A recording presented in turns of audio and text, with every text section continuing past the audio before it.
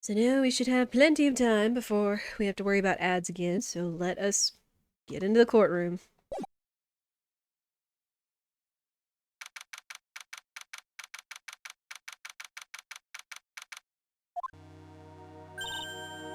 Good morning! Oh, are you by yourself? Ah, morning, Pearls. Mr. Nick, please tell me, what's going to happen to Mystic Maya? I'm sorry. We don't know yet. The investigation is still going on, so I wasn't allowed into the inner temple. Oh, I see. So is Sister Iris still trying to remove those trick locks in the training hall? No, she's the defendant in this case, so she can't be at the inner temple. She's required to be here in court. Then how come she's not here in the defendant's lobby? I have to admit, it's kind of strange. You're looking for Iris. She's in the prosecutor's lobby. Huh? Edgeworth? What's Iris doing over there? She's going over today's testimony with the prosecutor as we speak. What? Today's testimony? You heard me. Iris is going to be testifying as a witness for the prosecution. What? Wait, what? The prosecutor is squeezing her for a confession, or so I've heard. Franziska von Karma, what are you up to? I know what you're thinking, but Franziska isn't going to be the prosecutor today. What? Then who is? Who else would it be but Godot? Godot? Franziska is engaged in some important work at the Sacred Cavern. The Sacred Cavern? You don't mean that she's... Exactly. She has been out there all night trying to remove those trick locks. With the head nun's assistance, naturally. Well, we estimate that the last of the locks should be taken care of in about 3 hours. I hope everything continues to go smoothly and we receive some good news soon. Yeah, thanks, Edgeworth. Prosecutor Godot intends to nail this case shut today. Be prepared to fight like there's no tomorrow. You don't have to tell me that. Touché. I can already see it in your eyes. You're not the same fever-ridden, frantic maniac you were yesterday. It's strange. On the way here, I decided that today would be the end of all this. Almost immediately after I made that decision, I felt myself getting stronger. Interesting. Maybe you've passed your cold on to someone else, literally. And with that, I leave the rest in your capable hands, partner. Oh! Thanks. They're too wholesome! Like when you just have somebody that... When you have a friend or somebody that you can just trust almost completely, that you trust in their skills, their behavior, their personality, everything. When you can just trust somebody like that, it's such a good feeling. Like, oh my gosh. So I love how much of a friendship, of a partnership now practically, that Phoenix and Edgeworth have been building up this whole time since he helped him back in Case 1-4. It's so freaking wholesome. I guess we'll see where it goes in the future. I still don't have answers for most of the riddles plaguing this case. The circumstances around the murder of Miss Elise Stoneham? No, I mean Miss Misty Fey. The impossible flight Larry claims to have seen. And what that woman is really after. I will solve them all and bring this whole tragedy to an end. Let's go, Phoenix! He is truly fired up.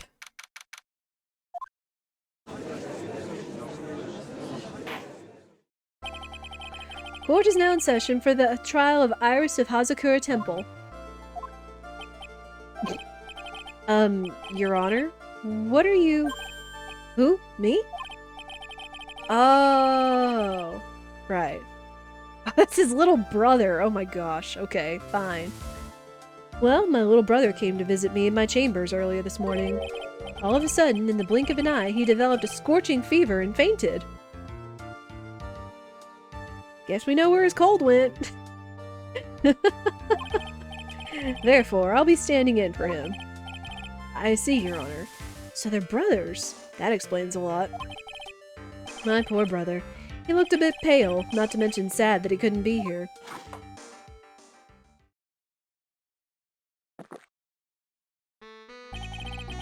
It is impossible to predict what the future has in store for any of us. This is precisely why people feel the need to judge the past. And we of the court have been charged with the solemn duty of passing such judgment. Well said, Mr. Godot. I understood exactly what you said, at least up until the end, anyway. Now then, Mr. Godot, please proceed with your opening statement. Humans are fragile, fickle beings. Our hearts change with the shifting of the tides. There's only one thing that remains a constant in this crazy world. Coffee? Oh, the bitter darkness that lies at the bottom of this mug. So then you mean, forget it. What do you mean? During yesterday's trial, the accused refused to admit her role in the crime. But today, she has had a change of heart. Sister Iris of Hazakura Temple has a confession to make. Confession? The defendant? Iris. Why didn't she discuss this with me first? Very well.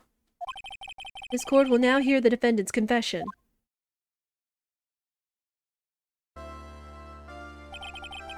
Upon meeting a beautiful lady, always ask for her name and profession.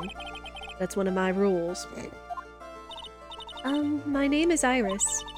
I am but a simple nun undergoing training at Hazakura Temple. Witness, is there something you want to confess to? Yes. But first, I want to apologize to Mr. Wright. I can't continue lying to everyone anymore. It's all right. What is it? Mr. Wright, I have to admit that I did play a part in this terrible incident. Are you actually confessing? Are you saying that you were the one who murdered Miss Elise Donum?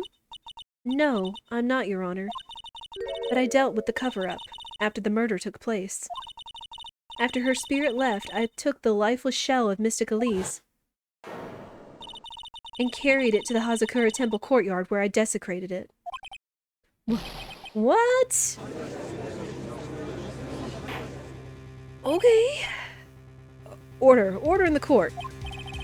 Witness, are you saying you were an accomplice to the murder? Yes, that's correct. What? 3 minutes in court, I'm already covered in a cold sweat. And he's on his second cup of coffee. Ha! Everyone on the planet is an accomplice to something. It just happens to be that in this case, it's to murder. Isn't that right, Mr. Trite? Let go, Joe. So this is the confession they were conferring about. Pains me to say this, but it looks like Iris's testimony was all a lie. Now then, little lady, if you don't mind, I've got a question for you. Whose crime were you trying to cover up by your actions? Iris is covering for someone? Now I'm definitely up the creek without a paddle or a life jacket. I've been in Hazakura Temple ever since I was a little girl. Hazakura Temple is run by one of the branch families of the Karain tradition. One of our missions is to protect the main family. I'm sorry, but main family? Yes, and that's why I would dirty myself if need be to protect her. The daughter of the master of Karain channeling technique, Mystic Maya Fey. Huh?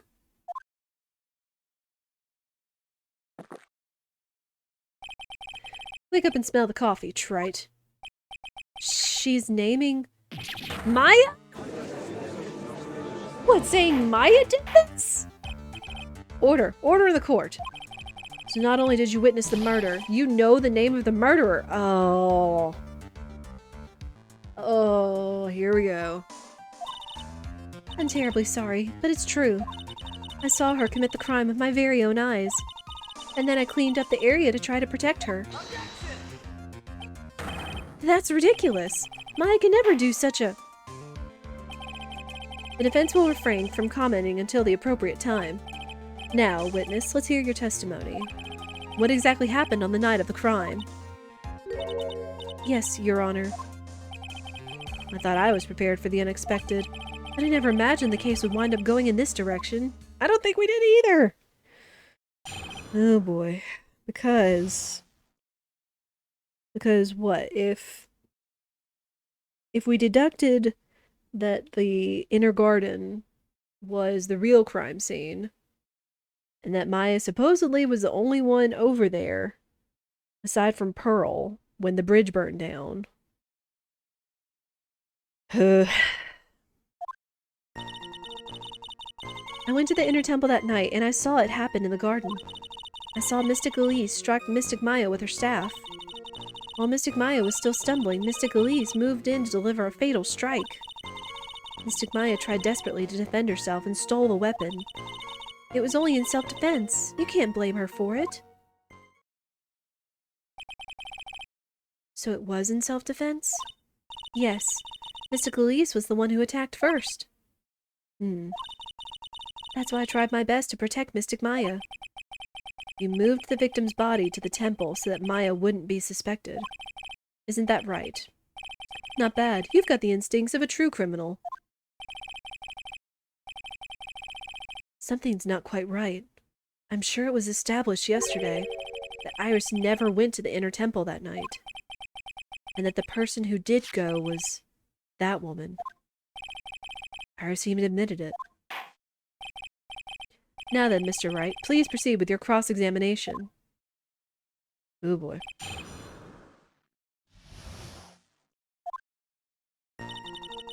Inner temple.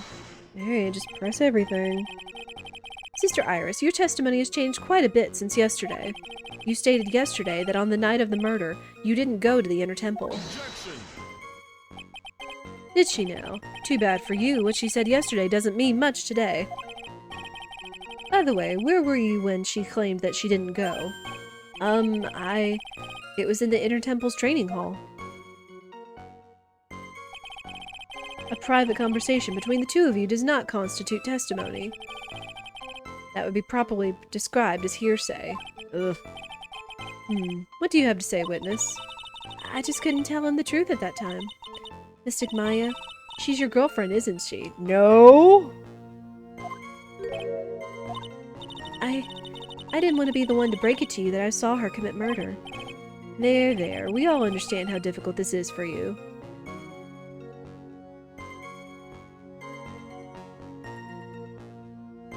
I'm getting a vibe, chat.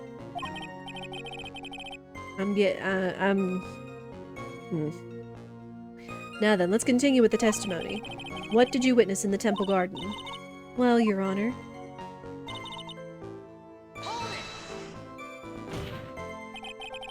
You're saying that the victim attacked Maya? I mean Miss Faye? Yes, it was a truly frightening scene. Mystic Maya was struck hard on the head and looked like she was going to collapse. What were you doing at the time? Why didn't you stop them from fighting? I'm terribly sorry, Mr. Wright. I was frightened. I couldn't move. I couldn't even speak. I was in such shock. That's perfectly understandable, my dear. This doesn't sound right. I don't believe this testimony for a minute. What happened after that? She moved in to deliver a fatal strike? Yes, I'm sure of it. She threw down her staff and reached into her robe for a weapon. Wait a minute. What was this weapon? It was some kind of dagger. A dagger, huh? And Elise Donham tried to stab her with this weapon? To kill Maya Fey? Yes, exactly. Ha! You look like I did after I mistakenly took a swig of Worcestershire sauce. What? What? Godot. How? What? Why? What is the story behind that you would somehow have a bottle or a cup of Worcestershire and you would be drinking that instead of coffee? Like, I can understand that they could look pretty similar, but one, they don't smell the same, and they definitely don't come in the same containers. Like, that was a big mistake. Anyway. Do you have a problem with the testimony we're hearing from your client, lawyer boy? Do I have a problem with Iris's testimony? Here's one thing. Your Honor, I have a small problem with the witness's testimony. You do? This witness is your own client. Yes, well, nevertheless. That's fine. Witness, let's add your last statement to the testimony. Yes, sir. Hey, just a moment. It's my job to say that. Listen, Gramps. I won't say it again. Final judgment will be rendered by me. What? Okay, now, let's continue. Dang. Godot is on some kind of warpath here. Hold a dagger. She threw her staff away? Mystic Elise was trying to kill Mystic Maya. I think that's why she wanted a more lethal weapon. It's true. It's not easy to inflict a deadly blow with a staff. Sister Iris, let me make sure I've got this straight. The victim herself chose to throw away her staff?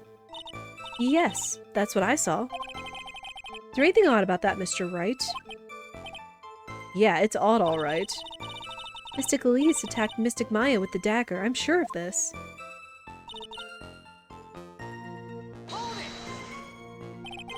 And then? Mystic Maya, she turned things around and then she used the weapon she had taken and lunged forward for a strike. Witness, are you absolutely certain? Yes, but believe me, she had no choice.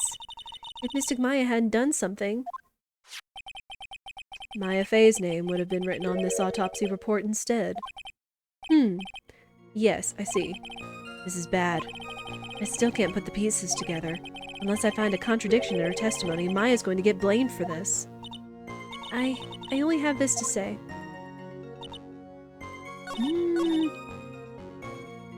I think I have an idea of what they're wanting me to say.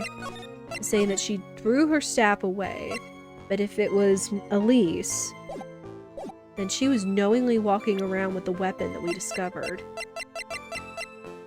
Namely, her staff. Yeah. Sister Iris, there's something strange about your version of events. Huh? Miss Donham throwing her staff away makes no sense at all to me. But all you can do with the staff is hit someone. Nope.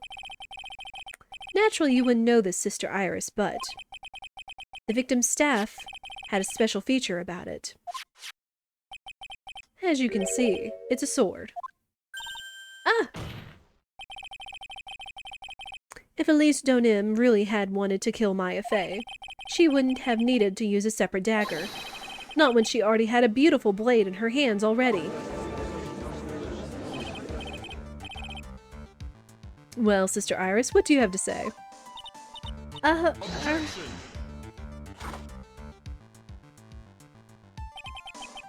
That was an impressive bit of investigating, Trite. I never would have thought there was a sword hidden in that staff. But even so, how should I put this? A long sword is unwieldy, and thus quite ineffective in close quarters combat. Maybe that's why she chose a dagger over her blade. Well... Anyway, the type of weapon she chose to use isn't what's important. The important thing is that she tried to kill Maya Fey. As long as there's nothing strange about that, there's no problem with her testimony. But there is something strange about this whole testimony. Well, Mr. Wright, the prosecution has a point. Very well, Your Honor. The defense will now present evidence to back its argument. Mr. Wright, I have here another piece of evidence that shows that this testimony can't be trusted. Because Miss Elise Donham would never attempt to take the life of Maya Fey.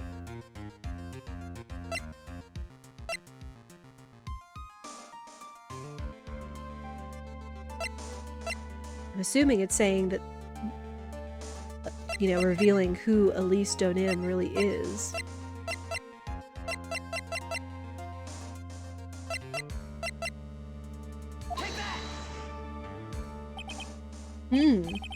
Well, Mr. Godot? You ask me, the only thing that seems strange is the angle of Mr. Trite's index finger. Dang it. Eh? Fine.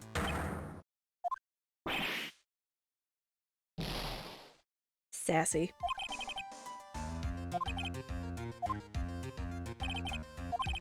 Okay. Okay, which I guess the scroll wouldn't unless we showed that she had the talisman. What? What? Hello? Oh my gosh, what? What, profile?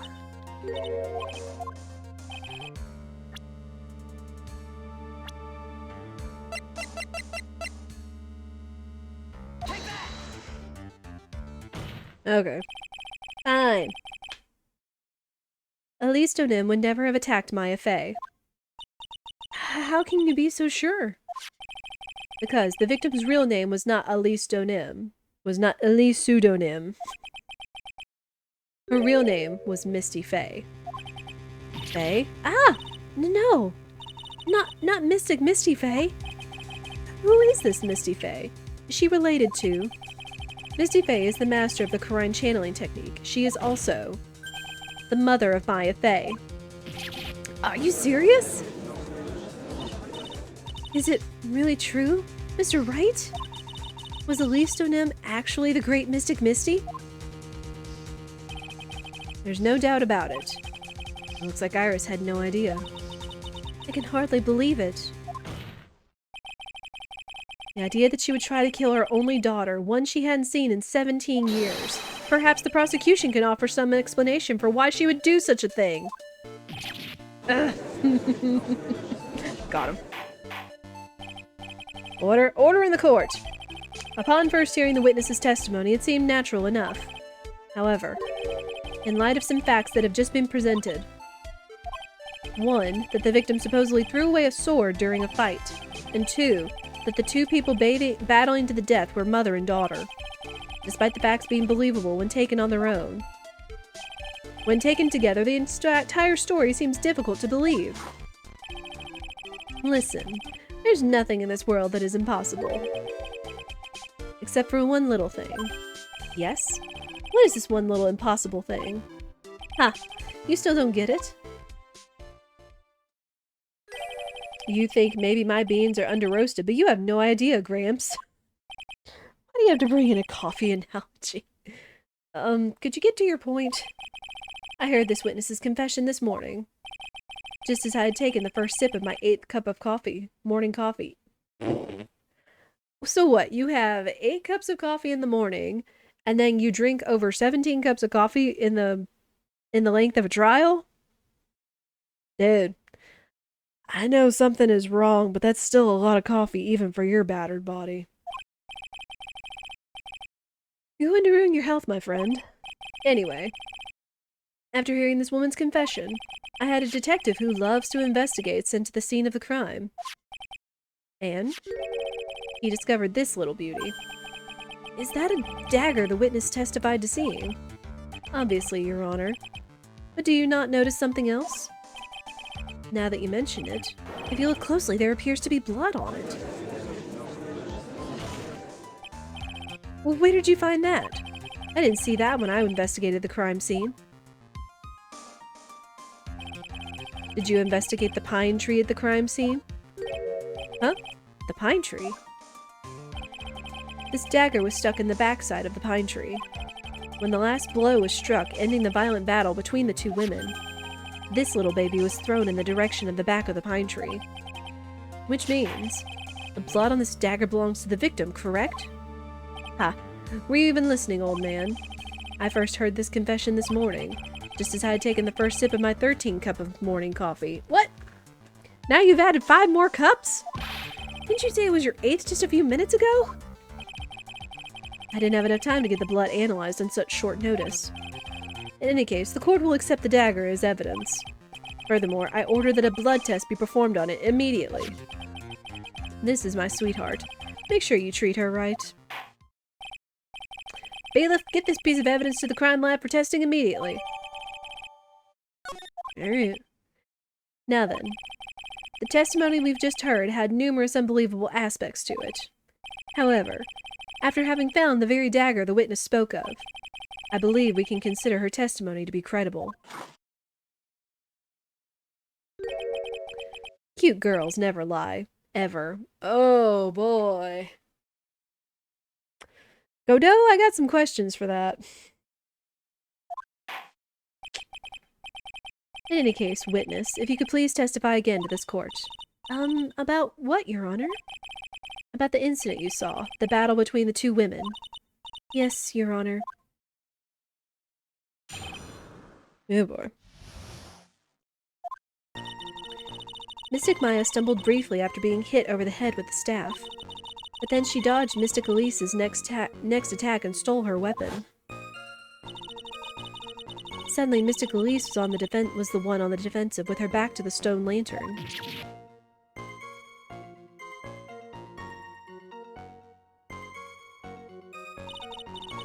That's when Mystic Maya stabbed Mystic Elise. Mystic Elise managed to fling the knife away, but then she collapsed.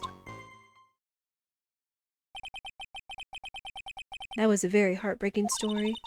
I don't know if there were any bad feelings between them, but it had been 17 years since Mystic Misty's disappearance. Perhaps they simply didn't recognize each other anymore. That seems reasonable. Now then, Mr. Wright, proceed with your cross-examination. Oh boy.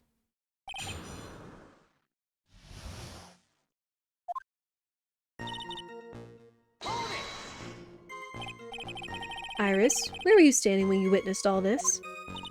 What do you mean? Well, if either of them had noticed you, they might not have continued their battle. I wonder if that's true. The two of them, they were standing near the garden's stone lantern. I was watching the whole thing from behind. It was dark where the two of them were, so I think that's why they didn't see me. So it was dark in the garden when the murder took place. Tell me, what did Miss Maya Fey do after she was struck?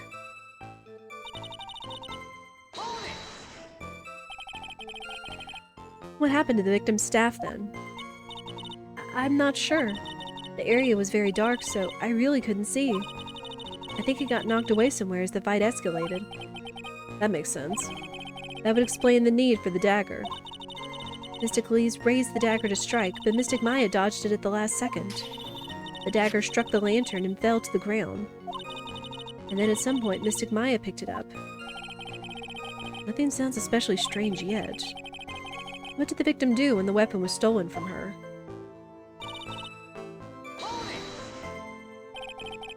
You're saying that Maya Fey turned the tables on the victim? Yes. But Mystic Maya wasn't herself at the time. After all, her life was in danger. I still can't believe it. The idea of Maya cornering someone at knife point, it's just silly. As they say, a cornered fox is more dangerous than a jackal. I believe the correct description of a cornered fox is scared and petrified. Your animal analogies have grown tiresome. You were the one who started it, right? Anyway, so after Maya Fey backed the victim into the stone lantern, what happened next?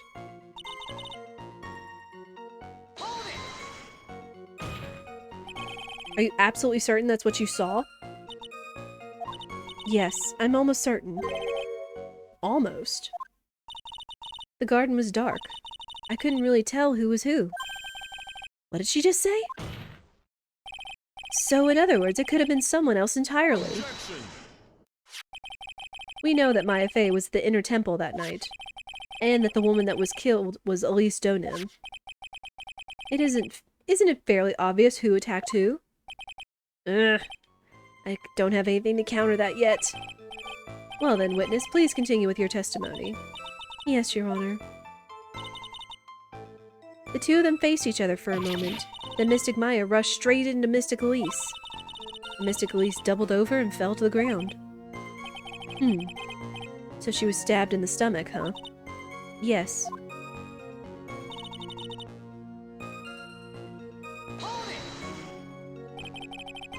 Where did that dagger go? I have no idea. It was dark and I couldn't see. According to the detective who found the dagger, it was stuck into the pine tree in the garden. Most likely it was flung towards the tree after the struggle. That is the most likely explanation, yes. Being stabbed in the stomach, did the victim collapse right away? Now that I think of it, She seemed to stare at Mystic Maya for a while, and Mystic Maya stood there, not moving an inch. It felt for a moment like time had just stopped. But then, suddenly, as if the spell had worn off, Mystic Elise fell over. Seems like a reasonable story at first, but there's one thing that is completely impossible. The very idea of Maya stabbing someone, that alone is impossible, which means this faulty testimony must contain another contradiction in it somewhere. Alright. Let's do this, since I've already taken 2 penalties.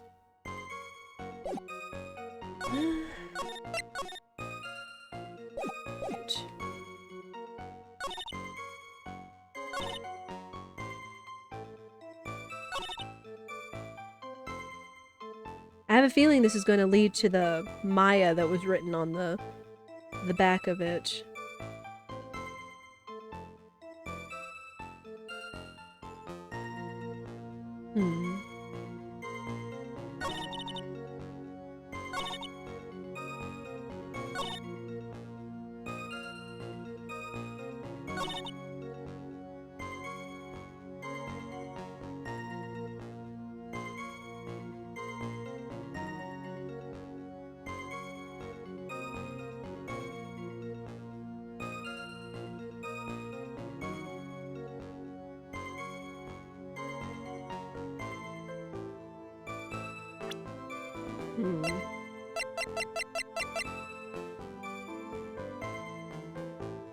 Oh!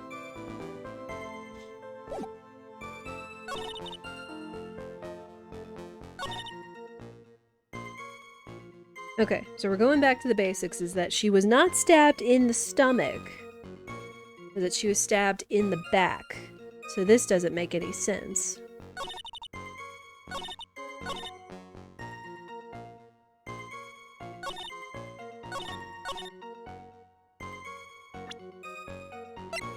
I'm assuming... Okay. Something about you just isn't right today, Iris. Huh? Until now, I didn't think you were the type to make such a careless mistake. However, the testimony you just gave contains quite a few contradictions. Well, what do you mean? What's so wrong about my testimony? According to you,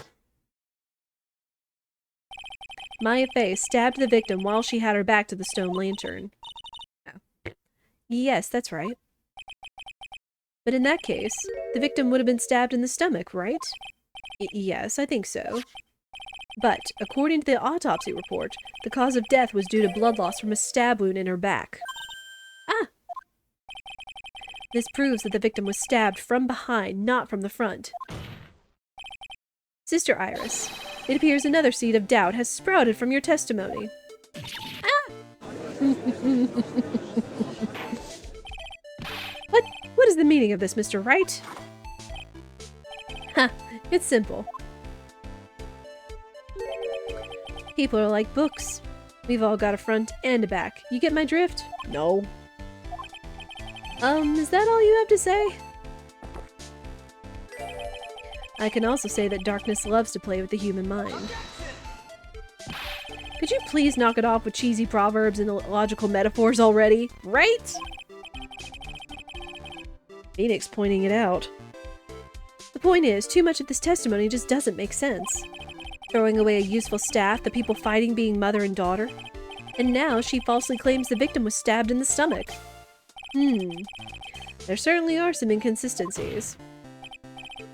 Well, Iris, how about it? Well, it's just... If you ask me, you're just being too naive about the whole thing. What do you mean?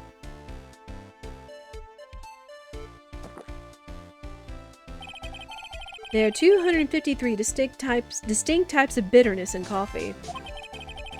But to pick out each one requires total concentration and requires the use of all the senses. Were you really concentrating on what this witness actually said? Prosecutor Godot, explain yourself. The witness was quite unambiguous about her own ambiguities when she said that the garden was dark and she couldn't see clearly. A human needs one thing to see clearly, and that is light. Light. Check people. By the way, did you know? Hazakura has a rule that on nights when an acolyte is at the inner temple training, the stone lantern in the garden must be kept lit. Phoenix just grew up in a weird family. Mothers don't try to kill their kids. Gosh. Woo! I did wonder what that stone lantern was there for.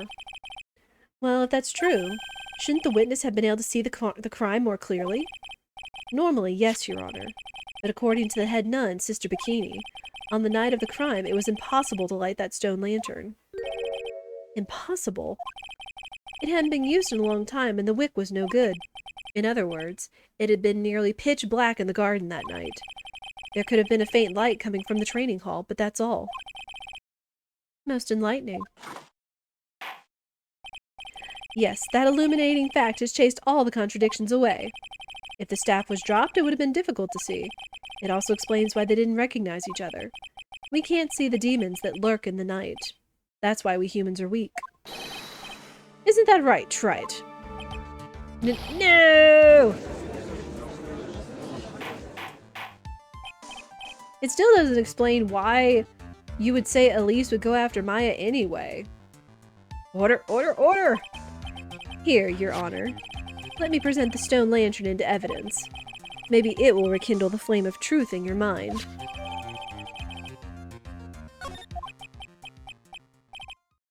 Why is the judge just sitting there with that look on his face? What's wrong, Your Honor? Excuse me. Was that flame too hot?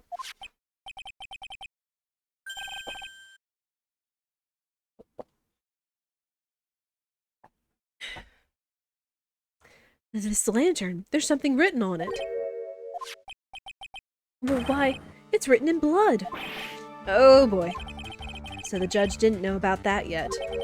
Written in blood? It says Maya upside down. Well, what the? Oh yes, that's right. After being cornered and then stabbed by Mystic Maya, Mystic Elise didn't fall down right away. She must have been writing that on the stone lantern behind her, with the blood that was draining out of her body. From a dagger stab?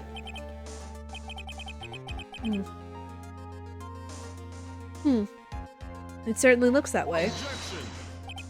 Hang on just a minute. What are you all talking about? What do you mean, what are we all talking about? We're talking about the message written in blood. Nonsense. This lantern, it's as clean as a whistle.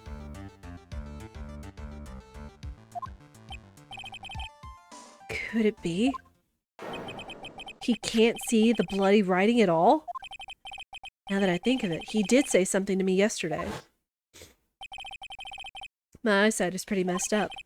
Even with these huge goggles on my head, I still can't see everything. So that's what he meant by that. In any case, this is obviously an important clue. We now know that the crime scene was dark, and that the victim scrawled this message on the stone lantern. Well, Mr. Godot, anything further? Mr. Godot? Okay then. Let's move on. Godot is literally shaking, and somehow I don't think it's from caffeine overdose. I believe it has now been established that Miss Dodim was killed by Maya Fey. That's just wrong. Now it's time to turn our attention to you. Yes, sir. After the victim died, you did something, didn't you? Let's hear it. We're all ears.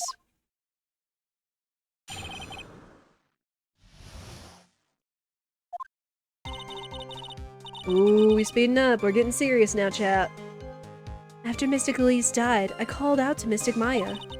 I thought it was my duty to protect the future master of the Kurine tradition. So I removed the body from the inner temple by myself. I dragged it behind me all the way across Dusky Bridge. Then I used the snowmobile to carry it back to Hazakura Temple and...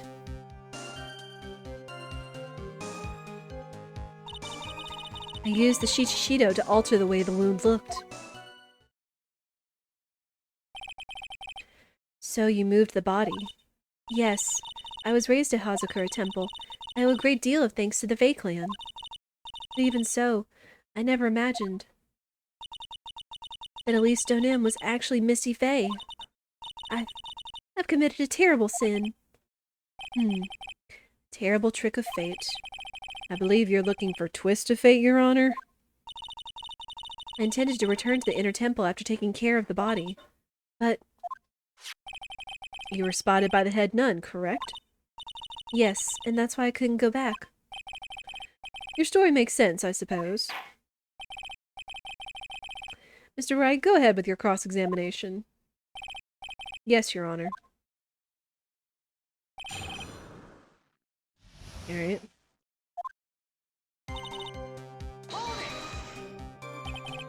So you waited until everything was over before making a move? No, it's not like that. She saw someone murdered right in front of her eyes. It's not surprising that she was a little timid.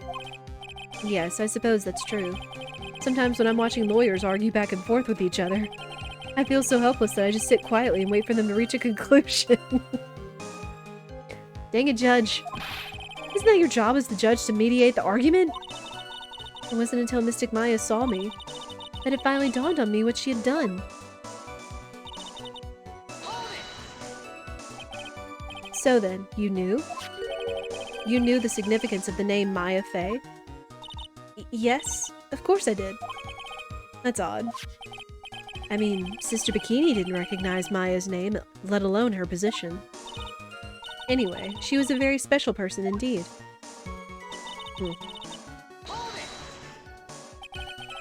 Why did you do that? Because I didn't want Mystic Maya to be suspected in any way. I thought the best thing would be to remove the body from the crime scene. No body, no crime? You moved her body all by yourself? Yes, I did. It would have been impossible if it wasn't for the snow. The snow, huh?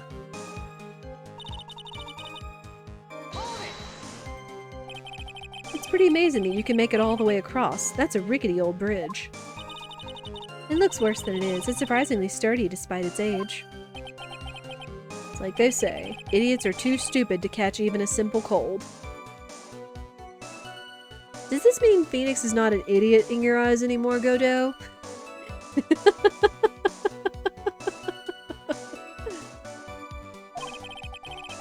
But there's one other thing that bothers me.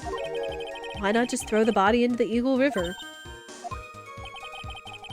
It would have been much easier than dragging it all the way to Hazakura Temple. I thought that it would still cast too much suspicion on Mystic Maya. That's why I tried to take the body as far away as possible. The river probably still would have taken it a lot farther than you think, child, but whatever. Huh. Makes perfect sense to me. For the time being. Anyway, what did you do after you crossed the bridge?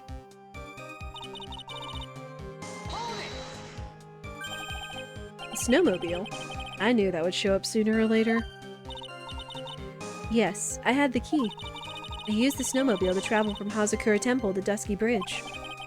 This is the same part that was in question the other day.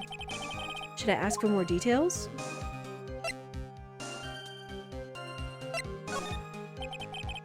If you really did move her body by snowmobile, then there should have been tracks left in the snow, right? Well, yes, naturally you would expect tracks. This picture was presented at yesterday's trial. Are these the tracks from that ride? Yes, I think they are. But I can only see one set of tracks here. I don't see what's so strange about that. Snow was still falling when I left Hazakura Temple. I see, snow was still falling, huh? And then when the murder took place, it had already stopped. That's why there are such fresh-looking tracks. How about it, Mr. Wright? What do you think about this testimony?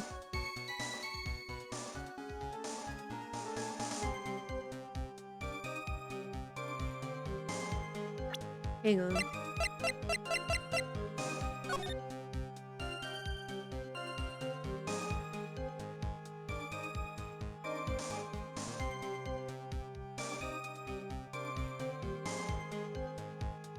No, this is too weird.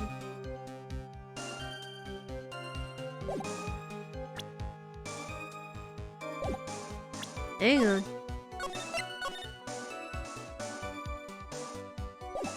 I think it's this, because we could have asked about the snowmobile, but we could have asked about the tracks, but I think this is the important part. When the murder took place, the snow had already stopped? That doesn't make sense if you stack it up against the other evidence. Your Honor, I'd like the statement Iris just made added to the testimony.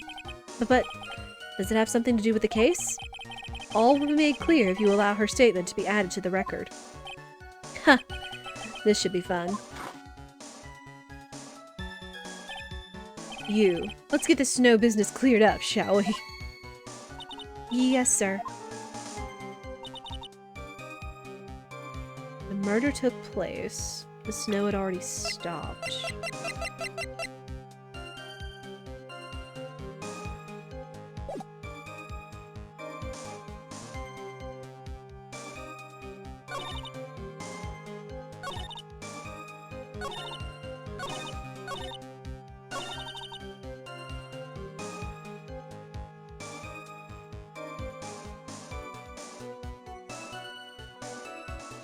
But then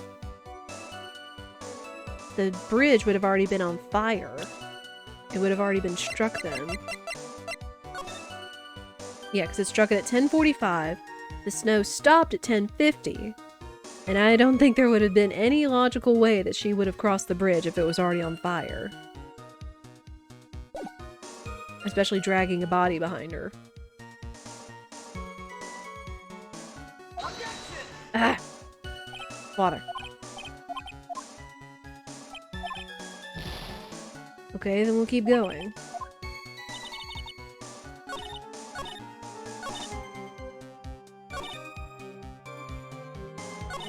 Let's just go ahead and press everything else.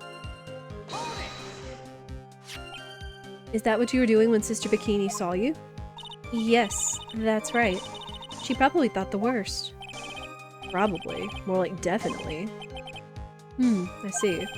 So Sister Bikini mistakenly thought you were the one that murdered Miss Donim. I'm so sorry. Please forgive me. It's my fault this case has gotten so confusing.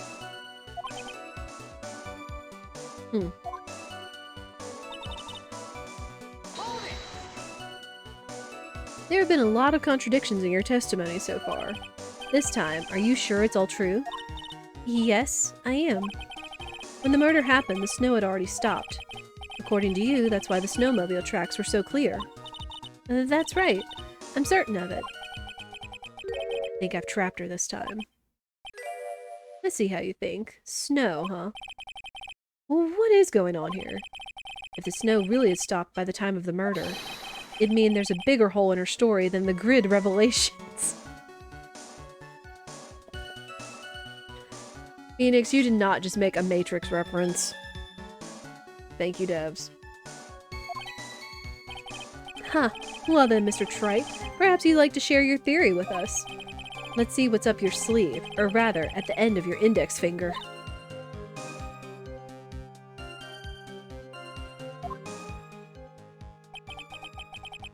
I don't want to believe it, but I don't think my logic is failing me.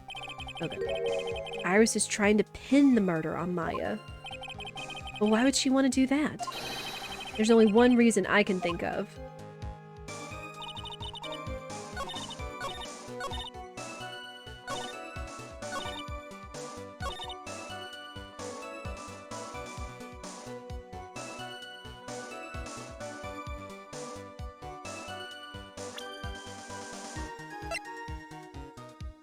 Murder took place, the snow had already stopped.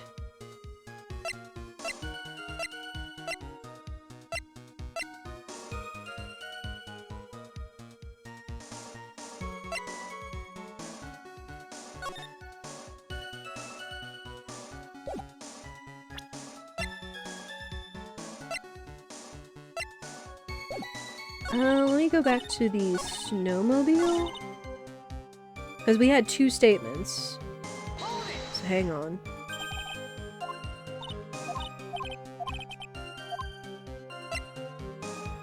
At the tracks, the snowmobile. Let me hear more about the snowmobile ride. Well, it was very cold that night, so I rode it all the way to the foot of the bridge. I'm sorry, witness. But now I've got a problem with your testimony. Excuse me? Dodo, what are you up to now? That night, after the head nun left the remainder of the training to you, she said she walked from the inner temple back to Hazakura Temple. Yes, I'm fairly certain that's what the record indicates. Let's recall her comments on the subject. Oh! Because she still saw the snowmobile. That's what it is. Maybe, but when I made it back to Hazakura Temple, it was there, by the main gate. The snowmobile, I mean. The snowmobile was in front of the main gate. This is one of those contradictions, wouldn't you say? Okay. It was one or the other. Order? Mr. Godot! Why are you pointing out contradictions in the witness's testimony? Let's just say I like things to be neat and tidy, okay?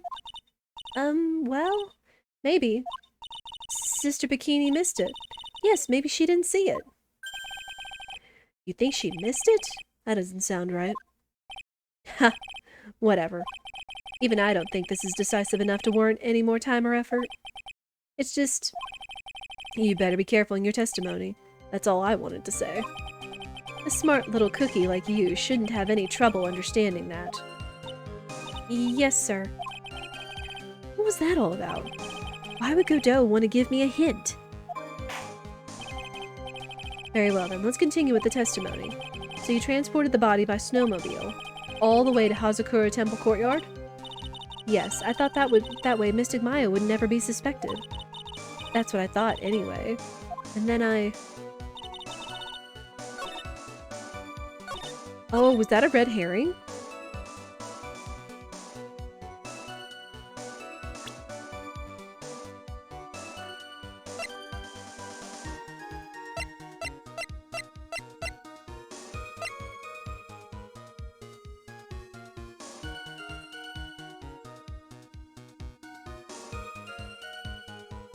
It was 11 o'clock.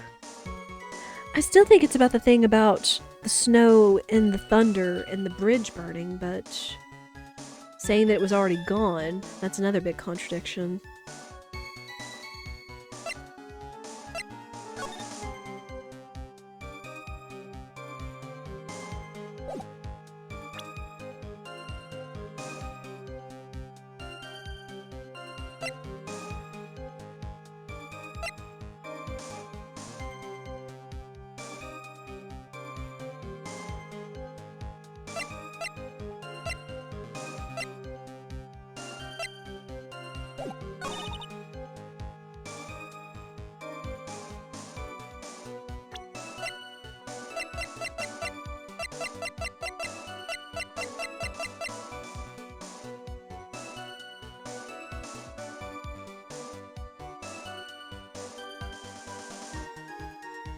This is still the only thing that's sticking out to me is about the bridge, even though they made a big deal about pointing out, what's-her-face.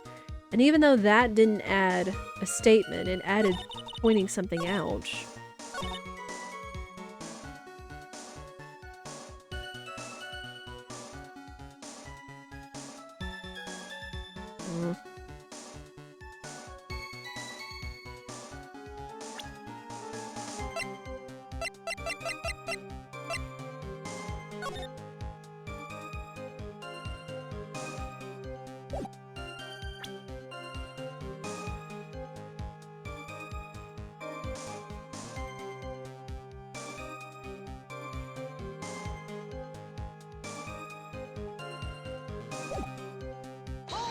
Press it one more time just to be safe. Contradictions. It's all true. They're saying that the murder happened, like...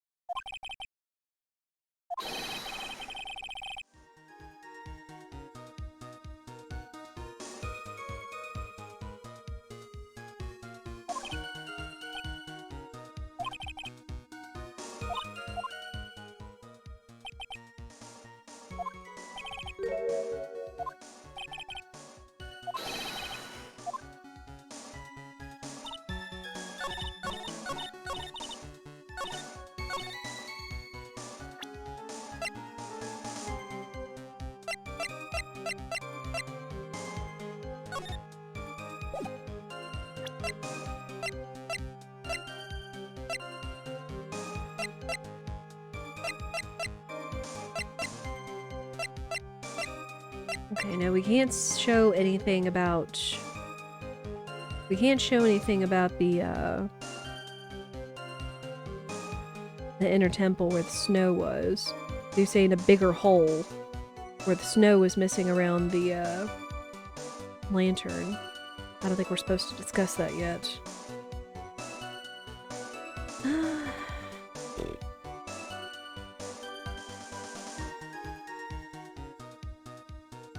Well, I presented the weather report on... Yeah.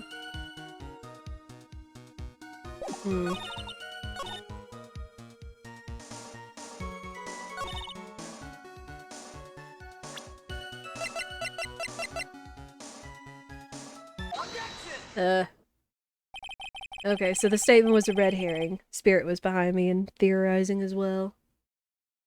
You claimed that the snow had already stopped when the murder occurred. But yeah, just another case of having the right evidence, the right idea, but just not presenting it on the right statement. Makes you feel dumb.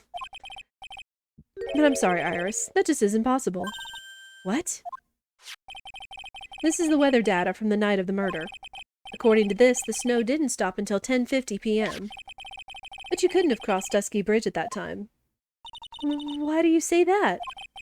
Because 5 minutes before the snow stopped, Dusky Bridge was struck by lightning and had caught on fire. What did you say? The bridge. It was on fire? You don't mean to say you didn't know about it? It was because of that lightning strike that the bridge burned down. What? But it can't be. It can't be. It looks like you still haven't figured it out. No matter how hard you try to deceive or conceal the truth, you can't pull the wool over the eyes of a real defense attorney. Ew. Order, order, order! The bridge was already on fire when the incident took place. That's right, the inner temple was already totally cut off from the outside world. There's no way you could have crossed the bridge, body or no body. Witness, even my patience has its limits. Any further lying and I will find you in contempt of court. Finally, the judge is actually throwing it down against a cute girl, instead of letting him go like, oh, it's just a lie, or they... Bleh. Anyway. Do you have anything to say for yourself? The only person here that is truly contemptible is you. Old man. Me? How dare you? Whether this witness lied or not doesn't mean squat right now. Squat? The important thing now is to find out the truth. Isn't that right? Yes, of course, but... Whether it was snowing or not snowing, or whether the bridge was burning or not, there are two facts that can't be disputed. First, the body of Elise Donim was discovered in the Hazakura Temple courtyard.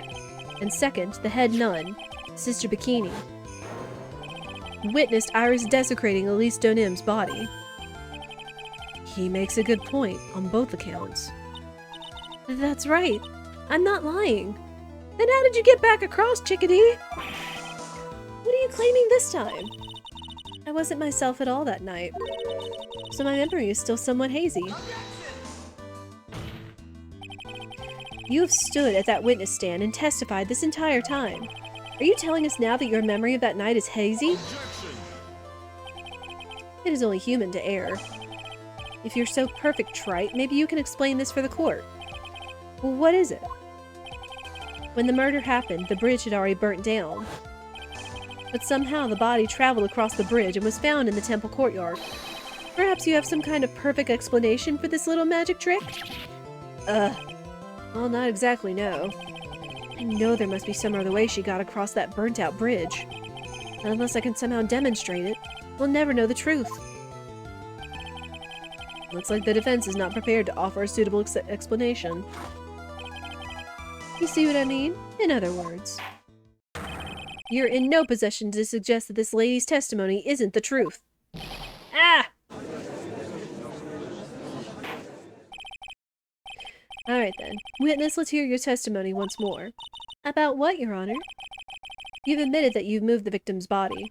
Nevertheless, your prior testimony contained a rather large inconsistency. Please add an explanation for that to your testimony. Yes, Your Honor. Will this be her final testimony?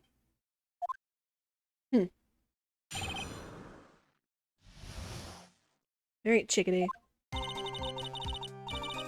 Other than walking over the bridge, there's no way to move the body. So I must have just gotten confused, I guess. Was the snow still falling or had it stopped? Does it really matter that much? Are you saying that there is a way to cross a burning bridge?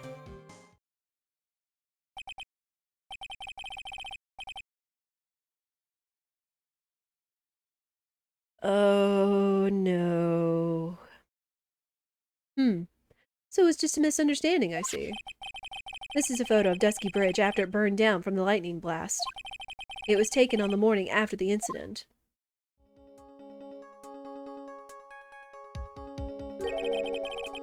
It certainly was burned to a crisp, and one of the suspension wires even snapped. It's amazing the whole bridge didn't fall.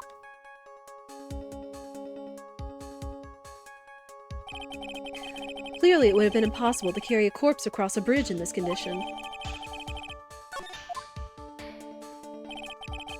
Unless I do something to discredit this testimony, it's going to be deemed as the truth. And Maya will be accused of murder. Trite? I'm only going to say it one more time. It is only human to err. And only humans can spot the errors of our ways.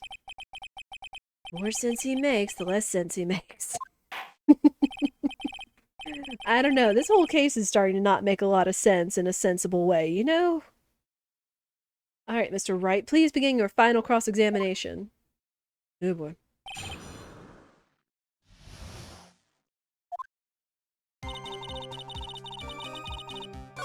Hold up.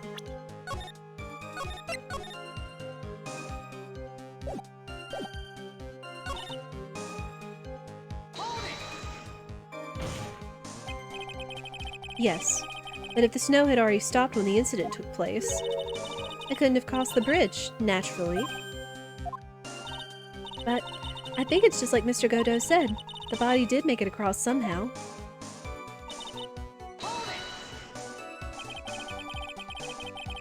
Cast a spell of endure elements and the flames won't hurt you. For a minute per caster level and cross the burning bridge. Oh gosh. I don't know if we're getting so far into magic. We've got psychics. I don't know about magic. But in a video game world, that could make some sense. Again, things are getting kind of out of sense. So even the insensible seems to be making some sense, I guess. You seemed to be quite sure of yourself when you gave your testimony. You said you were sure the snow had already stopped. I'm terribly sorry, I was wrong. Does she really think an apology is going to get her off the hook? Someone does.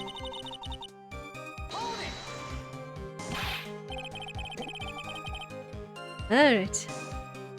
And of course somebody has used their duck bucks for 20 minutes of voice acting, so 20 minutes it is. But thank you, EK. And hopefully we'll make good on this. 20 minutes. Alright. Big of water.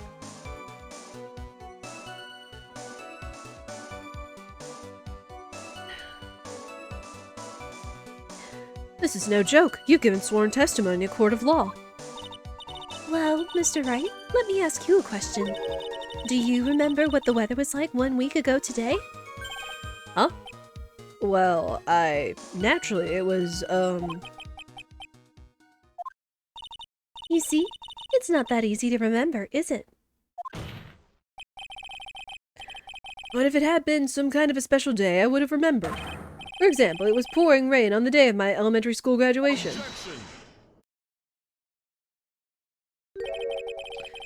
No one wants to hear about your childhood traumas, Trite. What? By the time the murder took place, the snow had already stopped. If you insist on obsessing over that one statement, let's see the proof. Show some evidence that the body somehow crossed the bridge while it was on fire. Oh boy. Well, I don't see why there couldn't be a way across. Mr. Wright, don't Don't you think that sounds a bit silly? A dead body crossing a burning bridge? Did anyone actually witness such a thing? Uh-oh. Huh. If there was, I don't think you'd call someone like that a witness. Oh no. After all, a dream isn't actually the same as actually seeing something. Oh no. Oh no, I know what they're hinting towards. I've come all this way, so I owe it to everyone to figure this out. But how do you transport a body across a burning bridge? Even if I don't know the exact answer yet, it's okay. I'll start by examining all of my evidence and see where that takes me. I've gotta be like a shark. If I don't keep moving, I'm as good as dead.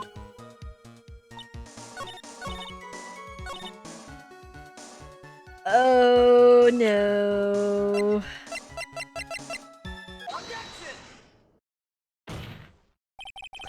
A dead body flying over a burning bridge.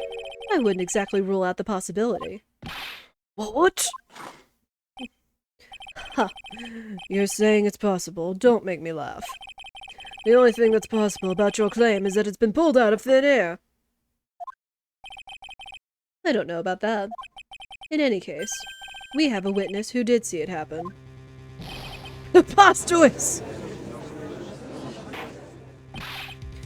Who is it? Who is this witness?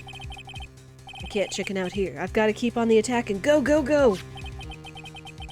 This is Elise Dunham's brilliant and highly gifted apprentice, Laurice Dunham. Brilliant? Highly gifted? Apprentice? Remember what he said in his testimony. That night he was at the Mountain Shack, Heavenly Hall.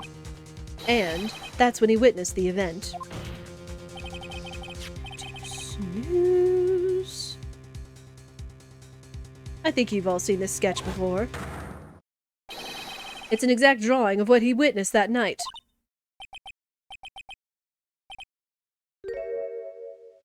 Are you serious? That's not April Fool. Today's not April Fool's Day, is it? Mr. Wright, are you seriously claiming that victim flew through the air? Are you using this pathetic scribble to support your argument? Uh-oh. The judge looks like he's about to blow a gasket. Huh. Well, Wright, there's nowhere for you to hide now.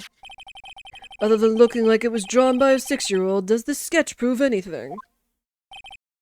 Yes, I'm pretty sure it does, and I'm going to prove it. Listen, I know your tricks. You're trying to turn this whole thing upside down. Uh-oh. If you're so eager to turn this case upside down, why not start with this sketch? Upside down? Why did Godot say that? Alright then, let's hear the defense's theory. What exactly is this sketch trying to show? I don't think old Whiskerface is going to forgive any more mistakes. And with that...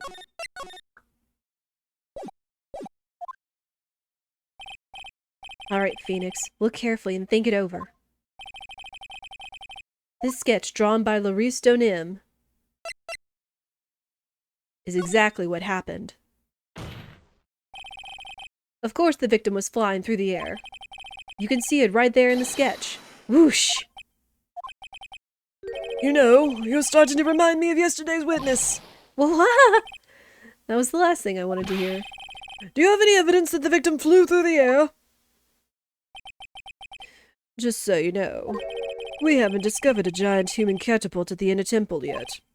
Ugh, I wish they had.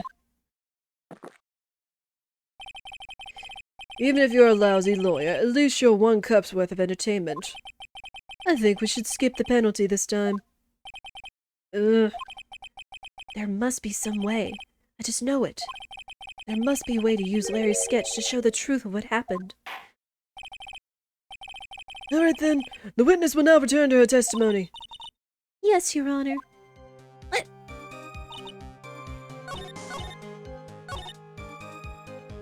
Did I get the wrong answer? That has to be it.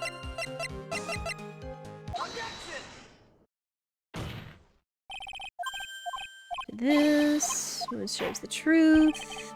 Hang on. We'll pause the timer.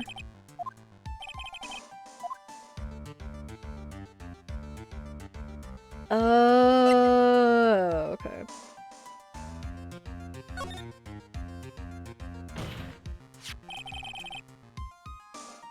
something is obviously funny about this sketch. I'm no art critic, but even I can see that. No, that's not what I mean, Your Honor. Maurice Stoneham stated it over and over that this sketch was exactly as he saw it. However, if we're to believe this is his testimony, then the sketch contradicts reality as we know it. It contradicts reality? Huh, this is getting interesting. Looks like you're back to that finger-pointing thing again. Okay, Trite. So what exactly? You know. Right there. Is this wire connected to the bridge? The wire? Ha! Is that the thing that contradicts reality?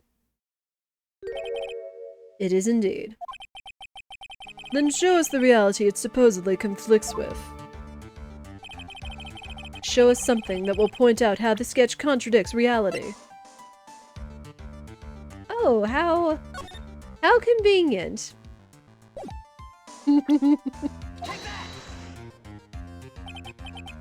That's a photo of Dusky Bridge, correct? Yes. Now compare the sketch and the photo for a minute. In the sketch, the wires appear to be above the guard wires. But on the actual Dusky Bridge, Jumpin' Jehoshaphat!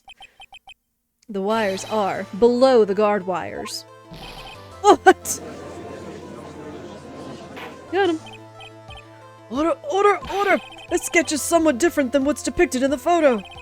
However, we must pause the ads.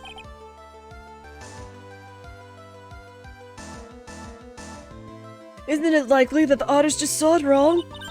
Or perhaps he just drew it wrong. Either way, it sounds like you're just wrong. With someone like Clarice, I admit a mistake is a definite possibility. But then that begs the question. Why did he make a mistake? What was the reason? Are you saying you know the answer to that? Listen, think back, alright? Remember what Clarice was doing when he witnessed this event? He was at Heavenly Hall waiting for a lover that was never going to come. He waited and finally he laid down. But then, lightning shoots from the sky and sets the bridge aflame. Now ponder what sort of position Clarice must have been in at the time. He was lying on his back, which is why he remembered the scene the way he did. He was lying on his back? I can't see how it relates. But it does, Your Honor.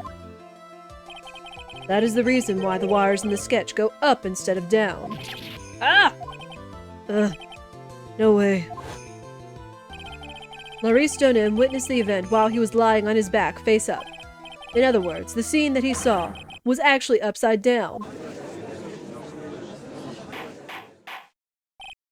So then, this sketch should actually... I think you finally get it, Your Honor.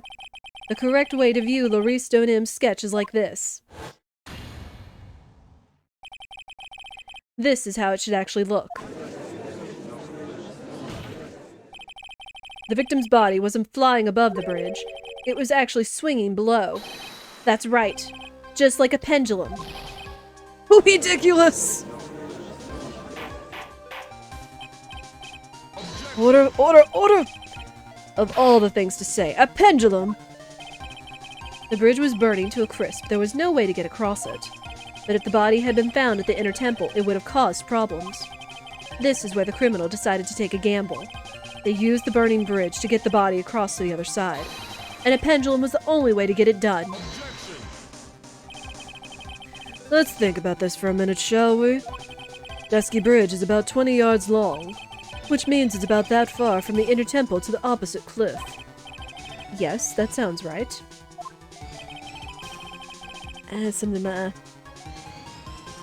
In order to cover that distance with a pendulum, you'd need a rope at least 10 yards long. To get a rope that long, you have to plan ahead.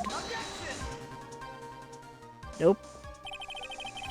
The lightning strike that night can only have been an accident, so it doesn't make sense that the culprit would have prepared the rope beforehand.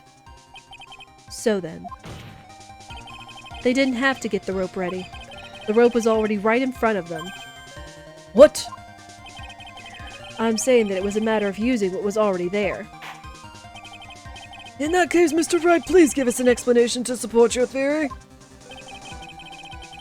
What makes you think the criminal had the rope on hand to create a pendulum?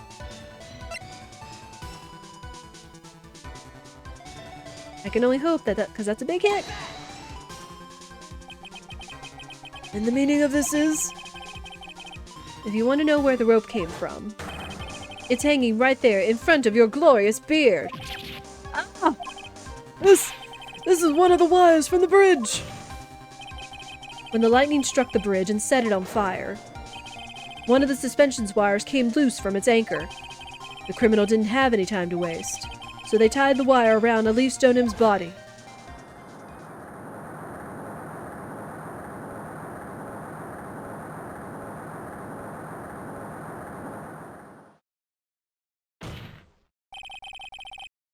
Because there was simply no other way to move the body. Huh. Well. Mr. Godot! Well, how much coffee is in that cup? It seems that Mr. Godot is more focused on his coffee than answering my question. Seems that the odds of a rope being readily available were very high. So I suppose that it's not an impossibility after all. It still has coffee in it. Possible or impossible, that's not the question we need to ask. There's only one question. Did that really happen? Trite, I wonder if you can prove what happened to us. Do you have any actual evidence that the body was swung over like a pendulum? And we must use our final snooze. We've got 5 minutes, well, more than 5 minutes, chat, to fix this. Any evidence that the body was swung over like a pendulum.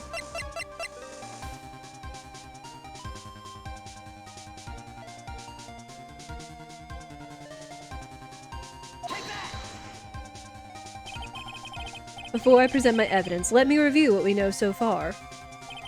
According to this photo, one of the wires snapped. Looking at the map, we can see that it's the one that was in front of the inner temple. So then that was the spot where the criminal... Yes, precisely. Now let us consider the body's movement by looking at the overhead map again. If the body was pushed from this point here, it would drop on the opposite bank at approximately this point. Did you say drop? Well, they must have failed to catch the body on the other bank. What makes you think something like that happened? Because I have evidence that suggests her body dropped some distance.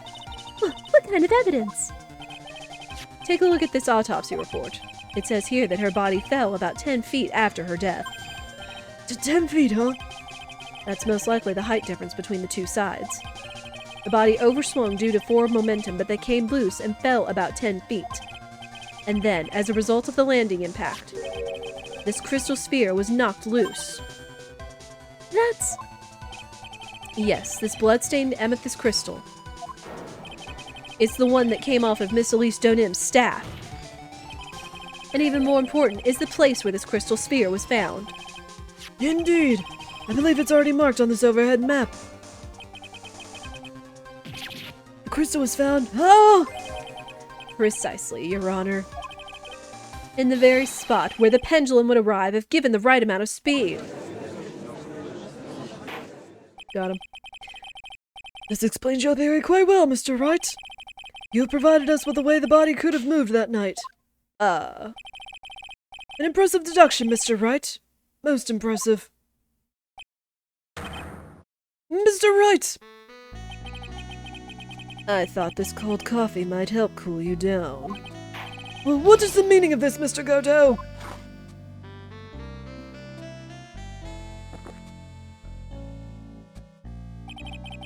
That was a dark and bitter guess you made, Trite. But you forgot about one thing. Oh, and what would that be? The aroma. Huh? The coffee's most reliable accomplice is its deep and profound aroma. The rest of the court doesn't speak Coffinese. Can you elaborate a bit more? The criminal had sent the body to the other side, like you said. And naturally, there must have been an accomplice lying in wait to catch it. An accomplice? The criminal wasn't able to cross Dusky Bridge. So, who collected the body? What do you have to say about that, Trite? Mr. Godot is correct. This can't be the work of a single person. Well, Mr. Wright, you know what you must do. Yes, Your Honor. The body couldn't have made it to Hazakura Temple without an accomplice. Very well then, if you please, Mr. Wright. Who was the person that received the body on the Hazakura Temple side?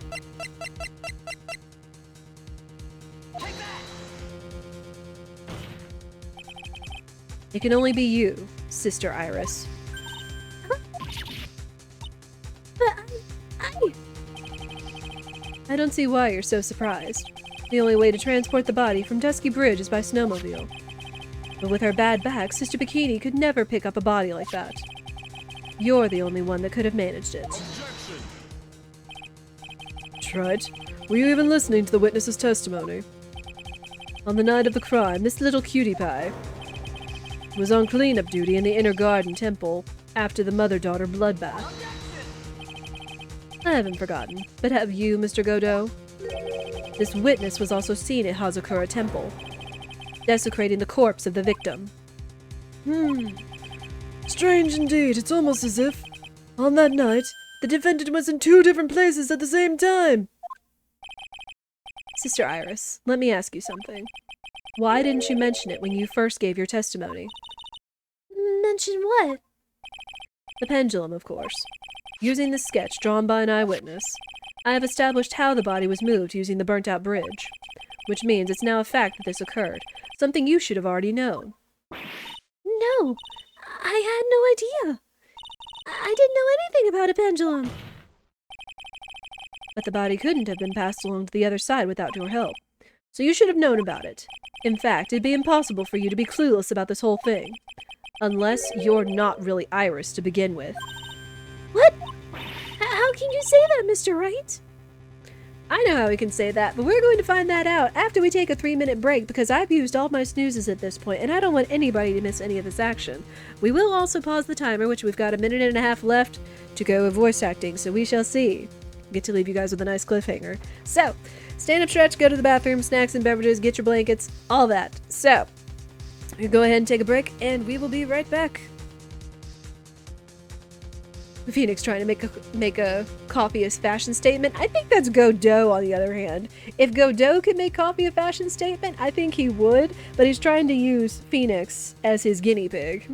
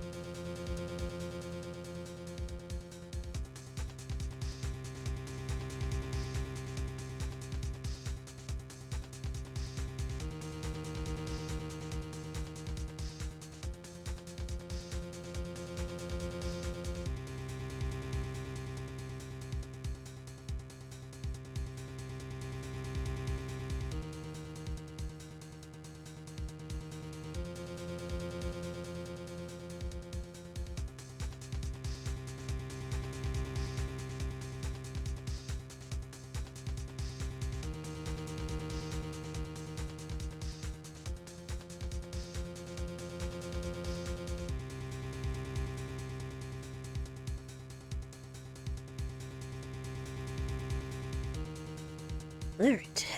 Thank you, everybody, for your patience. I've got my timer. I've got more water. Where's it?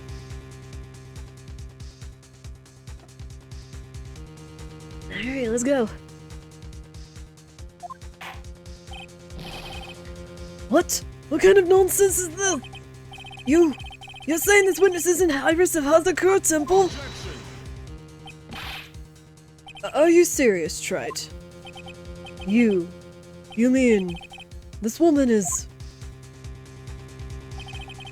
There's no one besides Iris that could have received the corpse that night. Now I get it. Now I know why I've been sick to my stomach this whole trial. Why her whole demeanor changed so suddenly from yesterday. And why she's trying to pin this murder on Maya. The woman that's standing there at the witness stand. Her real name is Dahlia Hawthorne. I never thought I'd have to utter your name again, let alone see you. It's been a long time, Dahlia Hawthorne. Hawthorne? Sister Iris had a twin sister. And you're looking at her, Miss Dahlia Hawthorne. That name rings some bells. Distant bells, but bells nonetheless. Huh. It's just your imagination, Gramps. This file contains all the relevant data about Dahlia Hawthorne.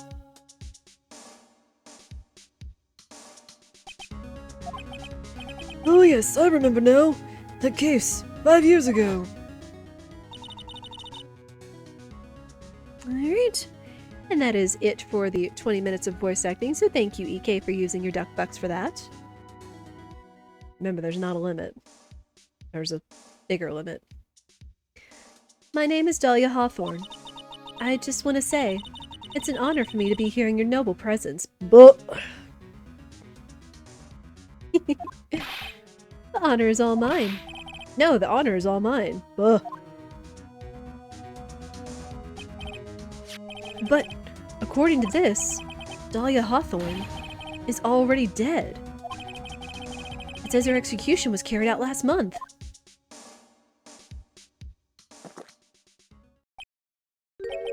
So what? Death has no meaning in this courtroom. What? Order, order, order! Wait a moment. How can you... My sister, she's already dead. Well, what kind of... You, of all people, should already understand. After all, the blood of the master of the Karine channeling technique flows within that body. The Karine channeling technique? Now where have I heard that? That's right, you're not Dahlia Hawthorne herself. You're the spirit of Dahlia, currently inhabiting this body of a spirit medium. What an exciting story. Exciting, but quite impossible. You're asking us to buy that Dahlia Hawthorne just happened to be channeled by someone on the very night of the murder to a temple where her twin sister Iris was? Well, if you're going to put things that way, then yes. We're supposed to believe a coincidence like that just happens? Naturally, it was no coincidence. The whole thing was part of a plan from the very beginning. It's all written right here in these instructions. Ah! What's that? These instructions were written by your mother, Morgan Fay. And part of the plan called for Dahlia Hawthorne to be channeled. Posture check, people. That night, there were 2 irises at Hazakura Temple. 2 of them? Even the time of the channeling was planned out. As soon as you hear the lights out bell, in other words, 10 p.m. However, Iris was seen before dinner time. That means the Iris that was at dinner was the real Iris. And the Iris who gave me this hood in the main hall was also the real Iris. Meaning that the Iris Sister Bikini saw at the inner temple was someone who dressed as her, namely one Dahlia Hawthorne. Do you even know what you're saying, Trite? This whole channeling the spirit of Dahlia Hawthorne business. Yes, it's true that you found plans that talk about it. However, there's one thing that's perfectly clear. The witness currently standing in the witness stand is the real Iris. What?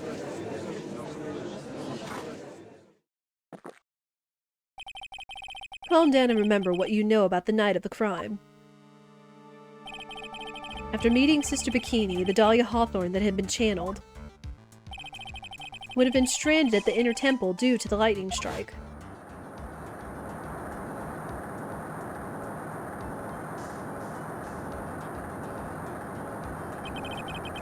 It was later that the body was moved by the pendulum. That's right. Naturally, that would mean that the Iris that received the body was the real Iris. Are you with me so far? Yes. After being notified of what happened, the police came to Hazakura Temple's main hall. There, they found Iris in her room and arrested her. And ever since, she's been under police supervision at the detention center. Yes, I suppose. I can't deny any of that. Whew, thank goodness. It looks like he's finally convinced. But something's still off. Way off. I'm still not convinced that the Iris here is the same one from the other night. Ha! I suppose you're about to say something really ridiculous?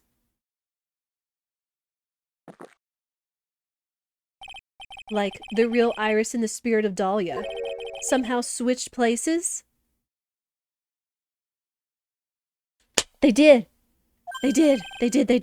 Switch places!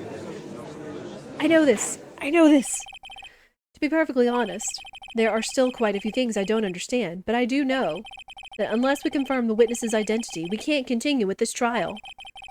Iris doesn't have the spiritual power needed to channel Dahlia, which means they must have switched places somewhere. Well, Mr. Wright, since the time she was arrested at Hazakura Temple, have there been any chances for Iris to switch places with Dahlia Hawthorne? There was one. Your Honor, I think there might have been one chance. Oh, explain yourself. Yesterday, for a few minutes, Iris's whereabouts were unknown. Unknown? What do you mean?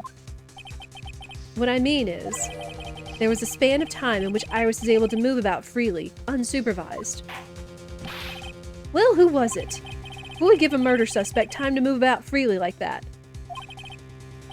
I'm sorry. I know you didn't mean to. I know it wasn't your fault. The person who gave Iris the chance to move freely move about was... Sorry, Edgeworth. This is Mr. Edgeworth, isn't it? Your Honor, there was a fairly large earthquake yesterday, was there not? An earthquake? Earthquake! Oh my goodness, the inner temple! This kind of tremor might...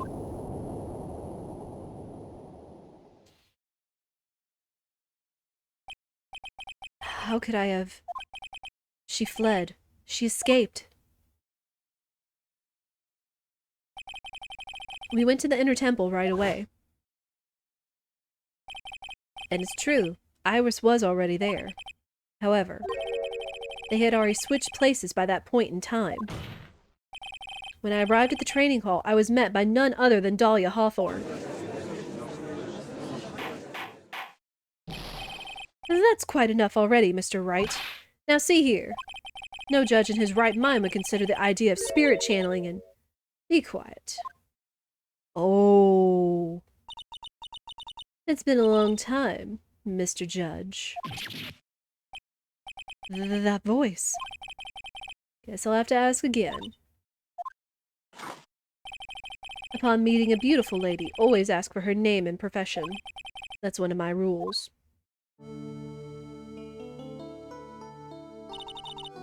Dahlia Hawthorne. And my current profession? Permanently retired. Huh. So you're not going to bother hiding your identity anymore, huh? Why should I? After all, I'm dead. There's really nothing you can do to punish me. Well, what is going on here? Dahlia Hawthorne. I never thought we'd meet again, and I never thought we'd meet like this. But this time, I'll end it. For her. And for myself. Oh, snap! We are coming a long way, chat, but we are not stopping here. And thankfully we've got a good bit of ways before the ads go off again. So.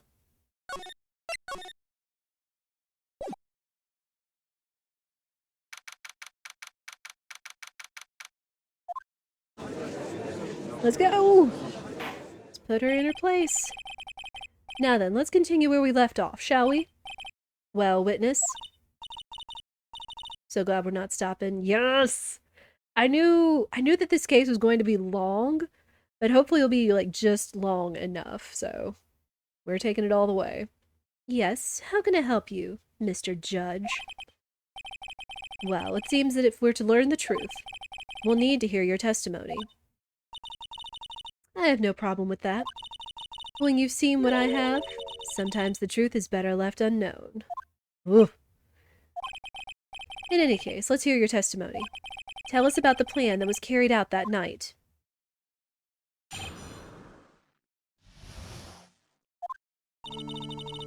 The whole plan began with my death. Stupid plan hatched by Morgan Fay to install her own daughter as the next master. For it to work, Maya Fay would first have to die.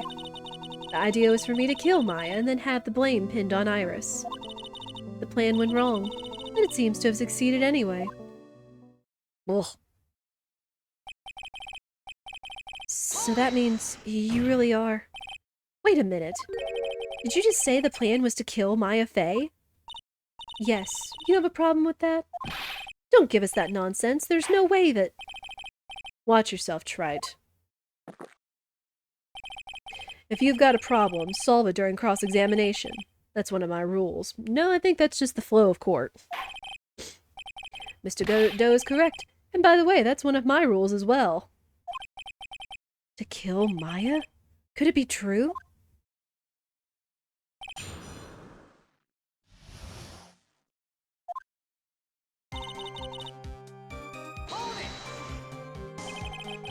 You were executed last month, correct? Yes, I was hanged. Ugh. Sorry, chat. Trigger warning. It wasn't exactly pleasant. Trigger warning. How did you manage to discuss the plan? When did you talk with Morgan Fay? Last year, she was transferred to the same detention center as me. Since I was on death row and she was my mother, it was actually pretty easy to meet with her. Oh, I see. So then that's when you discussed the plan? Ha! Are you crazy? At first, that woman was planning to kill me as well, even though I'm her own daughter. All to make Pearl Fay the master of crime? She's a cold, twisted woman. She thought she could finally regain her lost honor. The honor she lost when her younger sister Misty took her place as the master. Ever since that day, she's been working on this plan. A plan, huh?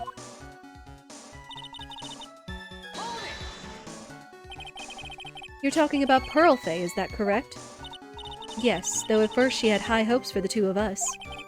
You and your twin sister Iris? That's correct. Fortunately, neither of us had much spiritual power. That's why we were abandoned by her, along with our father. Abandoned? The only person I ever really cared about in life was myself. My sister was a nuisance, so I convinced my father to leave her in an old temple. Wow. You mean Iris? Yes, my father remarried a woman who also had a daughter. The less children you had, the more money there is to go around, right? Dang, girl! And on top of that, my father had absolutely no interest in children in general. How horrible. The really horrible one was that woman, that bitter, vengeful woman. It was her stubbornness that gave birth to that child, Pearl Fay. She was born with an abundance of spiritual power, unfortunately for her. Morgan Fay heaped all of her broken hopes and dreams onto that poor child's back. All because of her pathetic dreams of having her bloodline become the main family. Oh boy. Maya would have to die, but why? For our bloodline to succeed as the main family, thus making Pearl the new master. The remaining descendants of the current master had to be taken care of. The Pearls would never agree to a plan like that. She adores Maya. How sad. You still don't get it, do you? What Pearl wanted had nothing to do with it. Morgan didn't care one bit about Pearl. The only thing she cared about was the position of the master. That's all. That's ridiculous. She was willing to sacrifice anything and anyone to achieve her goal. The life of her own daughter, and naturally the life of Maya Fey as well. How could anyone do that? Clearly. You were going to kill Maya? Pearl didn't need to know anything about it. All she had to do was to follow the instructions in the letter and channel me. Then I would have simply used her body and finished the job. In any case, I'm already dead, and there's nothing any of you can do to me. So, the plan was to blame the crime on your younger twin, on Sister Iris of Hazakura Temple. She and I look absolutely identical. No one can tell us apart. If someone were to witness me killing Maya, naturally they would think it was Iris that had done it. And the witness in this case was the head nun, Sister Bikini. I never would have guessed she was going to return to Hazakura Temple that night. But she wound up seeing Iris's crime anyway. But why did you want to pin the murder on Iris in the first place? She's your twin sister, isn't she? Judge, you need to learn. Twin sister? Don't make me laugh. She's nothing but a backstabber. I couldn't care less about her. Backstabber? You just don't understand. You never will. Anyway.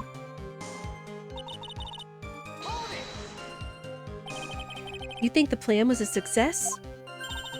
You heard me. Just as that woman had hoped. Maya Fey is dead. Now the title of the master will pass on to Pearl Fey. That's absurd. Maya's she's just trapped inside the sacred cavern. Really? You're as foolishly optimistic as ever, aren't you? My darling Feeny. Do you want to know the truth? Ever since we met, I've despised you. Your sniveling naivety and your pathetic faith in other people. I just want to know one thing. What did you personally think of Morgan Fey's plan? I told you already, didn't I? It was a stupid plan. It had no point, no value other than fulfilling her own greedy desires. Yes, it was certainly nothing to be proud of. If that's how you feel, why did you help her carry it out? Why would you do it? Why would you kill Maya? You may not understand it, being the kind and gentle soul that you are. You may not be able to appreciate why someone like me would help a woman like that. So then tell me, why? Isn't it obvious? I'm not like that woman. I only act in my own self-interest. The reason I helped her was for myself. For my own personal satisfaction. What did you say? So this woman, Dahlia Hawthorne, she had her own reason for wanting Maya dead?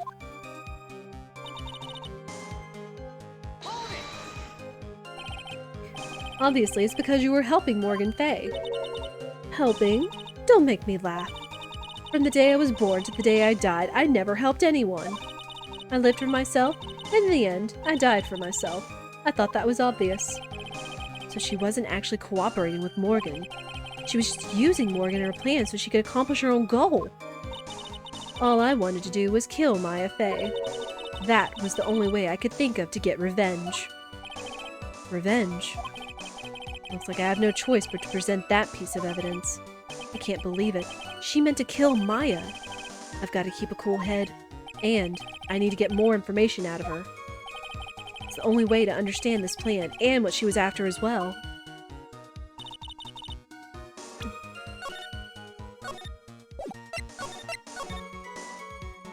Alright.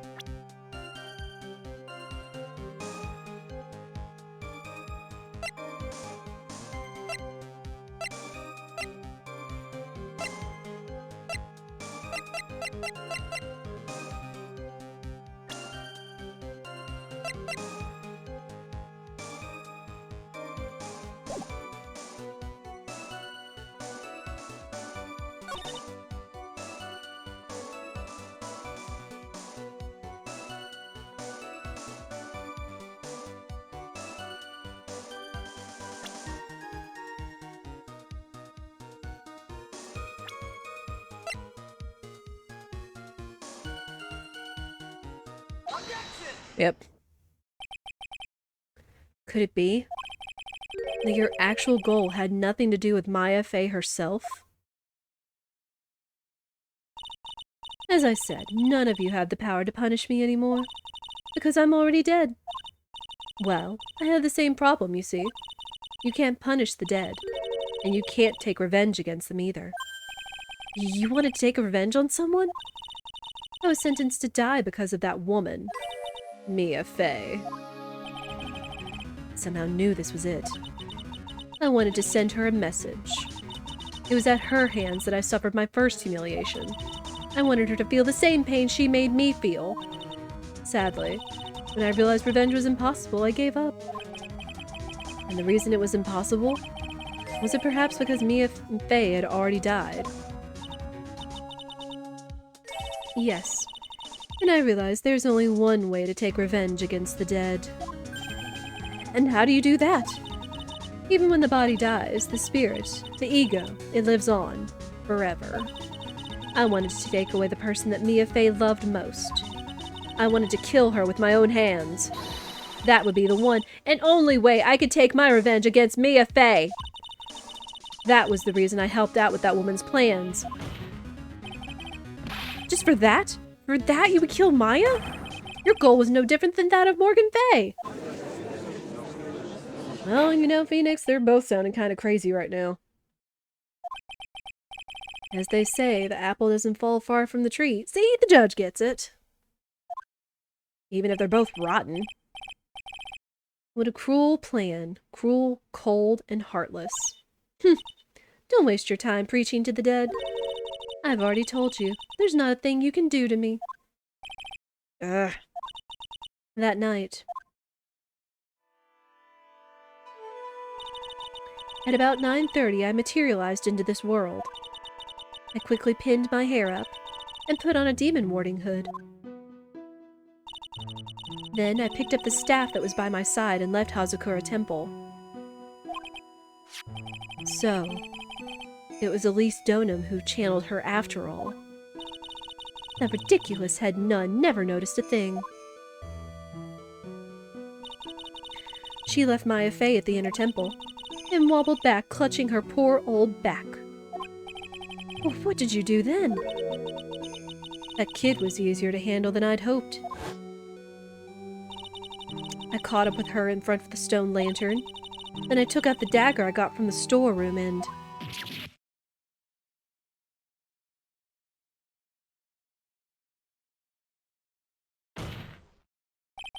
So then you're saying you stabbed Maya?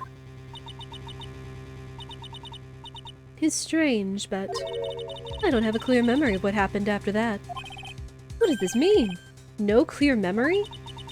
I don't know. I think I was stabbed. You were stabbed? At the last minute, Maya Fey must have stabbed me. I'm sure of it. That's not like her at all. Maya wouldn't stab a French fry with a plastic fork. Anyway, I suddenly lost consciousness. But before I did, I scrawled her name on the lantern. Just as I was passing out, I wrote Maya behind my back. I had hoped it would cast suspicion on her. Can't believe she was thinking of that until the bitter end. That's when my memory temporarily stops. It stops? I don't have any memory of actually killing Maya Fey with my own two hands. My very last memory was Maya's terror-filled eyes. When I woke up after that, I was in the sacred cavern, surrounded by darkness. You were in the sacred cavern? The entrance was sealed with one of those trick locks. Somehow, I had been trapped in there. How did you wind up in there? I'd like to know that myself. Anyway, I was worried. I didn't know whether or not Maya Fey was dead. And I swore I wouldn't return to the underworld until I knew I had killed her myself. For a ghost, you're one tough cookie. I wanted to get out of there and make sure she was dead. But I couldn't do it. I couldn't get out. The trick lock stopped you, huh? I didn't know how to remove it. So then you're saying you were actually confined against your will inside the sacred cavern? Yes, I wanted to get rid of that annoying lock as soon as possible. It wasn't easy. I kept getting interrupted while I was working on it. Interrupted? It was early in the morning, but someone came into the training hall. What? Who? Could it have been Maya? I thought the same thing, but I couldn't see. Why not? If someone had spotted me, I would have lost my chance to take revenge.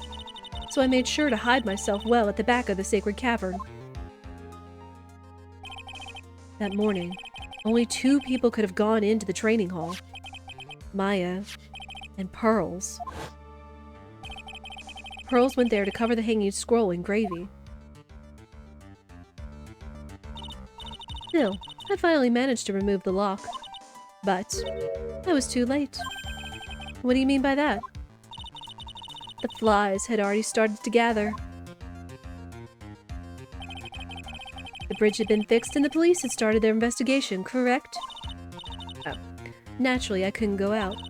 So instead, I returned to the cavern and put the lock back on myself. I realized I wouldn't get a chance to see Maya's corpse as I had hoped. But just then, Lady Luck showed up. Lady Luck? After that big earthquake, she showed up all by herself. The real Iris? She said she'd come to make sure the sacred cavern was all right. Stupid girl. I came out from the sacred cavern and got a feel for the situation.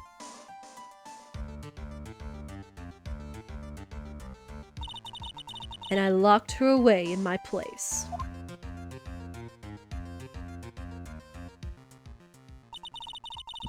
I had finally learned exactly what had happened. It was then that I learned that the plan had actually succeeded. What do you mean your plan has succeeded? I had misunderstood one thing, you see. That night, the one that had summoned me, I had assumed that it was Pearl Fey. Well, of course you would have assumed that. It was written in the instructions. But I was wrong. The person that had actually called my spirit back was Misty Fey, the picture book author. What? Well, that's really the only possibility, isn't it? After I lost consciousness in the garden. It was her body that was left lying there.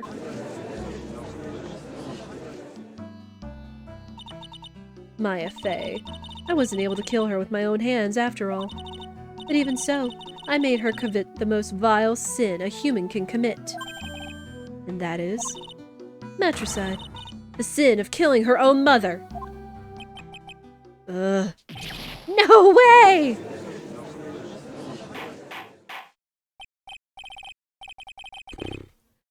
Order in this court. What is the meaning of this? It's true that I was the one who attacked Maya Fey. But even so, the murderer who actually snuffed out Misty Fey's life was none other than your darling little Maya. Ridiculous! That's nonsense! Are you sure about that? Just think about it. There's even evidence supporting these facts, isn't there? What? What do you mean? What is this so-called evidence? The fact that Maya Fey has disappeared is evidence enough, isn't it? Huh? The idea that she's still in the sacred cavern is just ridiculous. She wasn't able to escape from the inner temple, that much is obvious. In that case, there's only one place she could be. Where? Do I have to spell it out? The bottom of Eagle River. Where else? Eagle River? Maya Fey killed her long-lost mother. Can you imagine the guilt she must have felt when she realized that? That's why she threw herself into the Eagle River. Most bodies that wind up in there are lost forever.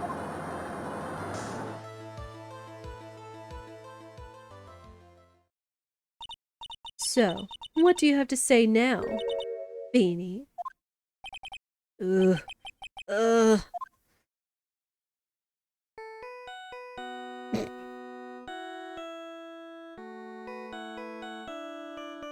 Well, I guess we know whose phone that is.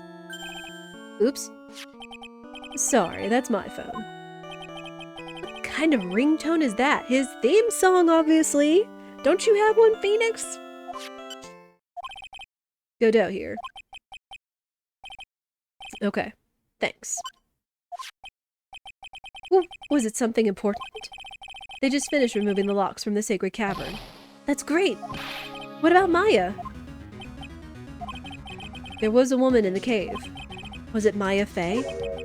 It was the accused, Sister Iris. Huh?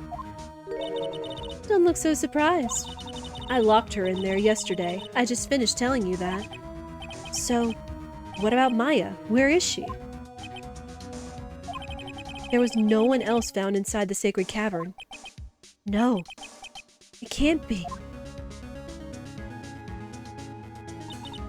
I told you, didn't I? She's dead. No. No! Oh boy.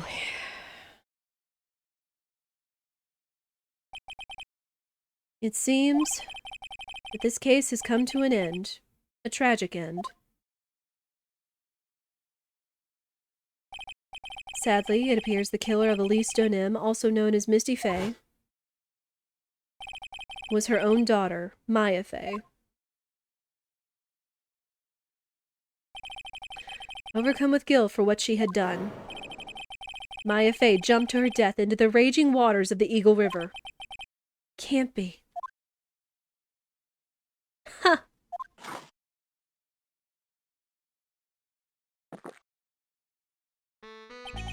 Trite. Have you ever heard this one? Once you eliminate the impossible, whatever remains must be the truth. No matter how improbable it may seem.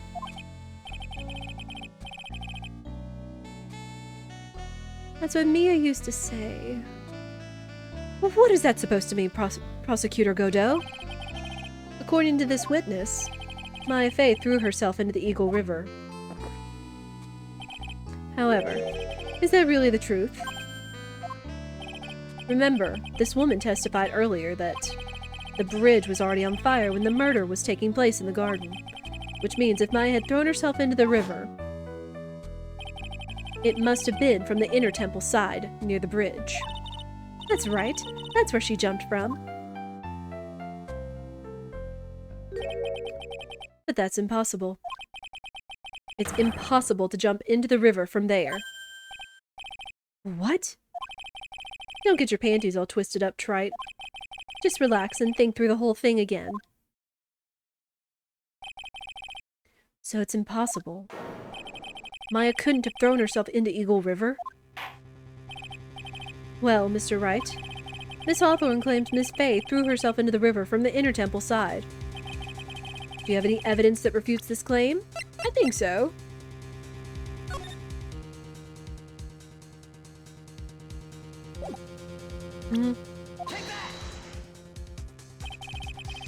It's impossible to jump into the Eagle River from the inner temple side. No one knows that better than this witness. What did you say? 11 years ago, you jumped into the very same river. Just take a look at this overhead map. As you can see, below the cliff on the inner temple side is a big rock shelf. Oh, you're right. She wouldn't have reached the river if she had jumped off from there. In other words, if she had jumped, we would be able to see her body in this photo.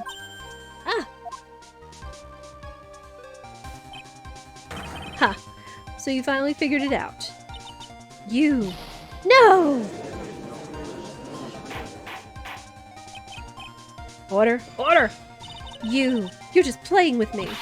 Maya Fey's body is at the bottom of the Eagle River. There's nowhere else she could possibly be hiding.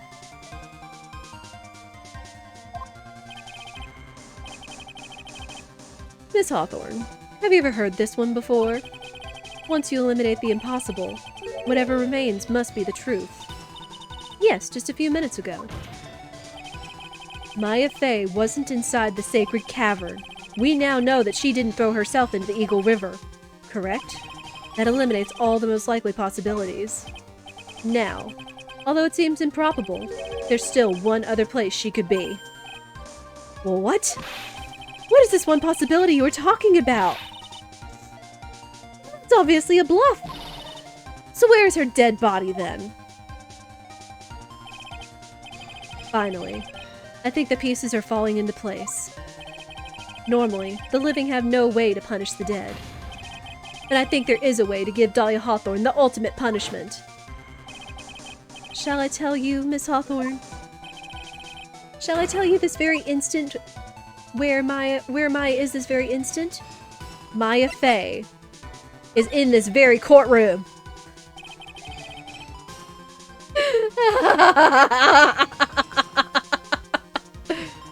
There's only one possibility left. Namely, she's right here in this very courtroom. Well, what? Maya Fey is here? You say she's in my courtroom? Dahlia Hawthorne, I seem to recall that you said I had misunderstood one thing, you see. So what? But I think there's one more thing you misunderstood. What do you mean? Tell me something. At this very moment, who is channeling Dahlia Hawthorne? Well, why that's obvious. It's Pearl Fey, that pathetic little sniveling runt. You're wrong.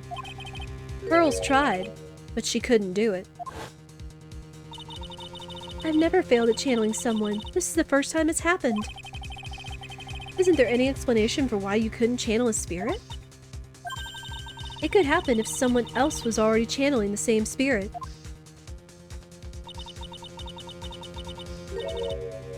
Someone called me before Pearl did? But who?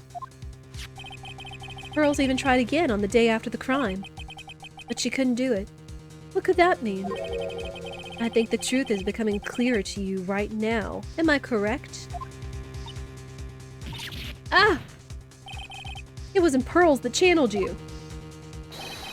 There was someone who could call you before she could. This is an easy one. Pearls couldn't do it, and Misty Fey is gone. There's only one possibility left. Come on already, I can't stand the tension! Judge, are you being in the chat right now?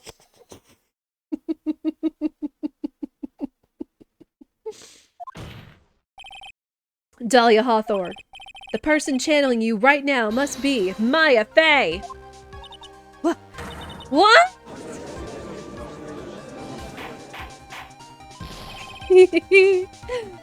But how could that be? Remember what this witness Dahlia Hawthorne said about her goal. She said that her goal was to kill Maya Fey. Yes, that's right. But if Maya channeled the spirit of someone that was trying to kill her... Well, Gramps, what would happen? Could it be? It looks like you finally understand, Your Honor. Well, I don't. What are you going on about? What I'm going on about is the reason Maya channeled you. And there's only one reason. To protect herself from you.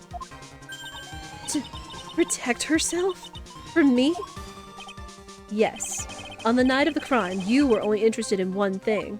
Killing Maya Fey. The path back to Hazakura was closed off, and there was nowhere for her to run.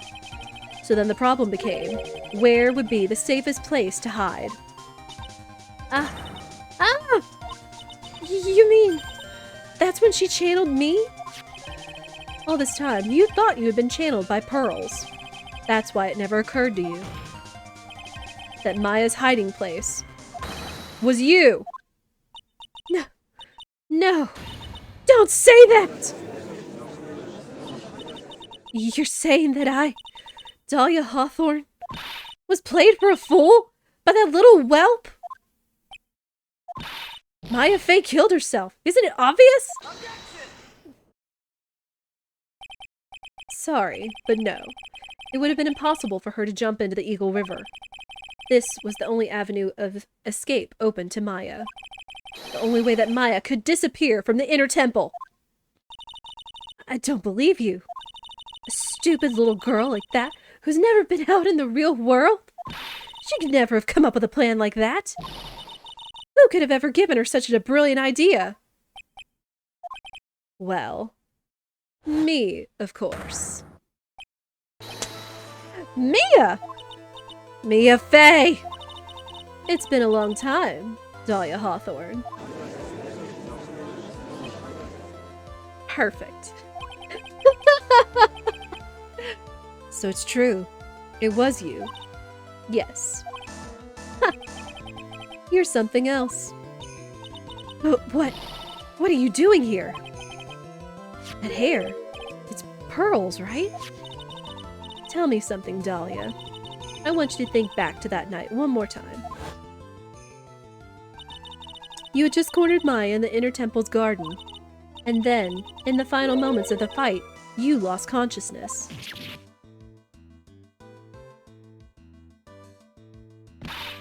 I was stabbed by Mia Fey! Actually, Maya lost consciousness at the same time as you. She did? Not terribly surprising since she was about to be killed. When she woke up, she was at the training hall. That's when Maya decided she needed help, so she channeled me. She explained in a memo the situation she was in. She asked me what I thought she should do.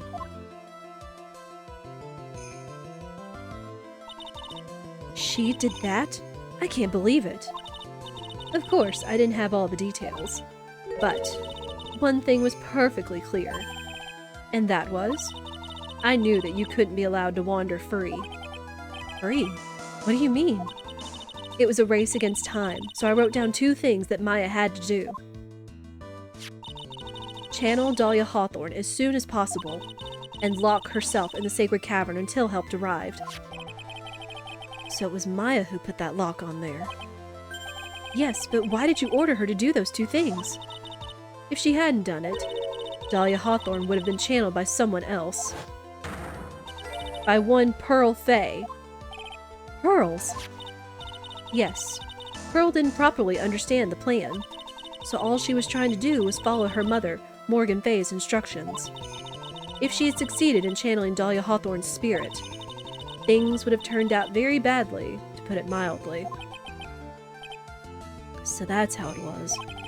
Dahlia Hawthorne would have used the body of Pearl Fey to kill Maya at all costs. Yes, it certainly sounds like that was the intent all along. Dare you! I won't forget this! Why not just admit it, Dahlia Hawthorne? Your little plan was nothing but a big failure. Yes, another failure to add to the pile of shame, wouldn't you say? What do you mean by another? Think about it, Dahlia. Remember all your past crimes? Not a single one of them was a success. They all ended in failure. What? How dare you? 11 years ago.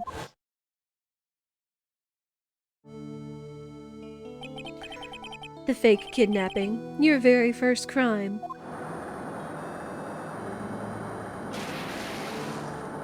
I just can't imagine how hard it is for Phoenix to not be smirking this entire time. You got your hands on a $2 million diamond, but...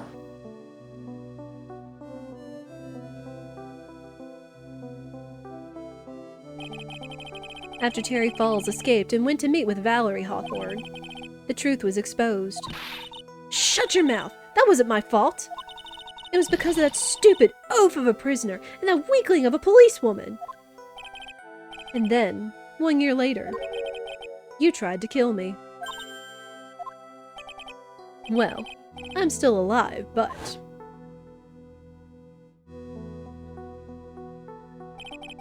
you wound up killing someone else.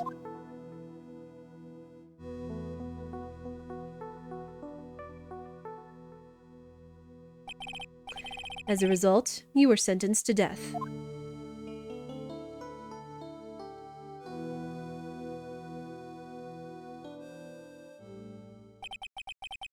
It's one stupid move after another for you. But it's no longer funny. You, wipe that smug, happy-go-lucky smile off your face! And now this. You've messed up again. You let Maya Fey escape. Even though she was right there in front of you.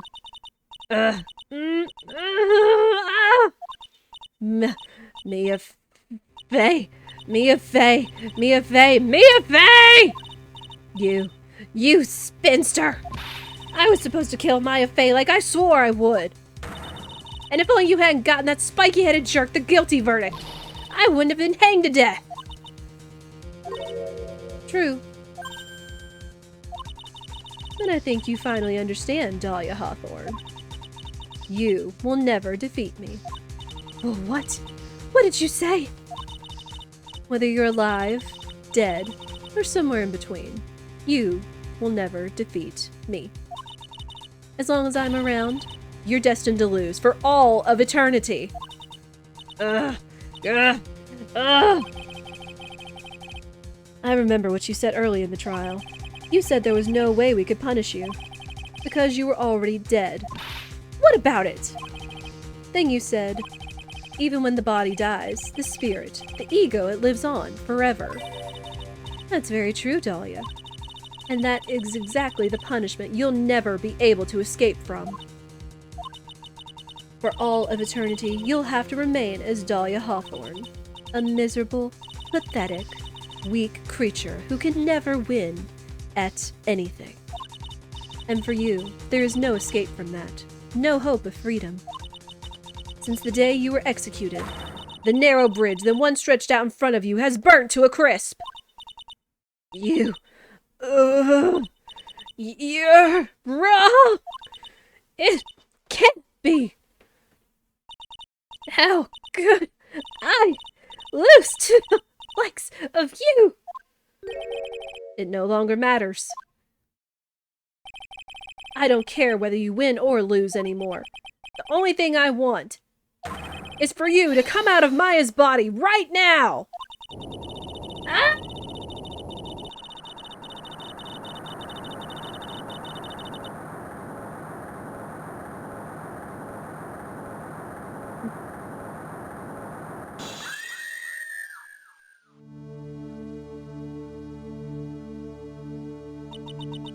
I'm not ready to go!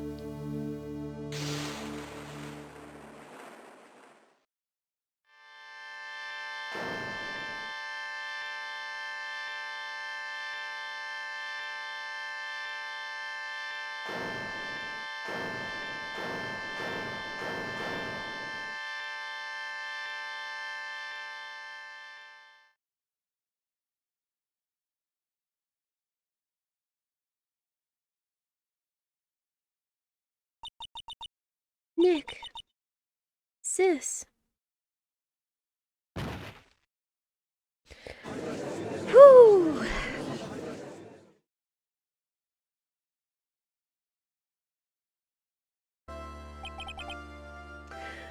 And got him. But dang.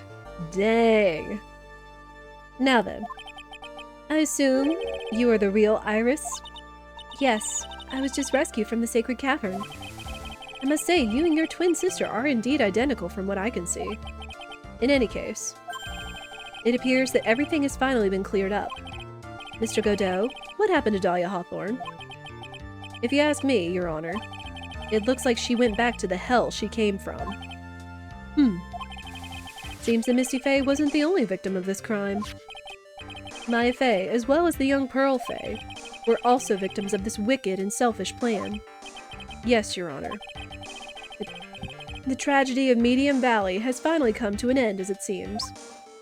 It would be best for everyone if no further attempt was made to channel that spirit again. Yeah! Your Honor? Yes, what is it? About this whole spirit medium thing. It's almost weird how comfortable you seem to be with the concept now. Well, to be frank, my younger brother is quite judgmental. He often criticizes me for not studying hard enough. That's why I made a concerted effort to study up the Korean channeling technique. Oh boy. Hey, isn't that the New Year's issue of Occult? I've seen quite a few things in my many years on the bench. And in all that time, I finally learned this one thing. Each case is different, and takes place in its own world, if you will. In order to fully understand that world, first we have to immerse ourselves in it completely. And that's where my brother and I used to differ. Never thought of it that way. At any rate, it's time to pass judgment in the case of Iris of Hazakura Temple. Objection!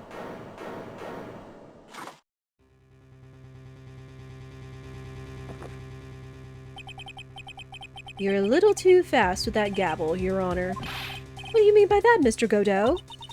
This trial, it isn't over yet. That's what he means. What? Trite. Remember what Miss Evil Spirit said in her testimony? Huh? Dahlia's testimony? I caught up with her in front of the stone lantern, and I took out the dagger I got from the storeroom and...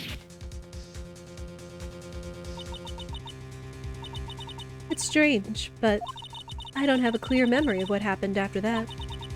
I think I was stabbed.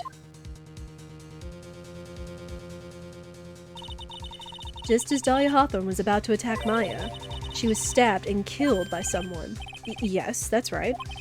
The person that was ultimately killed was the spirit medium that channeled Dahlia. Elise Donim. No, Misty Faye. But who killed her? We still don't know who did it. This isn't over? Well... Unless someone else is found guilty, the accused is still on trial. We can't let her walk until there is evidence that proves her innocence. No way.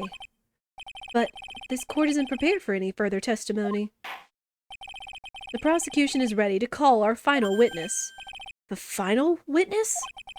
This one will clear up the whole mystery. The mystery of who killed Misty Faye. Indeed. Is it really all right, Mr. Prosecutor? Of course it's all right, Madam Attorney. Very well then. Who is this final witness? Isn't it obvious? There's one person who saw the whole event and will put the final dagger in this case. Is it someone who saw the murder take place? The very person who saw her mother killed in front of her own eyes. You mean Maya? My voice is cracking because of all that screaming and everything. You can't. She can't just testify after what she's been through. We need to find the truth. We do.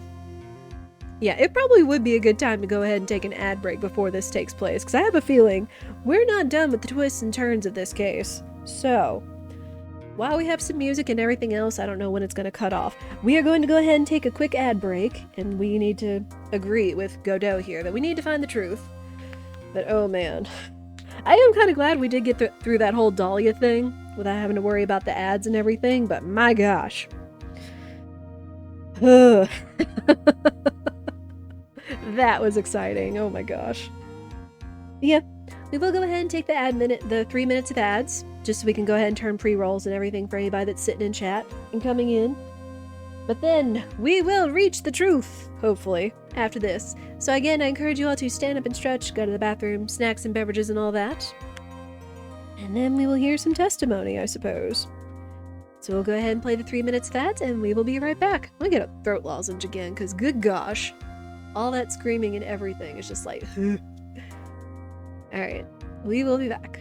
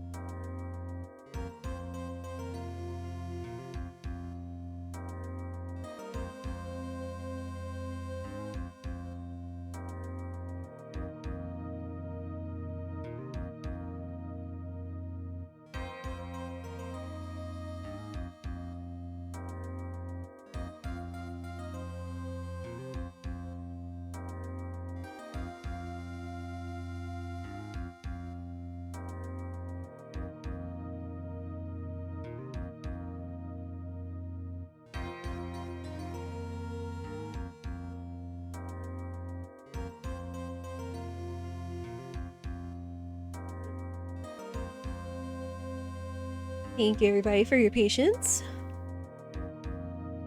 Alright, so let us continue and see if we can get to the truth. The prosecution calls Maya Fey to the witness stand.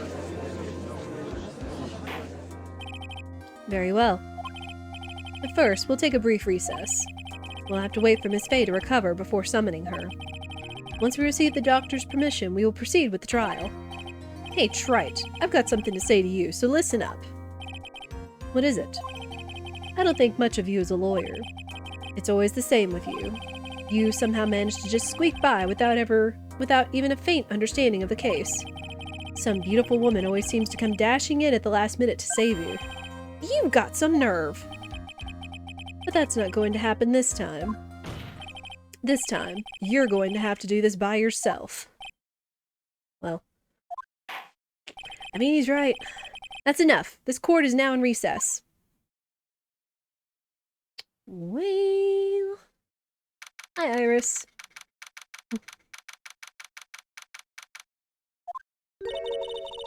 I'm truly sorry about everything. You were working so hard to defend me. And I was missing all day and we didn't even have a chance to talk. She's right. When I met Iris at the training hall yesterday, they had already switched places, and Iris was inside of the sacred cavern. To go just call Maya ugly? I don't know. I wanted to at least be in the defendant's box today to root you on. Well, it wasn't your fault. You were locked up this whole time. There's something more important than that, though. I have to ask you. Why did you help your sister out as much as you did? Huh? If you had tried to get help at the sacred cavern yesterday, you wouldn't have spent an entire day locked up in there. My sister. I felt sorry for her. She was abandoned by her mother and never got any love from our father either. Yes, but it was the same for you too, wasn't it? Yes, but at least I had Sister Bikini, who was like a mother to me. If only Dahlia had come with me to Hazakura Temple. I always loved her. Dahlia was always so smart, so strong. She never complained about a thing. That's why I promised her that I would help her. Are you talking about the fake kidnapping case 11 years ago? Yes. I wanted to be useful to her in some way.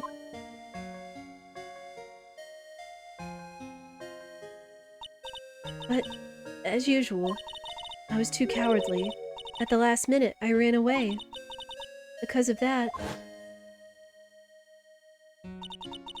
Dahlia's stepsister Valerie ended up...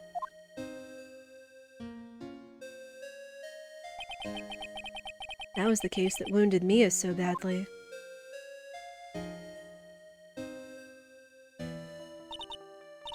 But things didn't end there, of course. Some people suspected that my sister was involved in the murder. Some people? You must mean... Yes, 2 defense attorneys. Mia Fey and Diego Armando. After poisoning Mr. Armando, who was getting too close to learning the truth.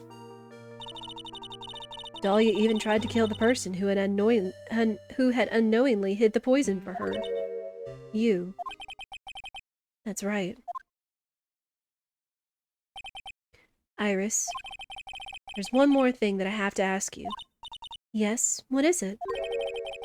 On the night of the murder, the person that cleaned up the corpse of the victim, Elise Donham, was it really you? Yes, it was me.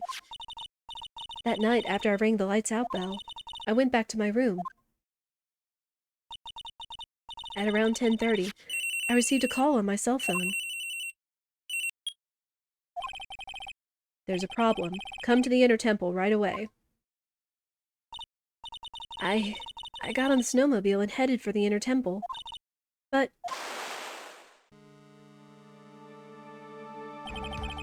the path to the Inner Temple was cut off. Exactly. We can't just leave this body here. So you've got to do this exactly as I say. Got it? There's another co-conspirator?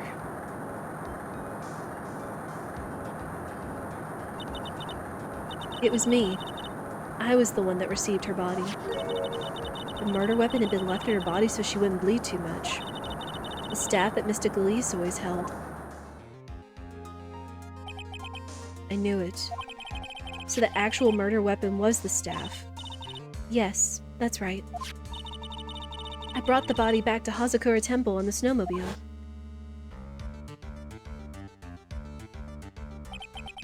But why?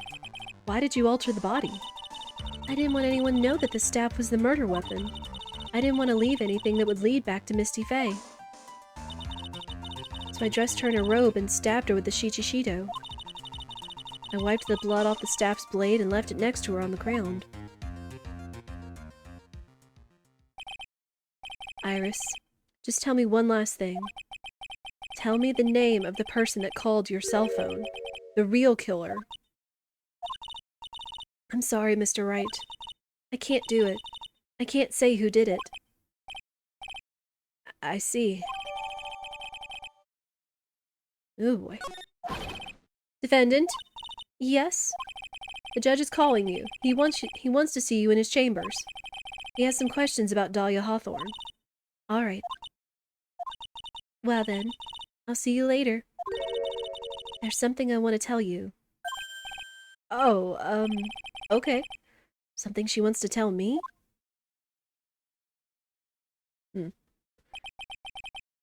I guess if we think back to it now, there was something, some sort of truth that, she talked about with Edgeworth. So it's true. Iris cooperated with the real killer. Maybe even from the very beginning. Phoenix? Mia. Mia! How is Maya doing? Physically, I'm not worried. She'll recover completely. But emotionally, she's been hurt very badly by this case. I see. You don't mean... she learned who Elise Donim really was? Yes. I went to the medical office and talked with her. I told her everything I knew. But why? Maya is stronger than you think. I knew she could take it. All of it. What do you mean by that? I want you to figure that answer out by yourself. The trial is about to restart. The real killer. Do you know who it is yet? Iris wouldn't tell me who called her, but still. I think that, just maybe, I know who it is. That night, the victim was killed in the garden of the Inner Temple. And the criminal wasn't just there by accident. Which means that the killer knew of Dahlia's plan from the very beginning. And one more thing. The victim was moved to the Hazakura temple side by pendulum. In other words, the criminal couldn't cross the bridge. That means they were stuck on the Inner Temple side for almost an entire day. Exactly. So the culprit was someone that wasn't in Hazakura Temple the following day. That's as much help as I can give you. The rest of the battle is yours to win, or lose. Okay, I've got it. Thank you, Mia.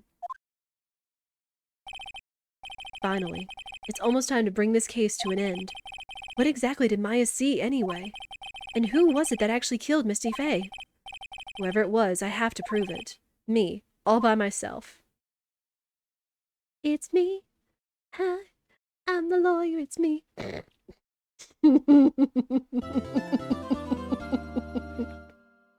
Yes.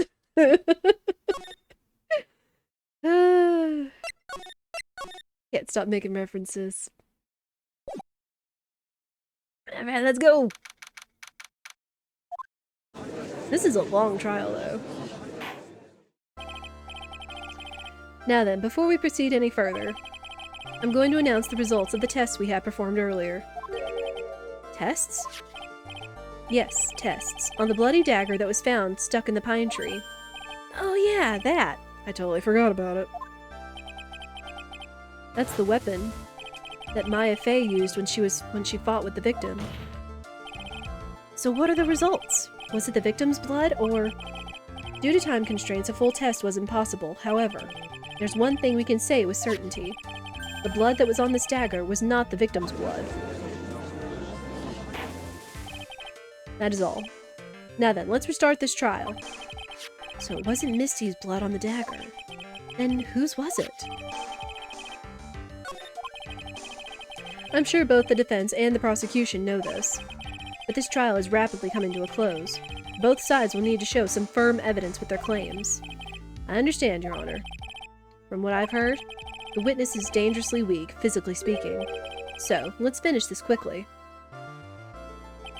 Agreed. Very well. Bring in the last witness. Hold on.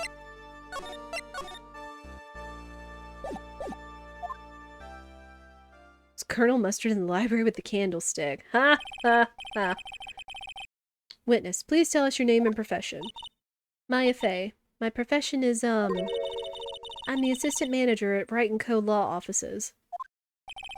Maya. According to the magazine I have here, you're a spirit medium of the Korine channeling technique. I'm frightened. The Fey clan. I don't want any more to do with it. Oh, Maya. The pain the Fey bloodline causes must be unbearable. Very well. Now then, Miss Fey. When the event occurred, you were in the garden of the Inner Temple, and you witnessed the moment of Miss Elise Donim's murder. Is this correct? I didn't see a... Straighten up this instant, young lady. Huh? Pick your head up and speak clearly. There's always time for crying later. But Your mother was killed right in front of your eyes. There's nothing you can do to change that fact. But there's something you can do. You can finish this. You've been watching the whole thing, right? You've seen the witnesses come out and you've seen us squeeze the truth out of them. Now it's your turn. Let's hear your testimony. On the night of the crime, what exactly did you see happen? Witness, if you please. Yes, Your Honor.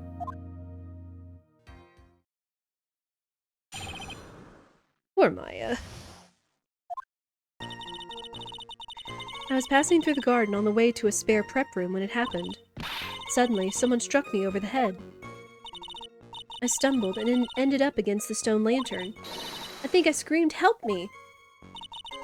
Then something warm splashed over me. That's when I lost consciousness. So you were struck on the head. I suppose it must have been this staff. Maya, the person who hit you. It was Dahlia Hawthorne, wasn't it? I'm sorry, Nick. I couldn't see. I don't know who it was. Maya, think hard. Sorry, Nick, but I really couldn't. Huh. Can't say it was an especially good night for young ladies to be walking around alone.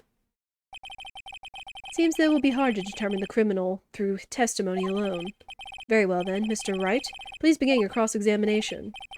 Maya, hang in there. She doesn't look well at all. Poor Maya. This has to be especially tough. Garden. Who else was on the Inner Temple side that night? Well, Sister Bikini, of course. But I remember her saying that Iris would be coming later as well. On the day after the incident, Edgeworth met Bikini at Hazakura Temple. That means she couldn't be the criminal. So then, did Iris actually come later like she said? Well, let me think. She seems confused. It's probably because she's so tired.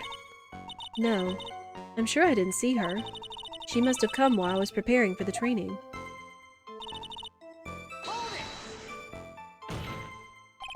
Who did it? Who hit you? Well, I didn't see who it was. I was hit from behind. You didn't see the person? And after that, your attacker was in front of you. How could you not see who it was? Oh, let me think for a sec. I'm sorry, I just can't remember. Maya's really having a hard time. What should I do? Sorry, Maya. Come on, Maya, this isn't making sense. Why didn't you see this person? Well, let me think. It was, Oh yeah, that's right. It was dark, that's it. It was dark? It's not good to have too much light around when someone is undergoing spiritual training. Come to think of it, there was earlier testimony to that effect as well. So it was dark in the garden on the night of the crime. which is why she didn't see her attacker. I thought maybe she was trying to hide something, but I guess not. Judging by the testimony thus far, the identity of the attacker was most likely the spirit that was channeled by Elise Donim, Dahlia Hawthorne. Very well, please continue with your testimony. What happened after you were struck on the head? What happened afterwards? My attacker was in front of me, blocking off my escape, I think. You think? After getting hit like that, I was in a state of panic. There were only two things rolling around in my mind at the time. Well now, this is beginning to get interesting. So what were the two things rolling around in your mind? My name is Maya Fey. 1 + 1 = 2. You see, for some crazy reason, I was afraid I was going to lose my memory. I know it's odd, considering my life was in danger, but that's how it was. That's not odd at all. Your actions are understandable given the circumstances. So, what did you do then? Poor Maya. Screamed, "Help me?" Fair. You think you screamed, but you're not sure? Listen, I was a complete wreck. It was dark and I couldn't see my attacker. Was it a man, a woman, an adult, a child? I had no idea. I was scared out of my wits. Believe me, my dear, I'm certain I would have soiled my robes. I thought this person might attack me, so I... Anyway, I'm pretty sure I screamed. I thought that it was my last hope. Wow, it sounds like poor little Maya really was out of her mind. And I wonder what she meant by last hope. What do I do? Do I press her for more details? Wait a minute, Maya. What's this my last hope stuff? What? What do you mean by your last hope? No. That's what you said. You said my last hope. Huh? What? I said what? Look, you were facing an attacker that you couldn't see and you screamed, right? You screamed, "Help me." Yeah. But you testified that you screamed that because you thought it was your last hope. Oh, well, you know, that's like... What do you call it when that happens? Maya's not doing so well up there. Oh, yeah, Oh, that's right. I remember now. I was facing my attacker, but that's not who I was screaming at. What did you just say? Yeah, that's right. It was the person behind my attacker that I was yelling at. That's who I was screaming to for help. Ah! What is it now? I messed up. I didn't mean to let that slip out. Huh? Well, witness, are you absolutely sure of what you're saying? Behind the attacker, there was another person? I am. Well, I meant to keep that part a secret.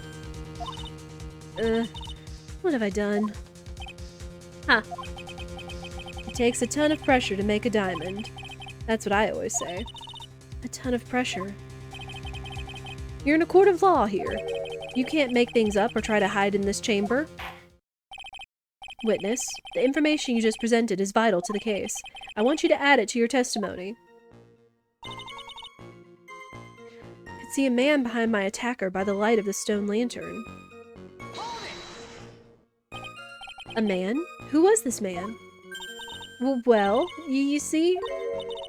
I couldn't see. You couldn't see? She's used this excuse twice now. Well, you know, lantern light isn't very bright. Lantern light, did you say? There's a great big stone lantern in the garden. They always light it when the acolyte is there for training. Hey, you know what they say, under the lantern, darkness reigns. So I could see the person that was further away, but not my attacker who was closer. Plus, there weren't any other light sources in the garden at that time.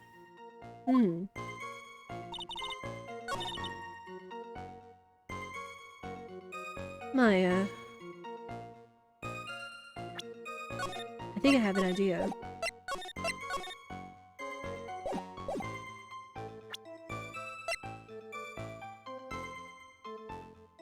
Maya? Why are you lying? So there was a man standing behind your attacker. Yeah. That man. He's the killer. He stabbed her from behind. He's the one who killed Elise Donim. otherwise known as Misty Fey, your mother. The killer. Maya, you know who killed your mother, don't you? But what is the meaning of this, Mr. Wright? To be frank, Your Honor, I think she is in shock and quite confused. That's why she hasn't noticed the huge problem with her testimony. Huh? Well, what do you mean? What problem? Maya, on the night of the crime, that stone lantern was out of commission. Huh? What?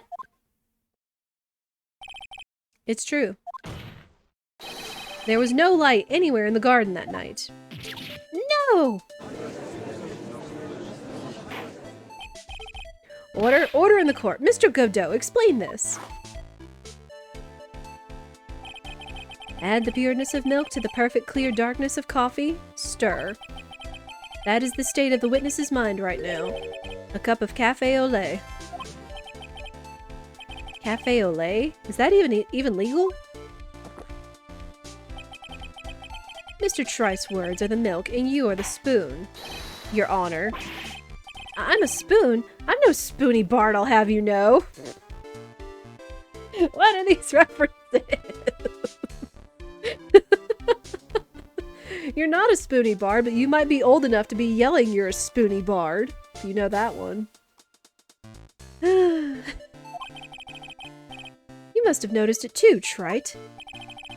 This witness's mental state is highly unstable right now.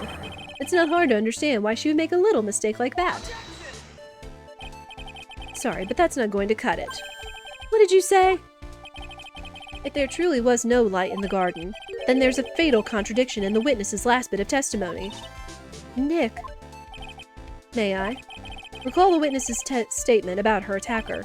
She said that she didn't know if it was a man or a woman, an adult or a child.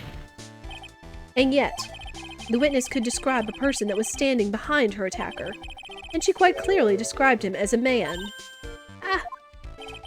In other words, that would have to mean that Maya actually saw our mystery person, despite it being so dark that she couldn't see the face of her own attacker. No! Order! What in the world does this all mean, Mr. Wright?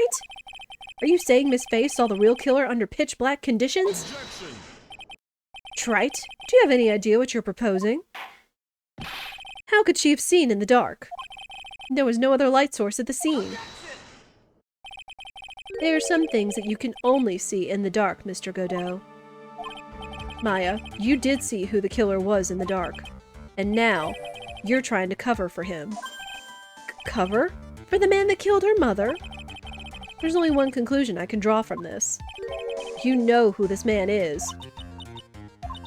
Please, Nick. I don't know anything. Please, I'm begging you. Ha!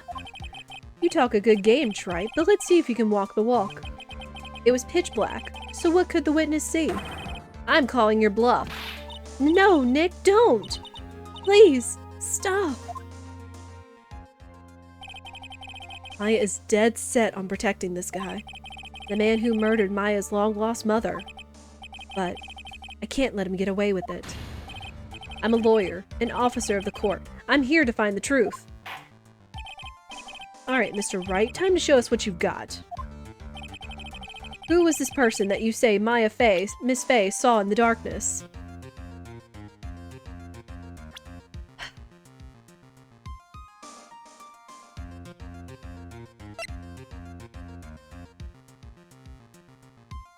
Like, there's a lot of women in this lineup. One that was missing for an entire day that only could have been seen in the dark.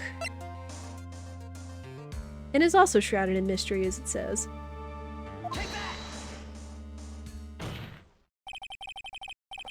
Because it was pitch black, Miss Fey was able to recognize the killer easily. I'm sure the court would like to see for itself how this is possible, yes? What? But how do you propose to show us something like that? It's easy. We just need to recreate the conditions of that night. Conditions?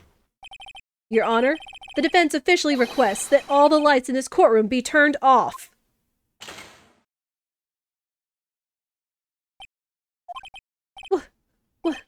This is... But it can't be. Huh.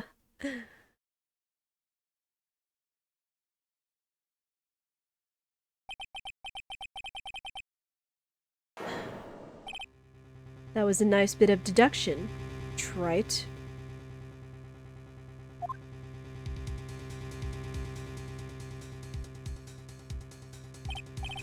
Well, everyone, this is the man Maya saw on the night of the murder.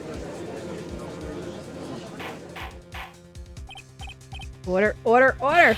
Prosecutor Godot, what is the meaning of this? Surely you must be shocked to hear yourself accused of such a thing. Why aren't you denying it? Ha! Your Honor, you're asking the wrong person. What do you mean by that? If you've got a question, ask the witness. That's one of my rules. Well, Maya, how about it? What you saw that night? Was it 3 glowing red lights?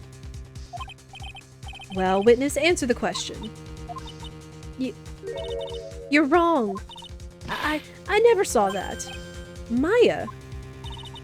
I thought the person that stabbed my mother was a man. For a totally different reason. What? Witness, Mr. Wright, what the? Stop your chattering, Your Honor. Chattering?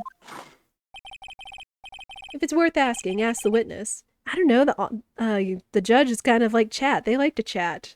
They like to do chattering and chitty chat, so. If it's worth asking, ask the witness. That's one of my rules. Alright. Well then, let's continue with the testimony. Please tell us how you knew the killer was a man. Yes, Your Honor. I didn't realize it until after I woke up, but...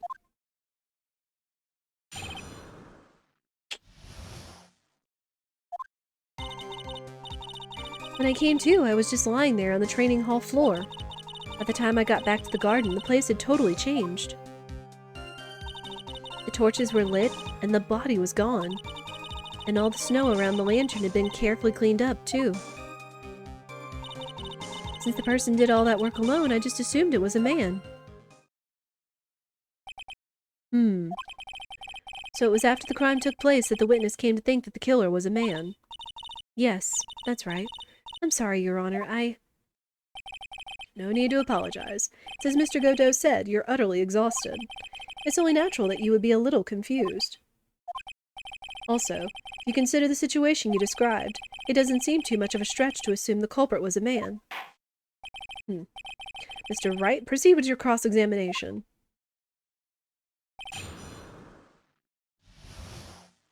Oh boy. Alright, Maya. So you lost consciousness when you were in the garden, is that right? Yes, I think. I think it happened when the victim was stabbed. Ow, ow, ow, ow. Posture check, people. One day I'll get a proper desk and a chair.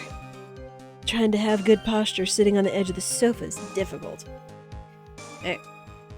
So then the person that carried you into the inner temple, it could only have been the killer. That's what I think, too. So the killer carried Maya into the inner temple. Naturally, the killer must have done it, right? Yes, I think so. But why would the killer tamper with the crime scene like that? There must have been something that the killer desperately wanted to hide.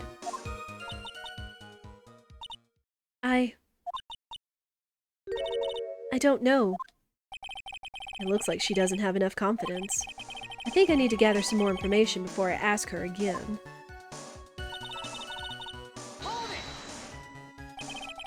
The torches were lit? Yes, that's how I noticed that the whole scene had changed. I'm going to say it was the killer who lit the torches. I mean, who else could it be? The killer probably lit them since it'd be impossible to do any cover work in the dark. However, if that's true, there's one thing that still bothers me. Why did the killer go to the effort of moving the body? It's true. It's so hard to see how that would have been of any advantage to the killer. The only one who would gain anything from that would be the only person that was at the inner temple, Maya. Very well. Let me hear some more about the condition of the crime scene.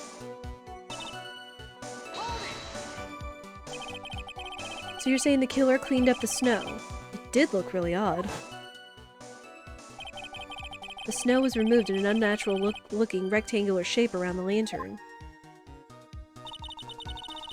There were a lot of shovels around the inner temple, but they're all really heavy, way too heavy for me to use. An odd fellow indeed, this killer. Why on earth would anyone want to take snow away?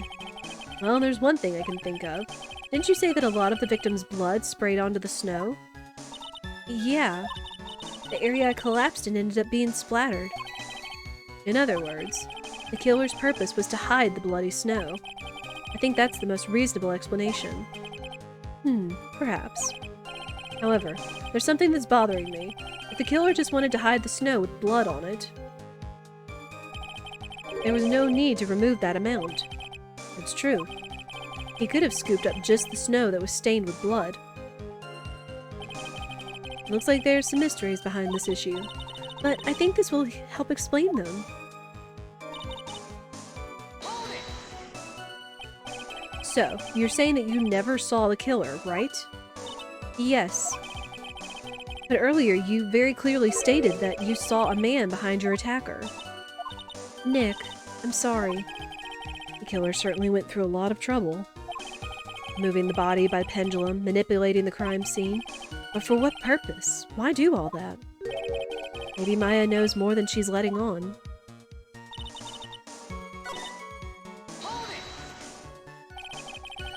Naturally, the killer must have done it. He said to circle back around to this question, so I'm assuming on this statement here. So... Well, why would the killer tamper with the crime scene like that? It must have been something that the killer desperately wanted to hide. The truth is, when I saw the crime scene, I felt something. You did? Yes. I felt like the killer was hiding the evidence from me. For my sake. What? Hiding it for you? Everyone knew that I was the only one at the inner temple that night. If Sister Bikini had come back and looked at the garden, she may have thought that you had done it. No, she definitely would have thought so. And you're saying that's why the killer cleaned up the crime scene to make it look like nothing had happened? Yes, I'm sure of it. Well, that's certainly an important piece of information. I want you to add that to your testimony. Yes, Your Honor.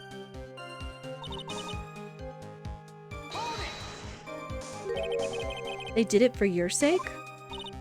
Well, if the body and the blood hadn't been removed, I would have immediately been the prime suspect, right?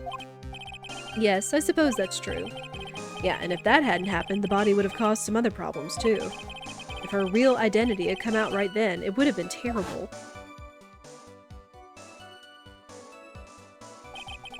Master of Karain killed by her own daughter? I don't think Maya would have been able to handle it. And still, it's rather difficult to fathom the killer's motives. What reason is there to go through that much trouble to protect you?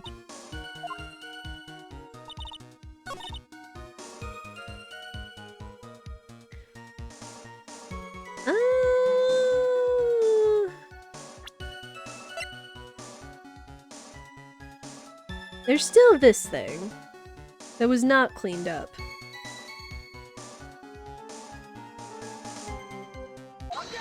Meh.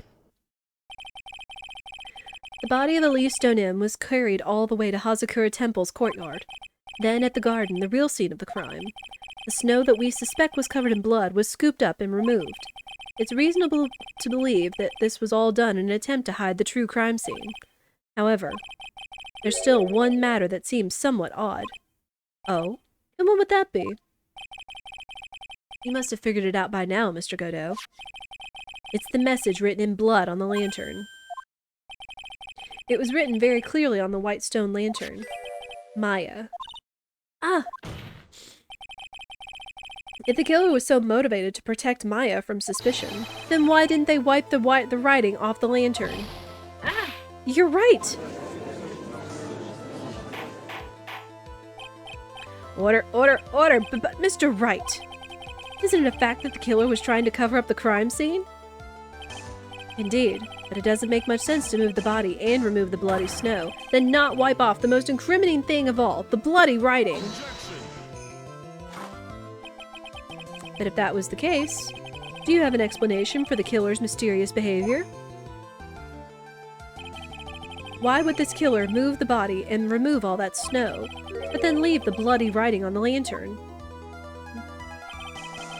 I don't know what the killer's plan was, but it's a fact that the killer left the writing on the lantern. There must be a reason for it. Well then, Mr. Wright, let's hear your opinion. Why did the killer leave the message written in the lantern?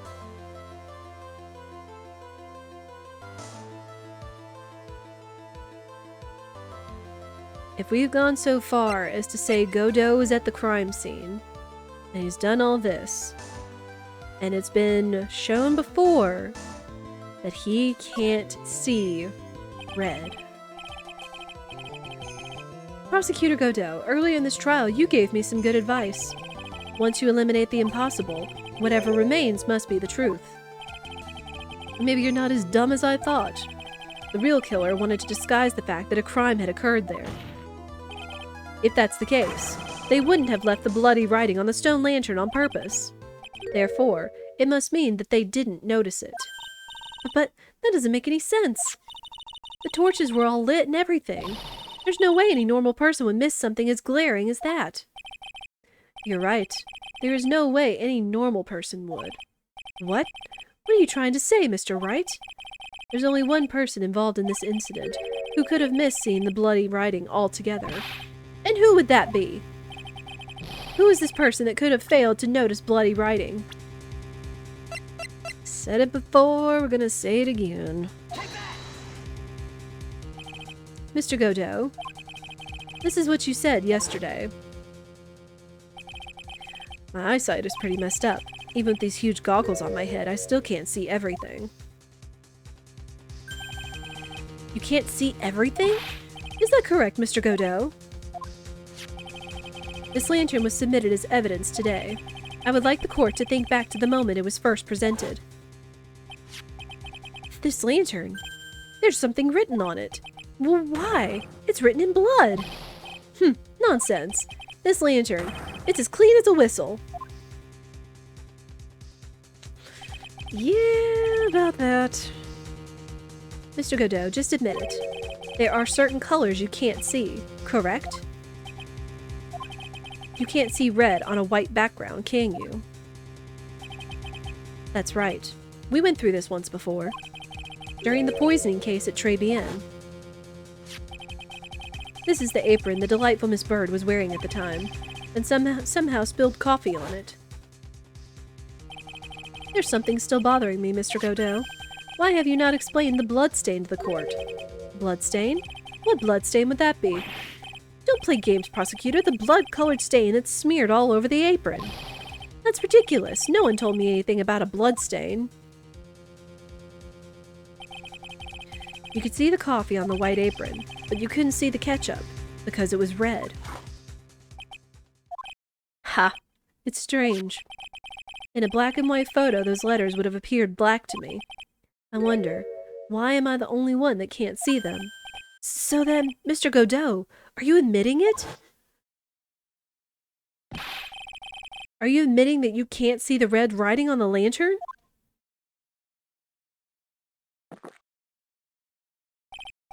Hey, Gramps, didn't you know? That's the reason why I don't drink red tea. Okay. I wasn't sure about it until now, but I just can't believe it. Prosecutor Godot is the murderer. But there's no going back now. I've finally figured out the truth. Mr. Godot, the defense at this time formally accuses you. You are the murderer of Miss Elise Donim, also known as Miss Misty Fay. It's hard to believe this may be true. However, once again, Mr. Wright has brought up a disquieting fact about you. Ha! Just make sure you don't fill out the indictment in red ink, Gramps. Come on, how does a little graffiti make me into the killer? Besides, it's not like it's my name that's written there. I'm certain that the killer wasn't able to see the color red. This is rich. Do go on, Trite. The answer is right there at the crime scene. In the snow. The snow? How so? Well, for example, why did the killer move all that snow? Your Honor, you said it yourself. If he wanted to hide the bloody snow, why not take out just that area? Yes, why didn't he just take out that area? Ah! Could it be? Yes, the killer couldn't see the red blood that had seeped into the snow. And so he had to remove all the snow. He couldn't be sure of where the blood had landed, so he removed the whole area. Isn't it more likely that the killer couldn't see the blood because it was dark? Not a chance. The torches were all lit. He would have been able to see just fine. It seems that once again this trial has taken an unexpected turn, to say the least. Can you explain this, Mr. Godot? He just gave himself away. He kinda did.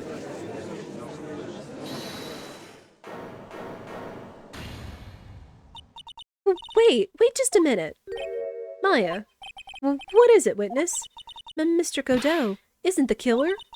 After all, he didn't even come to the Inner Temple until 2 days after the murder took place.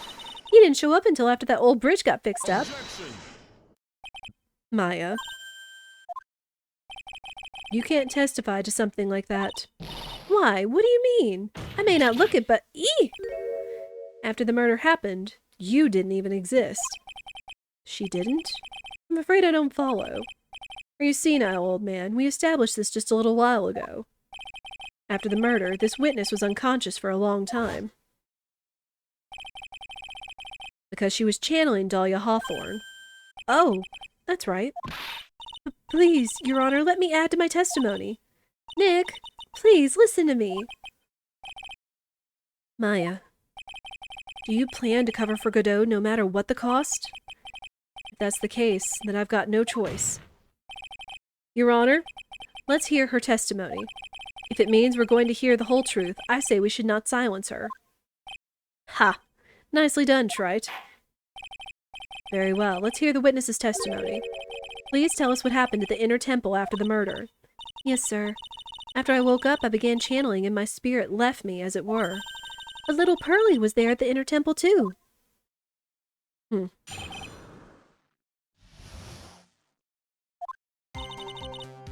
Pearlie was also stuck on the Inner Temple side that night. The next morning, she looked around but couldn't find anyone. The next day, when the bridge was finally fixed, she was in the spare prep room. That's when Mr. Godot arrived at the Inner Temple for the first time. He found Pearlie first and cheered her right up. Oh. Who is this Pearlie? That's my little cousin, Pearl Fay. So when did you hear about this? Oh, just a little while ago, when I was in the medical office. I'm terribly sorry. What you heard from someone else is simply not admissible as testimony. What? Come on! Pearlie would never tell a lie. She's a way more honest person than I'll ever be. Yeah. What Phoenix is saying. Real smart, Maya. You always know the best things to say when you're under oath. Ha! The prosecution has no objection. We believe the witness. Mr. Godot, let's just move on to the cross-examination, if the defense has no objections. This is highly unusual, but... Well, Mr. Wright? Let's get this cross-examination started. Oh, Maya.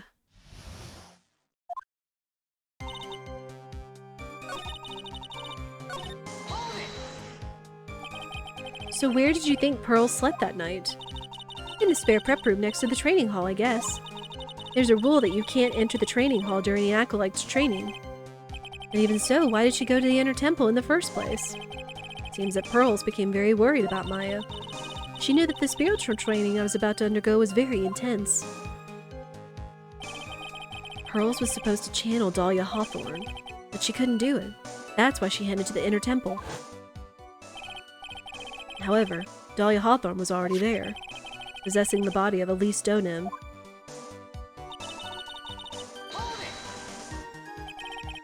She searched the entire Inner Temple side end to end. Well, you see, Pearls gets pretty scared when she's alone, and there weren't that many places to look. She says that she even went back and forth several times. The temple side has 2 structures, the training hall and a spare prep room. And there's also a storage shack, I think. That's about it. There was a storage shack too? Pearls was looking for other people, right? Would she have really examined a storage shack all that carefully? Well, if it was me, that would be the first place I would investigate. So that means it's possible that someone may have been hiding in the storage shack. Pearls didn't hear the sound of them working on the bridge? What do you mean? I was just wondering why she would stay in the prep room. If it was me, I'd at least go out and wait at the foot of the bridge. Oh, well, Pearlie said she was sleeping at the time. She said she was so scared during the night that she couldn't sleep and, well, woke up a bunch of times. Poor little girl, all alone like that. Well, we know that she had at least one friend in the sacred cavern, Dahlia Hawthorne, who was busy battling with the trick lock. She couldn't let anyone see her, so she wouldn't have shown herself to Pearls. What happened after the bridge was finally fixed? So it was your first time on the inner temple side, Mr. Godot. That's funny. Am I imagining things, or did the defense ask me a question? Mr. Wright, please save your questions for the witness. What you heard from someone else is simply not admissible as testimony. Those are your words, Your Honor. Touché, Mr. Wright. Oh well. What do you have to say, Mr. Godot? Hot nights and even hotter coffee. That's what I always say. If it hadn't been for this case, I never would have visited there. A freezing cold temple in the mountains. I think I'll pass. So he had never visited Hazakura Temple or the Inner Temple, huh? Ha! You want to say something, Trite? In any case, I have to find a crack in Godot's armor. I'll cross-examine Maya, that is. Very well. Please go on with your testimony. After fixing the bridge, the policeman came over to the Inner Temple side, right? Yes. Then, Mr. Godot... He cheered her up? That's what Pearlie said. She said he was a very nice older gentleman. Thank you for looking after my cousin, Mr. Godot. And here I was thinking you were nothing more than a coffee addict. Ha! Cut it out. You're making me blush. This guy is really beginning to get on my nerves in more ways than one. The truth is, there aren't that many places to look on the Inner Temple side. The policemen were all busy going over the garden with fine-tooth combs. So I decided to carry out an investigation in my own way, Godot style. I'm the same way. I like to hand down verdicts in my own way, judge style. Maybe I should ask some questions Phoenix style. Let's see. So you cheered Pearls up? When I found that little girl, the first thing she asked was about her cousin, Maya Fey. Really? The bridge had burned down and she was huddled up in that tiny shack with no heat. Even though she must have had a truly terrifying night out there. She asked about you before she said a thing about herself. Pearlie. I noticed that you weren't anywhere on the Inner Temple side, but I couldn't find it in me to tell her that. So I gave her my last cup. With milk and sugar, to hide the bitterness of the harsh truth. Oh, what a sweet story. You had a thermos of coffee? Why doesn't that surprise me?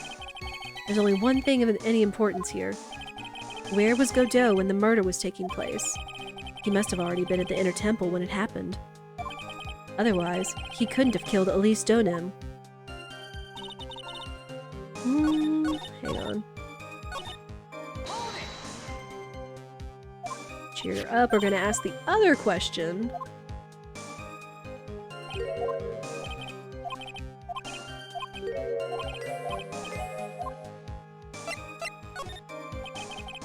You said that you conducted an investigation of your own. Did you find anything? It looks like my investigation went about as well as yours, Trite. After all, I did miss the bloody writing on the lantern. Well, I didn't miss it, so speak for yourself, Goggles. The only thing I discovered was the beauty in the training hall. Beauty? Misty Fey, naturally. Clad in her stunning Japanese garb, surrounded by the hue and aroma of Western tastes. Western tastes? Could he find a stranger way to describe gravy? So from there, you headed for the prep room? Wait a sec, what did Godot say just now? I think I just found his proverbial weak spot. There's only one thing of any importance here. Where was Godot? Right.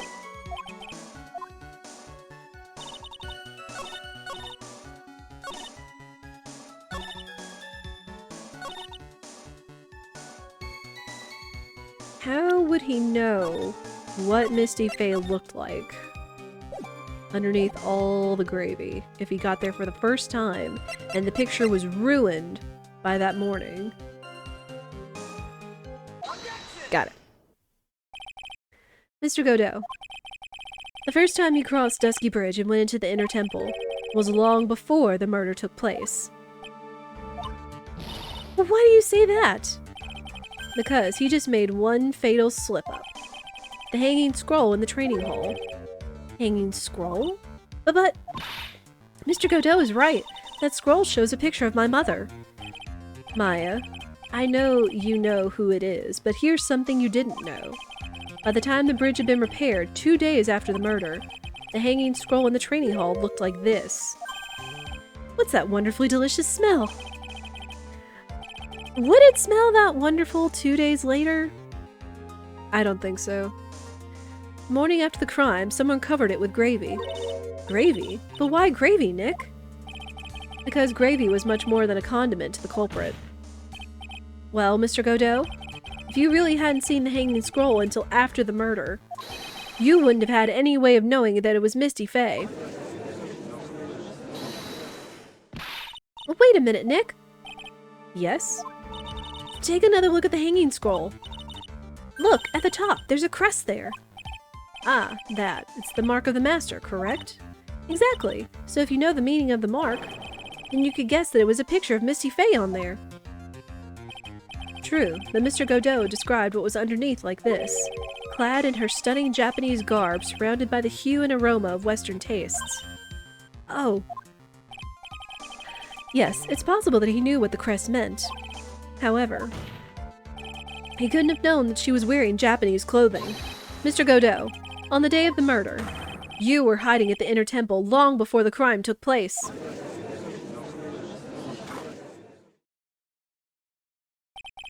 Can I ask you just one little thing, Trite? What is it? This whole theory of yours, it all rests on a certain assumption. That I knew beforehand that a crime was going to be committed. That's right. Otherwise, there's no reason for him to sneak onto the crime scene. Of course, Mr. Godot knew about the plan. Huh? What did you say? Is it really possible that another person knew of that plan?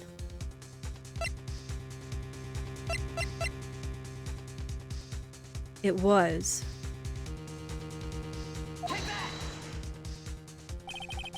This crime was actually planned over a year ago.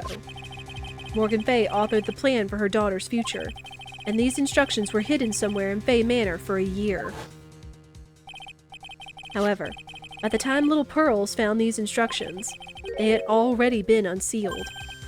Unsealed? Yes, the killer had read these instructions long before Pearls ever found them. That's how he knew the crime was to take place at the Inner Temple. And you still insist this crafty killer is me? You bet I do. I almost did, it's me, hi, I'm the killer, it's me, but I'll hold off. But you just said the instructions were hidden. That's right. Mr. Godot couldn't have known when the instructions were hidden. If he really wanted to know, he had one great chance to find out. Yes, and when was that? During a visit. A visit? Morgan Fay told her daughter, Pearl, about where the instructions were hidden. During one of her visits to the detention center. That would be the only time for someone to have learned where they were hidden. Eavesdropping on a visit at the detention center? Yes, it could be arranged if you were someone with easy access in and out of there. Like, for example, a prosecutor such as Mr. Godot.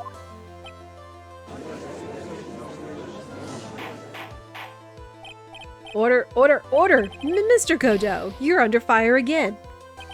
This murder could not have been carried out without prior knowledge. And you were the only one that could have acquired this information before the murder.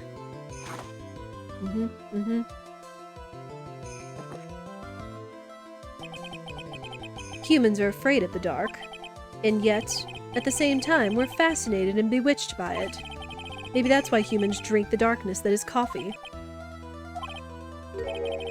Sorry for always asking, but what does that mean? It means there is a reason for everything. According to your theory, the killer in this case eavesdropped on a conversation during a jail visit where he learned of a hidden plan for a crime. After discovering the plans, he hid in the inner temple and waited for the crime to occur.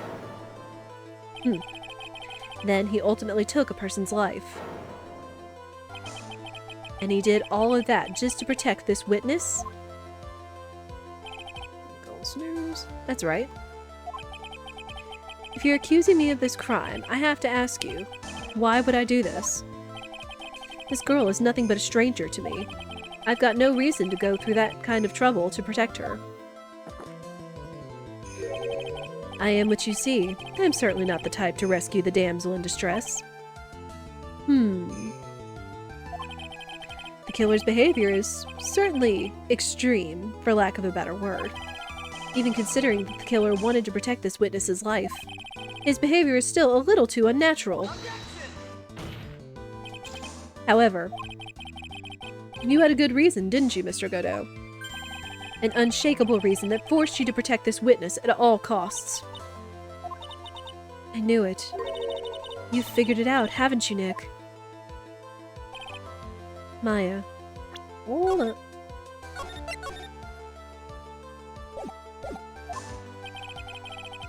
I guess you were doing your best to cover for Godot. For the same reason, huh?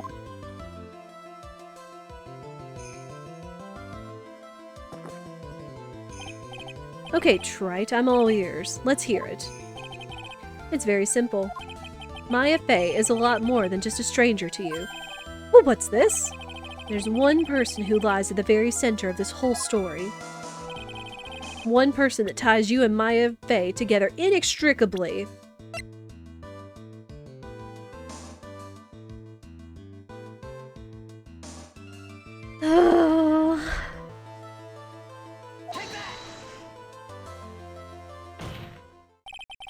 There's a very good reason why Maya Fey's life is so precious to you. After all, she is Mia Fey's only sister. Mia Fey. You once worked alongside her. That was when you were a defense attorney.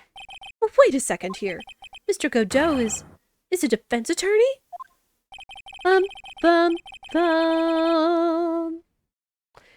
You haven't figured it out by now. It's about to be made clear. With your honor's piercing intellect, you must have figured it out by now. The real name of this man who calls himself Godot. His real name is Diego Armando. Isn't that right? Diego Armando. The last time someone called me by that name was over 6 years ago. Diego Armando. That name rings a bell. It should, Your Honor. All of this was related to a single case. Yeah. Bells started ringing. Way back at 3-4. But we weren't sure. A case in which a convict named Terry Falls killed himself. Mia Fey's first time in court, the tragic outcome left a deep wound in her heart. She knew that behind it all was a heartless, scheming demoness in disguise. And in the end, Mia couldn't tear off that disguise. However, there was one man who reached out to help her. Diego Armando, a senior defense attorney at the office where Mia worked. It's my fault. It's all my fault that Mr. Falls killed himself. Mia, you can't cry yet. And this was when his theme played. The only time a lawyer can cry is when it's all over.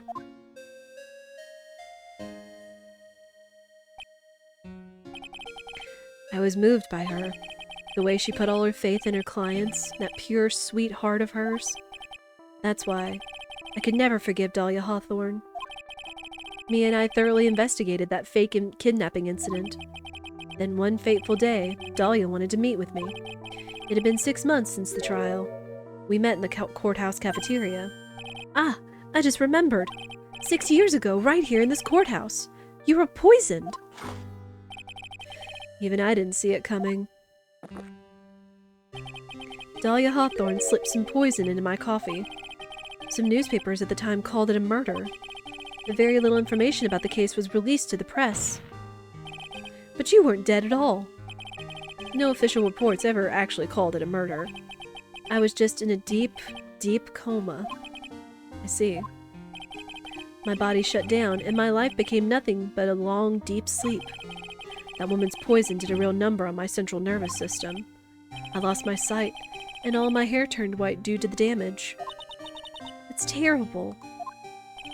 Apparently, it was a miracle that I ever regained consciousness. 5 years had passed since I drank that poison brew. Then one morning, my eyes flew open from the smell of a doctor's cup of coffee. 5 years? You were asleep for 5 years? And the worst possible news was waiting for me. Mia Fey was dead. From the very moment I opened my eyes, I had already lost everything I thought I had. The woman I loved had been murdered. And the woman I loathed had been sentenced to death.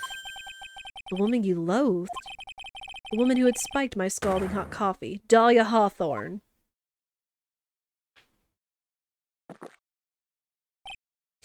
Ha! Good old Mia. She didn't let me down.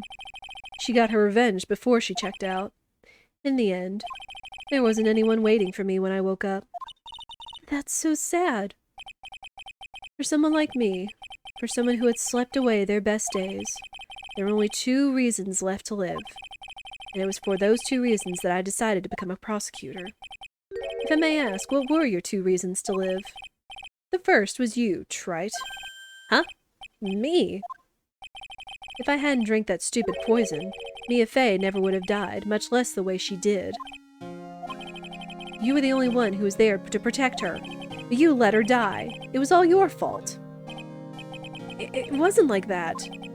I wanted to see for myself what kind of a man you really were. So that's why you became a prosecutor? My other reason for living. She goes by the name of Maya Fey. Huh? You mean me?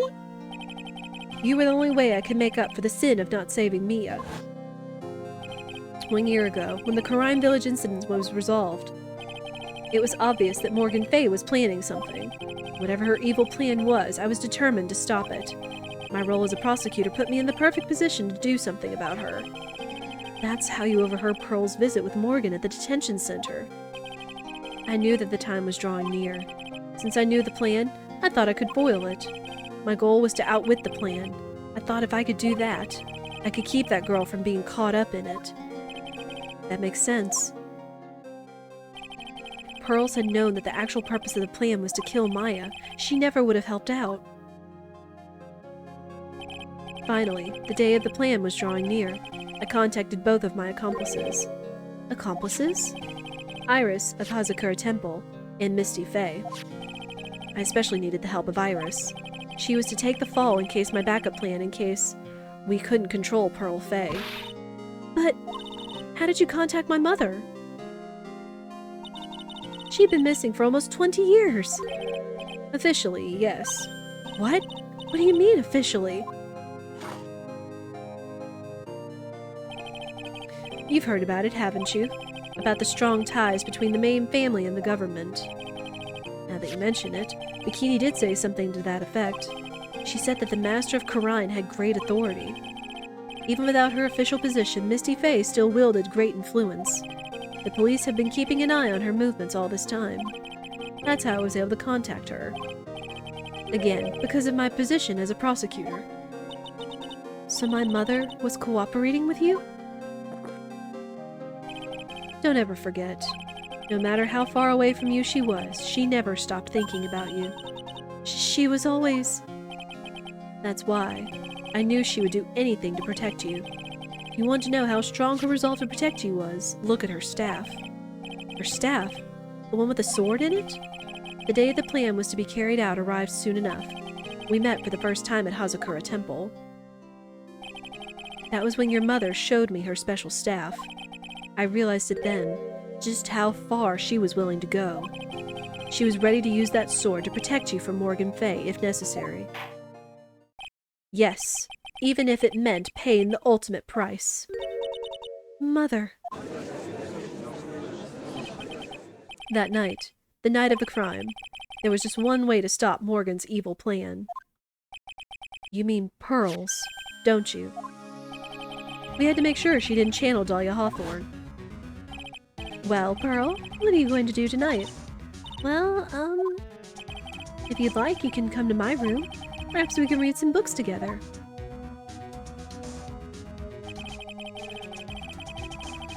Yeah. Okay. And unfortunately, I've used up my snoozes, but as you guys can see, ads are about to play again. Again, it feels like time goes by so fast with this case. It's so good! Okay, so, real quick, we're gonna get the ads out of the way, and then hopefully we'll be in the clear before the time the next ads come up. So, again, I don't want you guys to miss anything, so we're gonna go ahead and take the ad break, 3 minutes, and then we'll be right back, I promise. And then we'll get to the bottom of this. Oh my gosh, this case is so good. Again, it's just so hard to time ads on this case, on this game, unfortunately, just because there's so much time in text. I mean, granted, I know that it's because I'm also reading it, so it takes a little bit more time than if I was just reading it naturally without speaking it and everything. But go on. This is too much fun to be speaking it and voicing, acting it and everything. You'll know. So again, we're gonna let the ads go off in 3 minutes, and I'll be right back. Get some more water.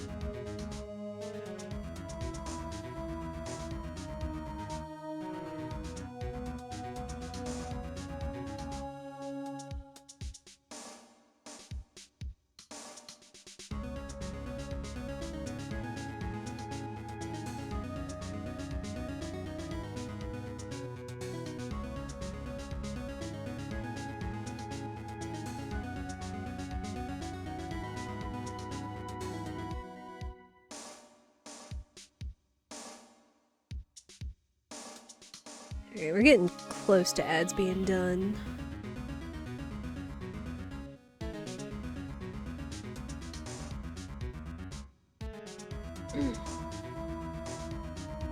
I do appreciate everybody's patience in this case, of course.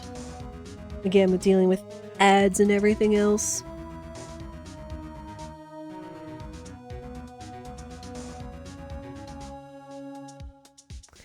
I just don't want you guys to miss anything, and then of course the ads do help the stream, so...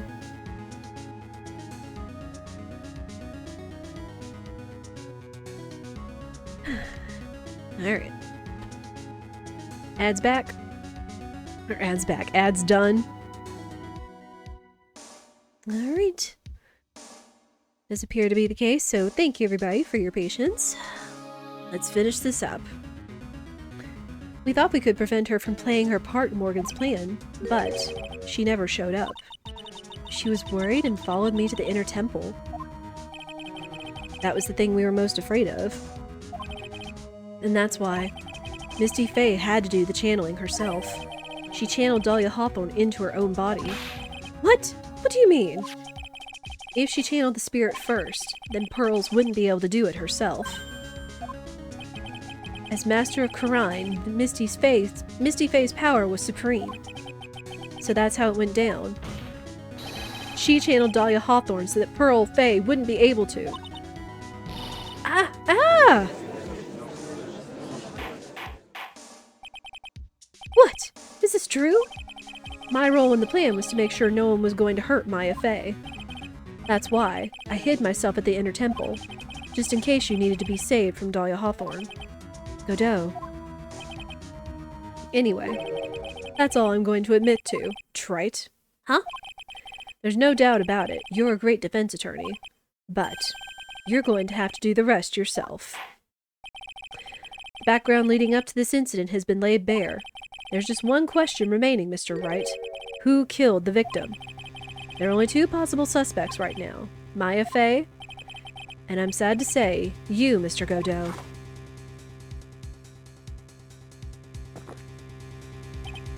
Well, trite. If you're the real deal, then finish this thing once and for all. Show us beyond a shadow of a doubt that you can finish this on your own.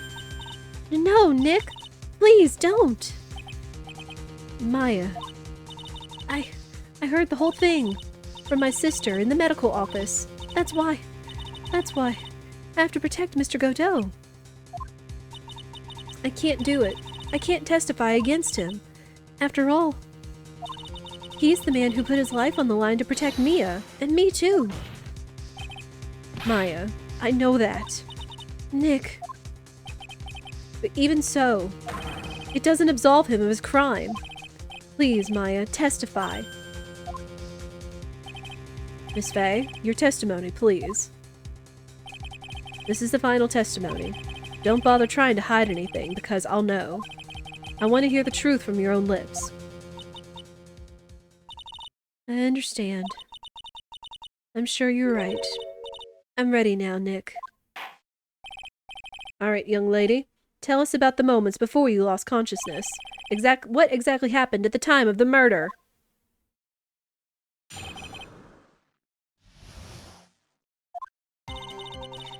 Just before it happened, I think I saw some red lights. 3 of them. I thought I'd ask for help, but just then I was splattered with blood. She wasn't dead though, and she struck back at the enemy behind her. Suddenly the red lights went out and the whole area was dark. Just at that moment, there was a horrible scream. Right after that, Dahlia collapsed and I lost consciousness. These red lights. I thought you said you don't remember seeing them. I'm sorry. I thought I saw them, but then they disappeared all of a sudden. Huh. Things break, trite, even the best of theories. Who was it that stabbed Misty Faye? It looks like you still can't prove it. Maya's telling the truth this time, I know it. The rest is up to me. Well then, Mr. Wright, proceed with your final cross-examination of the witness. Alright, let's go.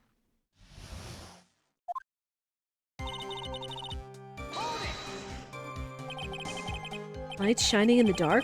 I don't think you can make a mistake about that. Yeah, you're right. I think I saw them, but I can't say for certain. And I can't tell you for sure. I can't tell you for sure they were from Mr. Godot's mask either. I don't get the feeling she's covering for him anymore, but... But just after that, you turned towards the lights and called for help. Isn't that because you thought the lights were coming from Mr. Godot's mask? Yeah, I guess so. Maybe that's what I was thinking at the time. But I can't remember. After all, there was a person I couldn't identify in front of me. Maya's life was in terrible danger at that time. There's no way she can remember the details of the scene perfectly. Alright then, let's go on with the testimony. What did you do when you saw the red lights? That blood. Was it Dahlia Hawthorne's blood? I think so. Probably. Just at that moment, I heard a soft scream that seemed to be close by. It was a woman's voice. So that was when the killer stabbed the victim from behind with the murder weapon. Is that right? Without a doubt, Maya was in the middle of a really dangerous situation. Anyway, the victim was stabbed by the murder weapon. What happened after that? Struck back? How do you know that? Well, you're right. I didn't exactly see it. But I could tell by the sounds of their breathing and movement. And also, the smell of blood. You've witnessed more horror than any young lady should ever have to in one life. So then, what did you do at that point? I couldn't move. I could just barely make out their shadows moving in the dark, but I had no idea what to do. Could you still see the red lights you mentioned earlier? Yes, I think so. But...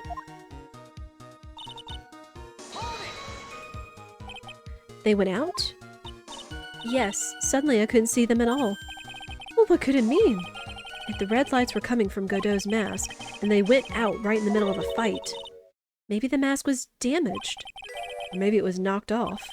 Or maybe the batteries ran out, right, Trite? Or maybe those little red pinhead-looking lights just stopped working. What could have really happened then? What do you mean by just at that moment? Do you mean the moment when the red lights went out? Yes, that's right. The scream that you heard then, was it Dahlia Hawthorne? I don't think so. I'm pretty sure. It was a man's voice. What? So then that scream came from the killer? That's got to be it. I think Dahlia Hawthorne must have taken the blade and attacked the killer with it. And then the killer let out a scream of pain, huh? After that, the killer stole the blade back and delivered the final blow, I guess.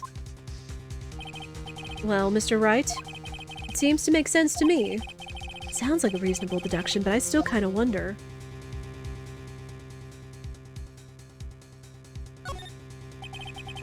I'm sorry to say this, but that interpretation would create an enormous contradiction.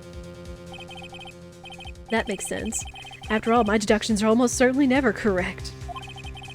Remember the testimony she just gave before the killer let out a scream? Maya said she had already been splattered by the victim's blood. In other words, the blade and the staff had already been plunged into the victim. Ah! Is that right? She couldn't have struck back with a sword that was already stuck in her body. The weapon that caused the killer to let out a scream must have been something other than the staff.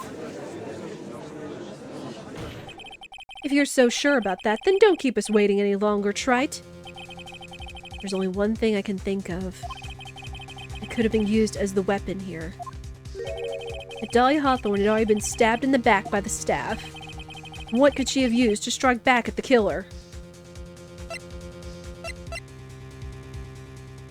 Oh no. Oh no.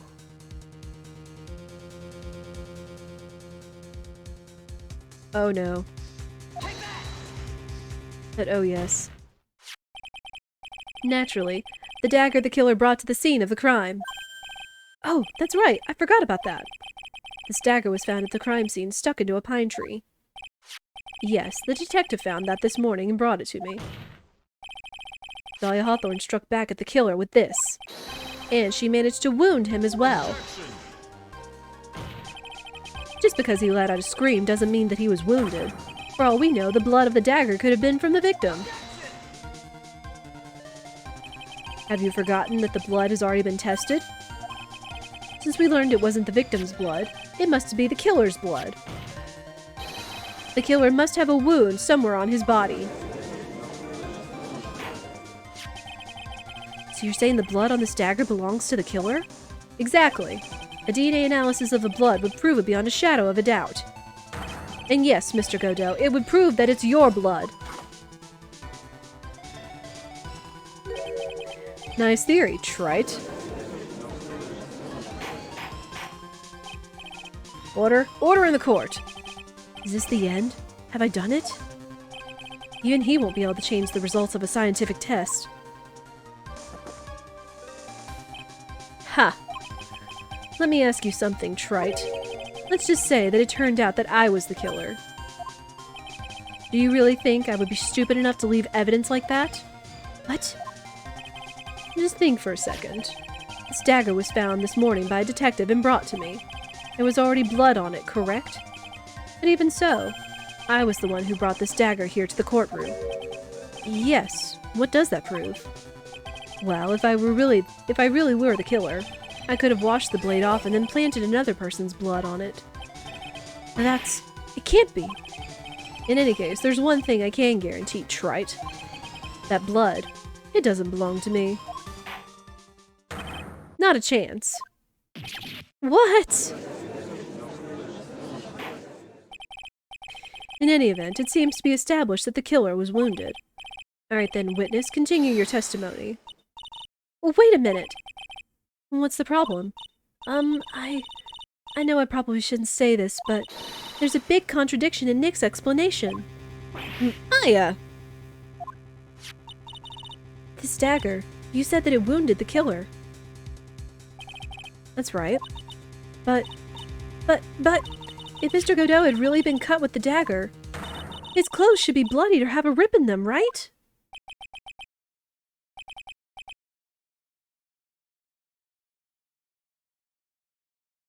Maya? Maybe he just changed his clothes. That solved the contradiction pretty easily. What are you talking about? It's not that simple at all. Remember back to the day of the murder? Everyone that was on the Inner Temple side got trapped there. Ah, that's right. And once the bridge was fixed and the police headed for the Inner Temple, Mr. Godot was already there waiting for them. He never had a chance to change his clothes. Ah! Order in the court. What the witness says is... Well, maybe he brought a change of clothes with him. But no one could have predicted the lightning strike that shut down the bridge. Why would anyone have brought a change of clothes? Did the judge just take smart pills during the last recess? Well then, maybe the killer took off his clothes before he committed the murder. That way he wouldn't get any blood on them. Objection. That's impossible, Trite. You know how cold it gets up there late at night. After a few minutes with no clothes on, you'd be frozen solid. Ah! Come on, Nick. Huh. So that's all you've got. I knew you weren't tough enough to finish this. Right now, if Mia Fey were here, she would have closed the book on this case already. Mia Fey were here. So come on, Trite, can you do it or not? How about it, Mr. Wright? You've accused Mr. Godot of being the killer, but can you prove it? Have you got even one piece of evidence? The question isn't whether I can prove it or not. The fact is, I have to prove it. That's the only choice I have. I was taught that it's one of the rules of being a lawyer.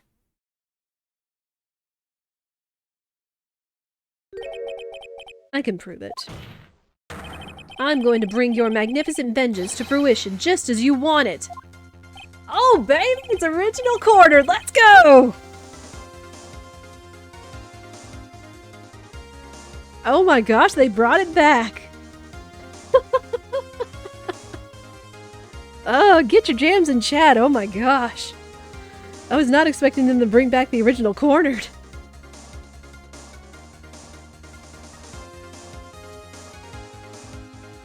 Oh my gosh.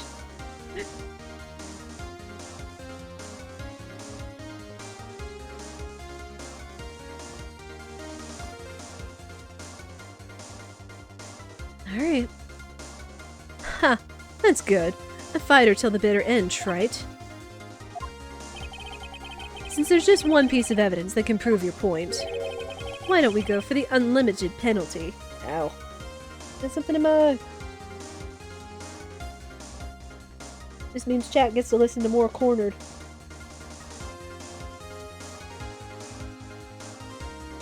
Oh boy. Just to be safe. I have an idea, but just to be safe.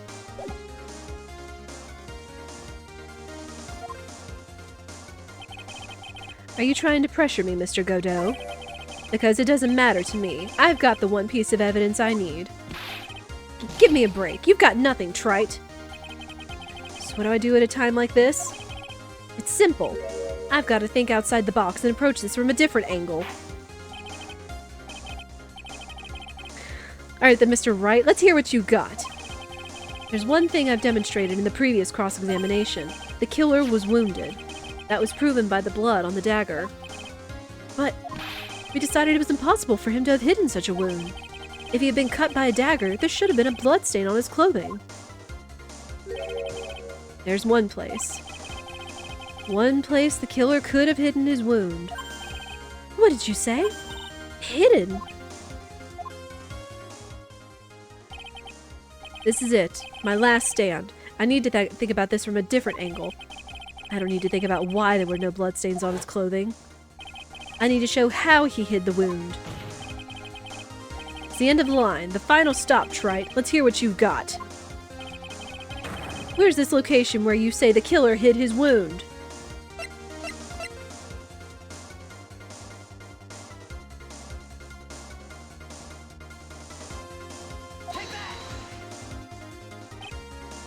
Ha! I don't know what you're talking about. And frankly, I don't need to know. What I do know is that you'll never be half the lawyer she was. Isn't that right, trite?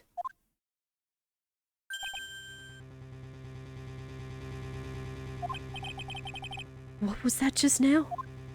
Mia. It can't be. You're living on.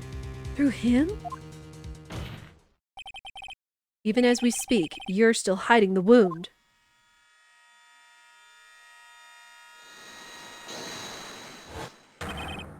It's beneath your mask! During the fight, the red lights given off by the killer suddenly disappeared. Seconds later, the killer let out a scream. That's right, your mask went flying off your face. Mr. Godot, would you mind removing your mask? If you had a dagger wound under there somewhere, then I'd say this whole case is solved.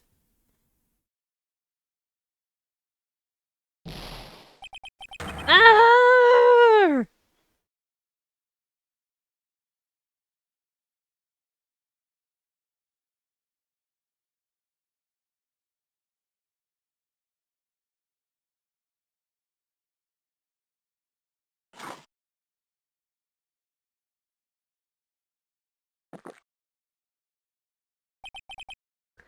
Just now, I saw her spirit in you. I never liked you. 6 years ago, you helped the woman who put me to sleep by hiding her bottle of poison. And then, while I was sleeping, you let Mia die.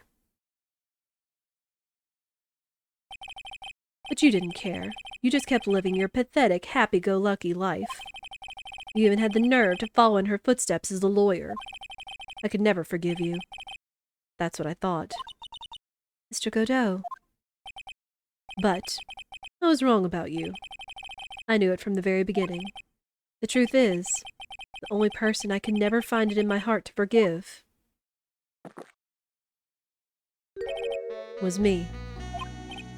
You yourself. I was the one that failed to protect Mia. Me and no one else. I tried to avert my eyes from the truth, to escape from the harshness of reality. I just couldn't face Mia's death head on, so I ran. I hid behind a mask, I threw away my true name. I couldn't even deal with being a defense attorney anymore, so I quit. But you saved Maya. Yeah, that was my plan. Up until just now, anyway. What do you mean? Are you listening, Maya? If I had really wanted to save you, then there's one person that I should have gone and talked to right away. Who would that be? Are you talking about Nick?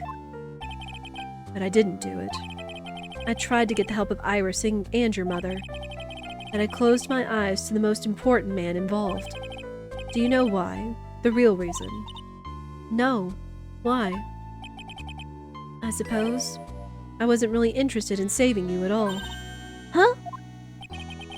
I think I was just trying to salvage what's left of my own broken soul. I was trying to make up for the fact that I couldn't save Mia. Nothing more. That's why I let you walk right into a situation that I knew was dangerous. Forgive me. You're wrong. You put your life on the line to save Maya. Was it really for Maya's sake? Even I'm not really sure. What do you mean by that? That night, in the darkness of the garden, when I saw her silhouette, a part of me must have known the truth. The truth that it wasn't really Dahlia Hawthorne standing there in front of me. It could have been Misty Faye, or even that little girl. But I still picked up that blade. It was like I was dreaming.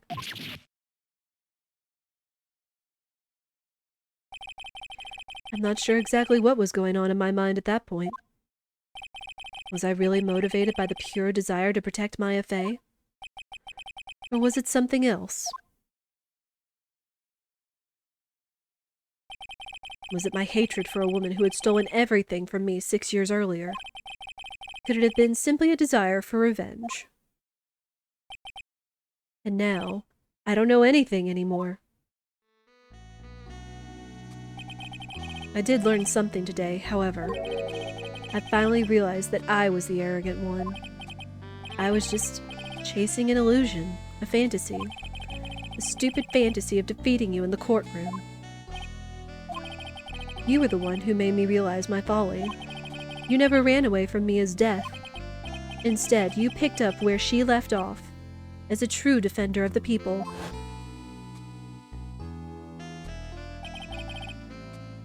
In that one moment, I understood everything.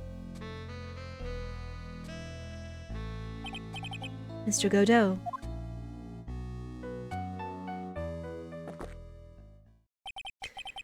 I think you already know this, but if you don't, my name is Diego Armando. Mr. Armando, I believe in you. I know you were trying to save me.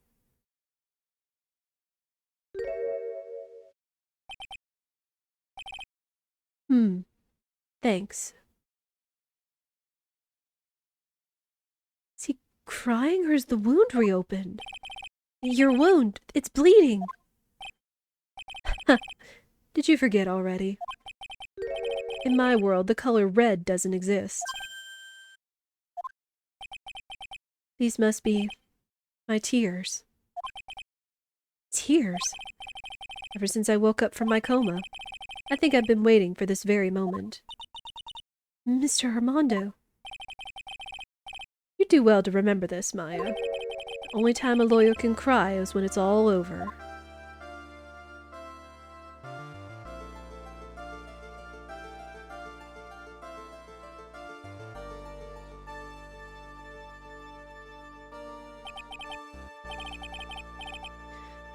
This time, it really is all over, isn't it?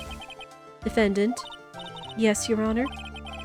Although you weren't directly involved in the murder, tampering with the body and the crime scene is a serious offense in itself. I understand, Your Honor. Mr. Armando explained that to me very carefully. I knew the risk and I willingly cooperated anyway. Very well. Before I hand down my verdict, is there anything you'd like to say? Well, there is one thing. I'd like to say something to Mr. Wright. I want to I want to apologize to you. Apologize? To me? For what? For the case 5 years ago, of course.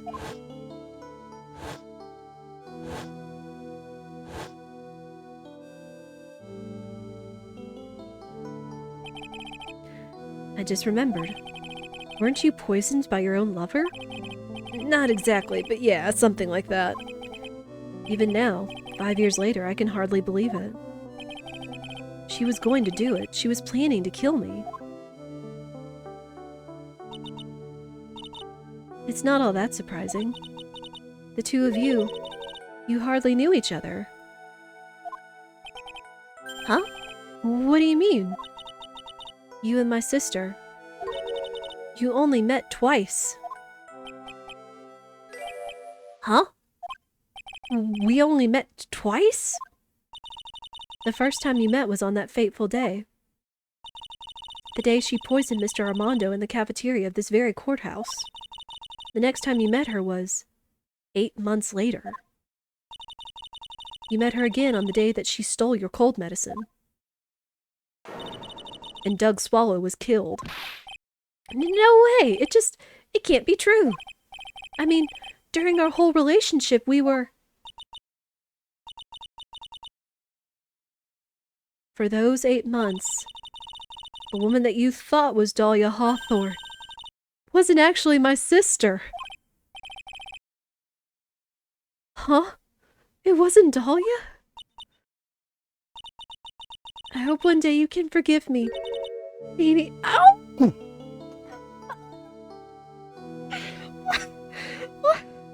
What?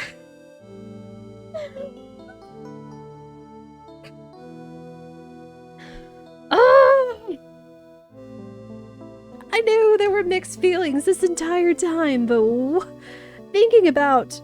Even when Phoenix said, I know why my stomach's been in knots since when Dahlia first came into the courtroom. Oh my gosh! It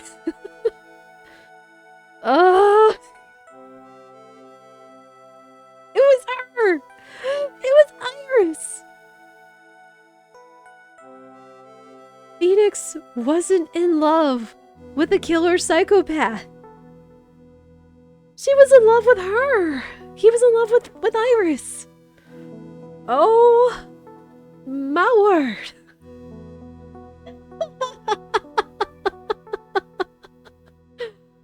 Oh. 8 months, eh? Spending a lot of time together in 8 months.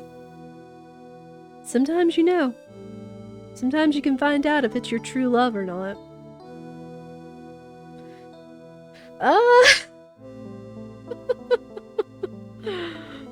Oh, this sweet, precious child. Alright, that's it. That's the ship. People have been trying to think about mistakenly about Maya, about Dahlia, but no! It is with this sweet soul, this sweet, strong soul. Oh my gosh. Oh,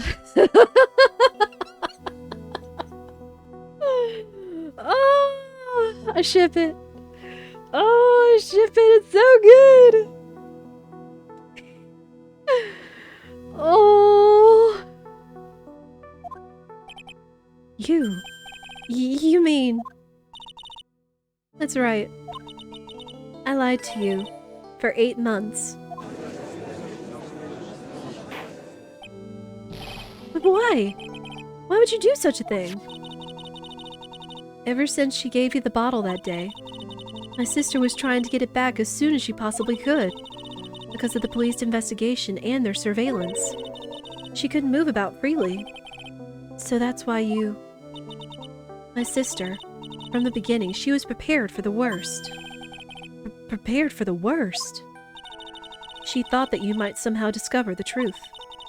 That's why she was always ready to deal with you at a moment's notice.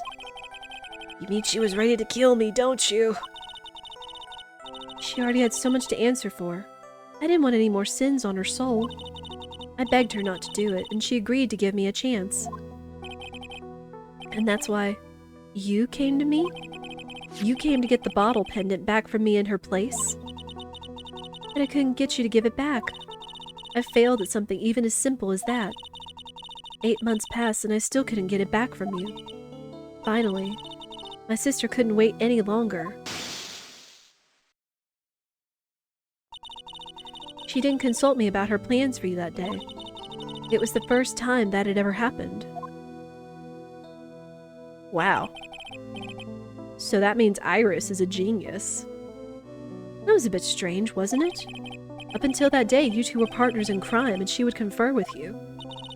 I think she must have noticed. Noticed what? My feelings for you. If I had found out she was planning to kill you, I would have done whatever was necessary to stop her, even if it meant her life or mine. Iris is best waifu! I don't care what you'll say! Iris! After spending those 8 months by your side, my feelings towards you, they changed. I have something to say to you too. Yes? You really are the person I always thought you were. Even after Dahlia Hawthorne was found guilty, I still believed in you. Oh, thank you. Oh, that's so wholesome. I love that. Oh my gosh, like, that is such a payoff for Phoenix for this entire game, and even practically right before he became a lawyer. That's such a big payoff, oh my gosh. I can't imagine that kind of release. That he's been having all these doubts this whole time, all these mixed feelings, and yet, just right then and there, just gone. It's been resolved with Dahlia, it's been resolved with Iris in those 8 months and everything. Oh, that's why he was so in love. Because it wasn't Dahlia, it was Iris, who was willing to do anything for him to save his life. I mean, that right there is true love, if nothing else. Ah! How many cups of darkness have I drank over the years? Even I don't know. I'll tell you though. Right now, this one here is the greatest cup I think I've ever had. Don't you think so, Phoenix Wright?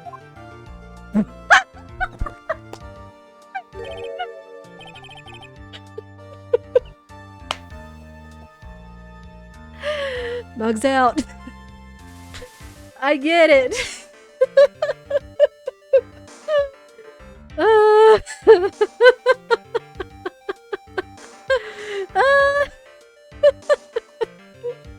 Oh my gosh.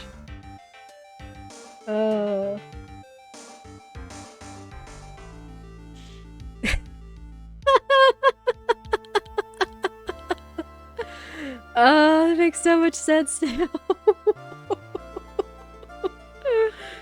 Expecting him to be wearing it. Hey, I guess now that Godot's turned over a new leaf and gained respect for Phoenix, why not share a cuppa before he goes to jail?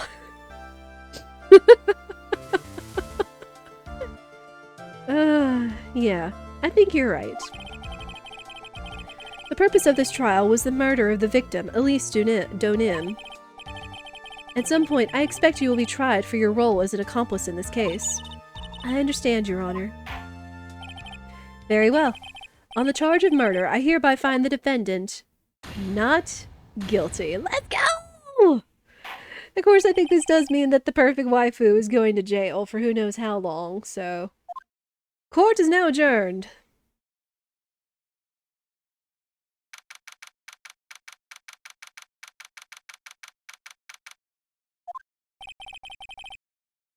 So I guess it's all over. The way everything ended. Was justice really served? The man who risked his life to save Maya is being sent to prison by my own hand. Of of course justice was served. Mia! I'm proud of you, Phoenix. Your defense was truly brilliant. But I couldn't save Mr. Armando. A man who cared so deeply for you. Also, we gotta say, Mr. Armando is probably an excellent husbando, so... At least for Mia. You're wrong, Phoenix. You did save Diego. You saved him in the only way possible. You mean, with that verdict? I think one day you'll understand, too. Phoenix, I want you to remember one thing. You were as good out there today as any defense attorney could ever hope to be. There's nothing more you can learn from me. Mia! You've accomplished something I wasn't able to. I owe you a great deal. Thank you. Mia. I'm sure we'll meet again, someday, Phoenix. I've handled lots of cases and seen a lot of things. And along this journey, I've found myself asking just one question. What does it really mean to defend someone? I suppose today's case produced one possible answer. Nick. Maya. I guess it's just like my sis said. Mia? What did she say? That night, when I channeled Mia to get her advice on what to do, this is what she wrote back in my notebook. Don't worry. Phoenix will save everyone in the end. Oh. But... come on, cut it out with that gloomy face. Can't you see? Me, sis, and I'm sure Iris, too. We owe you for everything you have done for us, Nick. Maya. How? How can you be so bright and chipper after all that's happened? You were brutally attacked. You even saw your mother murdered. Ouch! Francisca! Still as softy as always, Phoenix, right? Excellent work, right? Huh? Mr. Edgeworth? When did you get back? Oh, that's right. I guess no one filled her in on that. Edgeworth and Francisca have actually been helping me. Helping you? If these two hadn't been here on the first day of the trial, the defense wouldn't have gotten anywhere. Wow. But where were you, Nick? I heard he fell into a river and caught a nasty cold which forced him to sleep all day. Yes, he laid in bed shivering from his fever with Iris's hood pulled over his head. Oh, ouch. Talk about embarrassing, Nick. You definitely need more training. Anyway, thank you, Mr. Edgeworth. And you too. Francisca? I don't suppose... There's room for me in this group hug, is there? Oh, Larry. What's with the, longer than usual face? I realized something when I was reborn. I realized that Larry was never of use to anyone, not even once. And that's not true, right, Nick? What? You're asking me? Well, Nick, is it true? I've got a place in this world, right? Huh? Oh, yeah, of course. I knew it. Everyone would be better off if I were gone for good. No. Oh yeah. Those portraits you painted, they were really good. Isn't that right, Edgeworth? What? Me? Why are you making that face, huh, Edgy? Oh, well, yes, indeed. I certainly can't say they lack resemblance. Do you really mean it? What about you, Francie? Did I draw you well, too? What? My beauty can't possibly be captured by a mere crayon. Nevertheless, I recognize the effort you put into it, and that's worth something. You think you'll do it, like you promised? You're going to model for my next picture book, Francie's Whippity Whip Trip? Ah! Don't get carried away. It's like, I don't think she promised anything. Well, how about that? I guess painting portraits is the only thing I'm good at. The painting of Pearl was pretty darn good too, so if you ask me. Huh? Now that you mention it, I haven't seen her around. Pearls. Where could she have gone?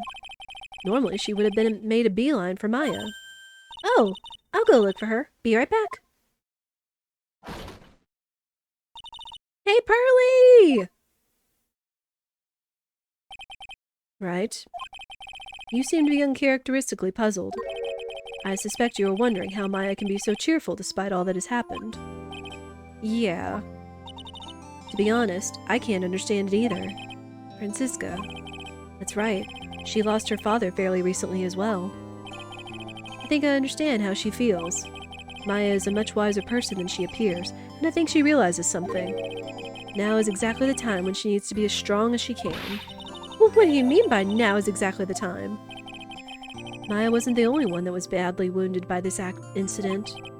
In fact, there was someone that was hurt far more deeply than she. I believe it's for that person that Maya is trying her best not to cry. Someone who was hurt more deeply than Maya. Edgeworth. I think I'm starting to understand, too. How? And tell me, Phoenix Wright, who is Maya Fey being strong for?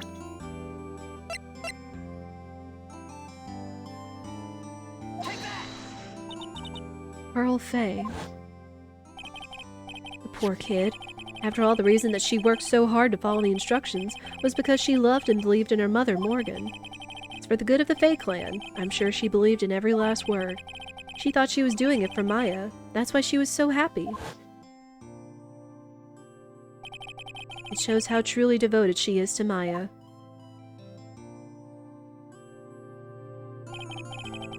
And it's a cruel irony that it was her exuberance that led to this tragedy.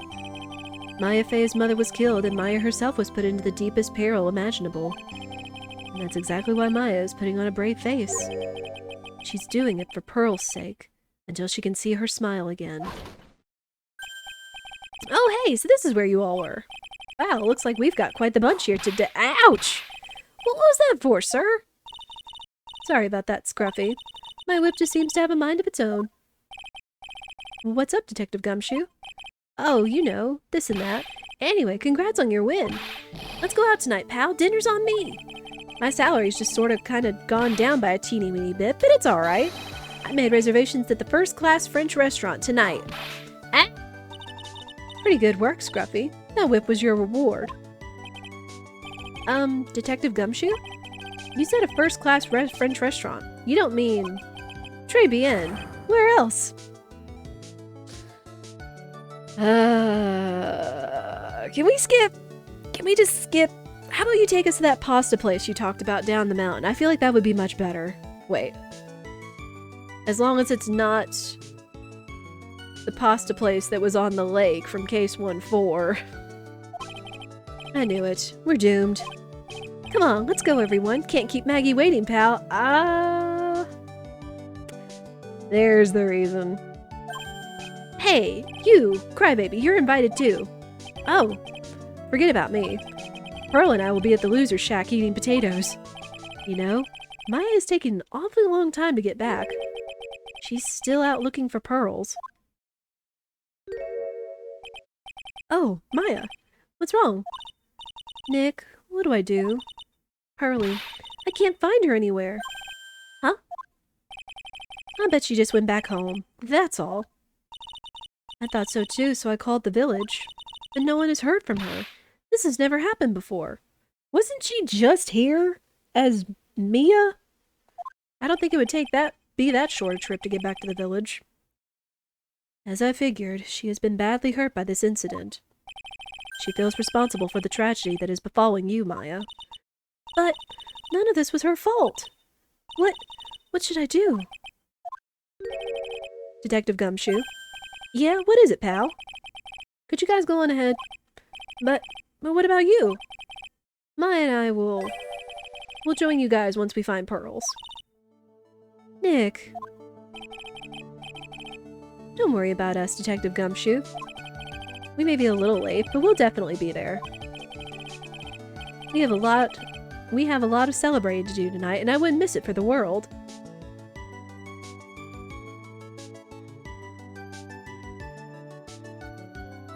What are you saying, Jonas? No, I'm pretty sure it was pearls. Anyway. Yeah, but you're the... Ah! Very well, Phoenix Wright. We'll go on ahead. Don't keep us waiting, right? We won't. But where should we look? Where could Pearlie have gone? Let's go, Maya. There's only one place I can think of that pearls might have gone to.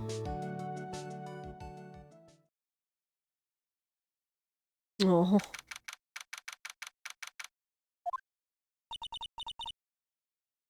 Hazakura Temple. For pearls, I bet this place is very important. After all, it's where this whole incident started. What's this? You're all back again so soon. Sister Bikini? I thought we'd be eating mashed potatoes alone tonight. So she's here? Pearly is here? She's in the training hall. Why don't you hurry along and go see her? Okay.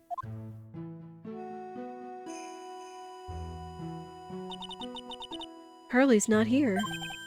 Ah! Maya, the hanging scroll. Ah! Someone cleaned it off. It's got to be pearls. Ah! Mystic Maya! Pearly! Why did you just leave like that? Mystic Maya. Mystic Maya!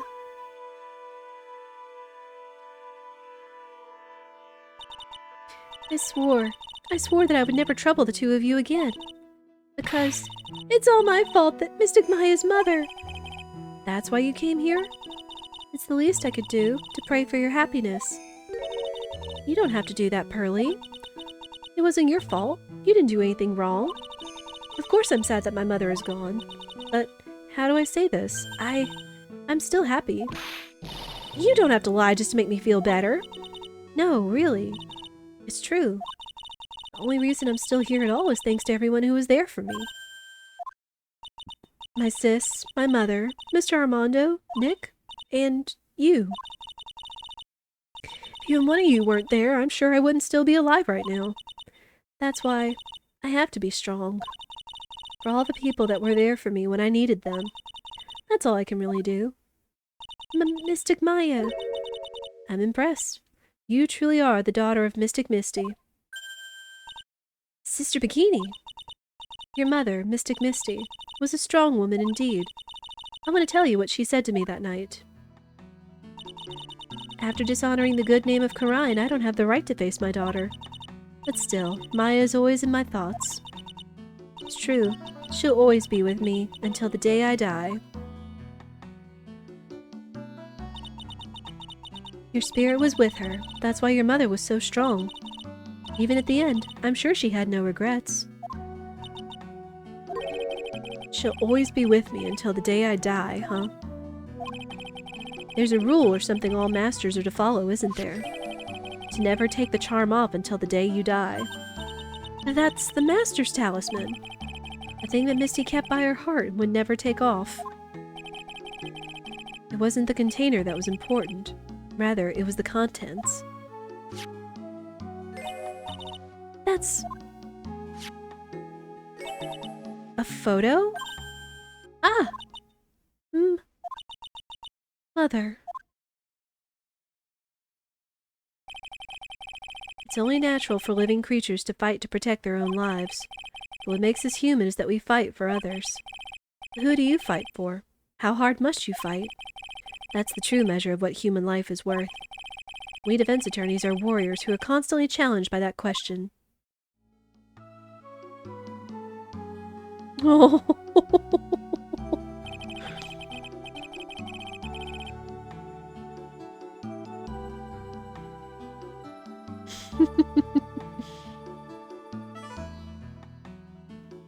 He's the little bump Maya, Mia. And of course they broke the Omnipot. Oh. Even when the battle is over and the bonds that connect us are severed, we always return, time and time again. Mia, Maya, Pearls, Mr. Armando, and Maya's mother, too. I learned that from all of them.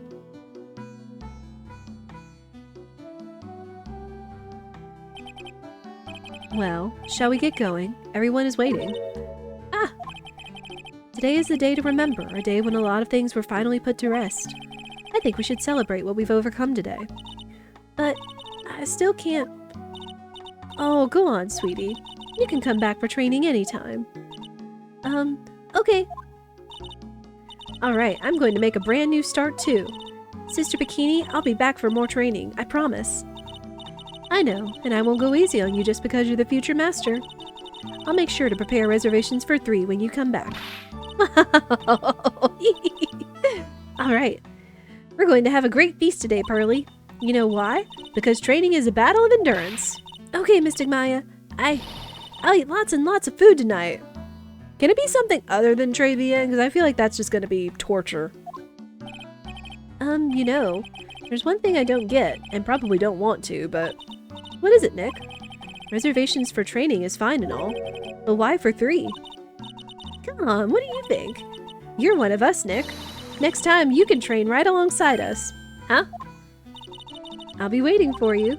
Sister Bikini will take special care of you. Huh? Huh? It'll be great, Nick. We're going to do the special course, naturally. Huh? Huh? Huh? That's a great idea. After all, Mr. Nick, you'd do anything for Mystic Maya, wouldn't you? Even walk on hot coals, right? We'll have a nice big meal right before we come next time. Right, Nick? You know, I was wondering if I could say just one little thing. Sure, of course you can. Oh, I love this part. I can't wait to hear it. I'm getting goosebumps too. Well then, here goes nothing.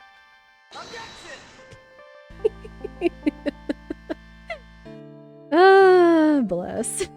But GG. That is it for the Ace Attorney trilogy. That is the end of Case 3-5, aside from Epilogue. I'll really have to work extra hard now. Master Karine and the office manager of Wright & Co. law offices, and I have to be a good big sister to Pearly and Nick too. Well, as long as I'm not locked up or captured or something like that.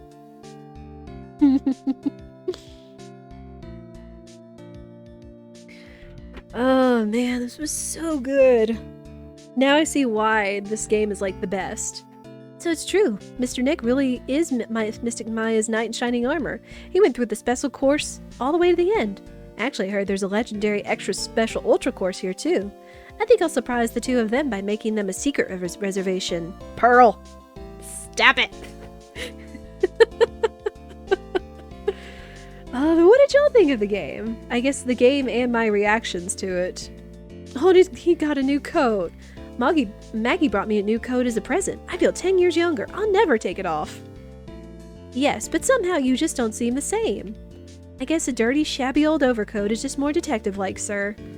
Don't worry about it. In the name of love, a man will soil himself silly. Well. Yeah, this was good. Mr. Wright, I am once again in your debt. Thanks to you, the Treasures of Karine exhibit was a great success. I even got to see Miss Von Karma, who I hadn't seen for almost a year. She taught me how to use a whip, and said that I must show you what I've learned. Francisca! Enjoyed the playthrough, hope you continue to the other games. Yeah! That will be an idea for next year, because I know that the Apollo trilogy is coming out sometime next year. Desi and I started a company called Mass to Mass Consulting. We're dedicated to stopping the evil plans of all the criminals in the city. Our motto is, cut it out, please! Pretty cute, huh? Well, we also sell plans to criminals as kind of a side business. I wonder if that's okay. Sometimes I think maybe we're the worst criminals. Yeah, I don't know much of anything. I played 5, but that was years ago. So, playing 4, 5, and 6 should be fun. I wanted to show my appreciation to Mr. Wright for exterminating Mr. Tigre, so I lent him $5,000. A special thick tea, one I mixed with my own 2 hands. I bet he's drinking it now. Win through compromise. So did she say she sent that to Nick or to Don Tigre? Who knows? Crazy stuff. I know what there's also investigations with Edgeworth. I'm just old in the way. I'm a wrinkly old clown of a man. At least that's what I thought. But my grandkids had a birthday party for me the other day. Talk about embarrassing. 69 years old and I cried like a baby with a dirty diaper. I mean, you gotta remember family. Also nice. As usual, we have an abundance of work to do. We've hired a new programmer to replace Glenn Elg. I do hope everyone will get along. His name is Adam Mata. As soon as I heard his name, I knew our brain circuits would align perfectly, because it's a palindrome? I guess that's the one thing that you have to qualify to work there, is just have your name be a palindrome. My, more reporters. Since the murder, we've made so much money I hardly know what to do. I think the magazines like us because I provide such a nice visual, especially in spring. I can hardly wait for Iris to come back. Man, when is Iris coming back? How long is she gonna be put away for? Like, she has to serve her time, of course, but how long is she gonna be gone? Dang it. We need to see more Iris. Okay. You've turned into such a respectable man, Feeny. It was so sweet of you and everyone else to come and visit me here the other day. Of course, I was happy that you constantly had your eyes on me, but I felt kind of bad when the little one slapped you so hard you got a nosebleed. Pearls. Stop it! Oh, Pearls.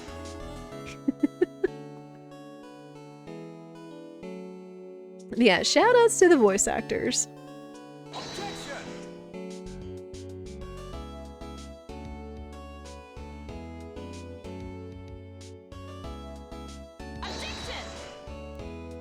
Alright, because Mia. And then, what? Godot. Yep. Godot and then, Francisca. Yeah, while these... Oh! Well, there went the cuff. But yeah, while these credits are going, we will go ahead and wrap it up, because we've been going for almost 8 hours. Of course, can't forget pain. Pain in the neck. But, yeah, I said we were going to finish it today on stream, and I meant it. As long of a journey as this is. So, oh, Lord. What's this? I'm back from a long and tiring vacation, and no one is here to greet me. I guess while I was gone, my little whippersnapper buddy quit, and now I've got no one. And what kind of lonely, crazy security room is this supposed to be anyway? Well, with all the flashing lights and switches, I feel like some sort of space alien. And now what am I going to do with all these macadamia nuts I brought back for everyone? Bring them over to Edgy Poo. I know you instant saw them. I can't really accept these, I'm afraid. I'm just too fragile for my poor heart. Find a gentleman who will treat me like a lady? Old bag. Oh my goodness. But yeah, this has been a blast. Like, I'm so glad that we played the trilogy this year. It's been a good time. I finally found something I love to do. Franzi's whippity whip trip is going to turn the art world on its head. I should have realized it sooner. Self-centered, lazy, antisocial. I'm an artist, a really good portrait artist. I'm not a loser after all. Oh, Larry. It doesn't say you should stop improving yourself, child. Oh, that actually is a really good portrait of them. It's so good. Oh.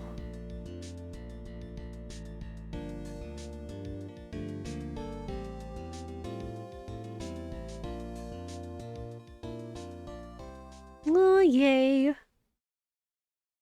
Okay, let me see. A lawyer cries once it's over. Bridge to the turnabout. Beat case 5 and we beat all of the trilogy. Oh, man. Okay, I know who I'm going to send you guys to now that we're done. But yeah, that is where we're going to call it. So thank you everyone so much for watching. Whether you've lurked or chatted, I appreciate all of you for being along for the journey. But yeah, some point down the future, maybe we'll look at the Ace Attorney investigations. We'll look at the Apollo trilogy sometime next year, maybe. But yeah, plan for tomorrow's kind of up in the air. I kind of have an idea. It's just a matter of when. So of course, if you enjoyed yourself, I do encourage you to follow so you know what we are doing and when. We're going to be trying to get back into the cute, wholesome short plays, the randos, SMRPG, and a bunch of other stuff, and other story playthroughs to come as well. So I hope you'll stick around if you've enjoyed yourself. If you want to continue to stay up with us as a community, you can also always join the community Discord through this link in the chat. So you get the schedule, going live notifications, you can get feedback and suggestions for games and other things we've done in the past and everything. And just being able to interact with a bunch of lovely people that you are.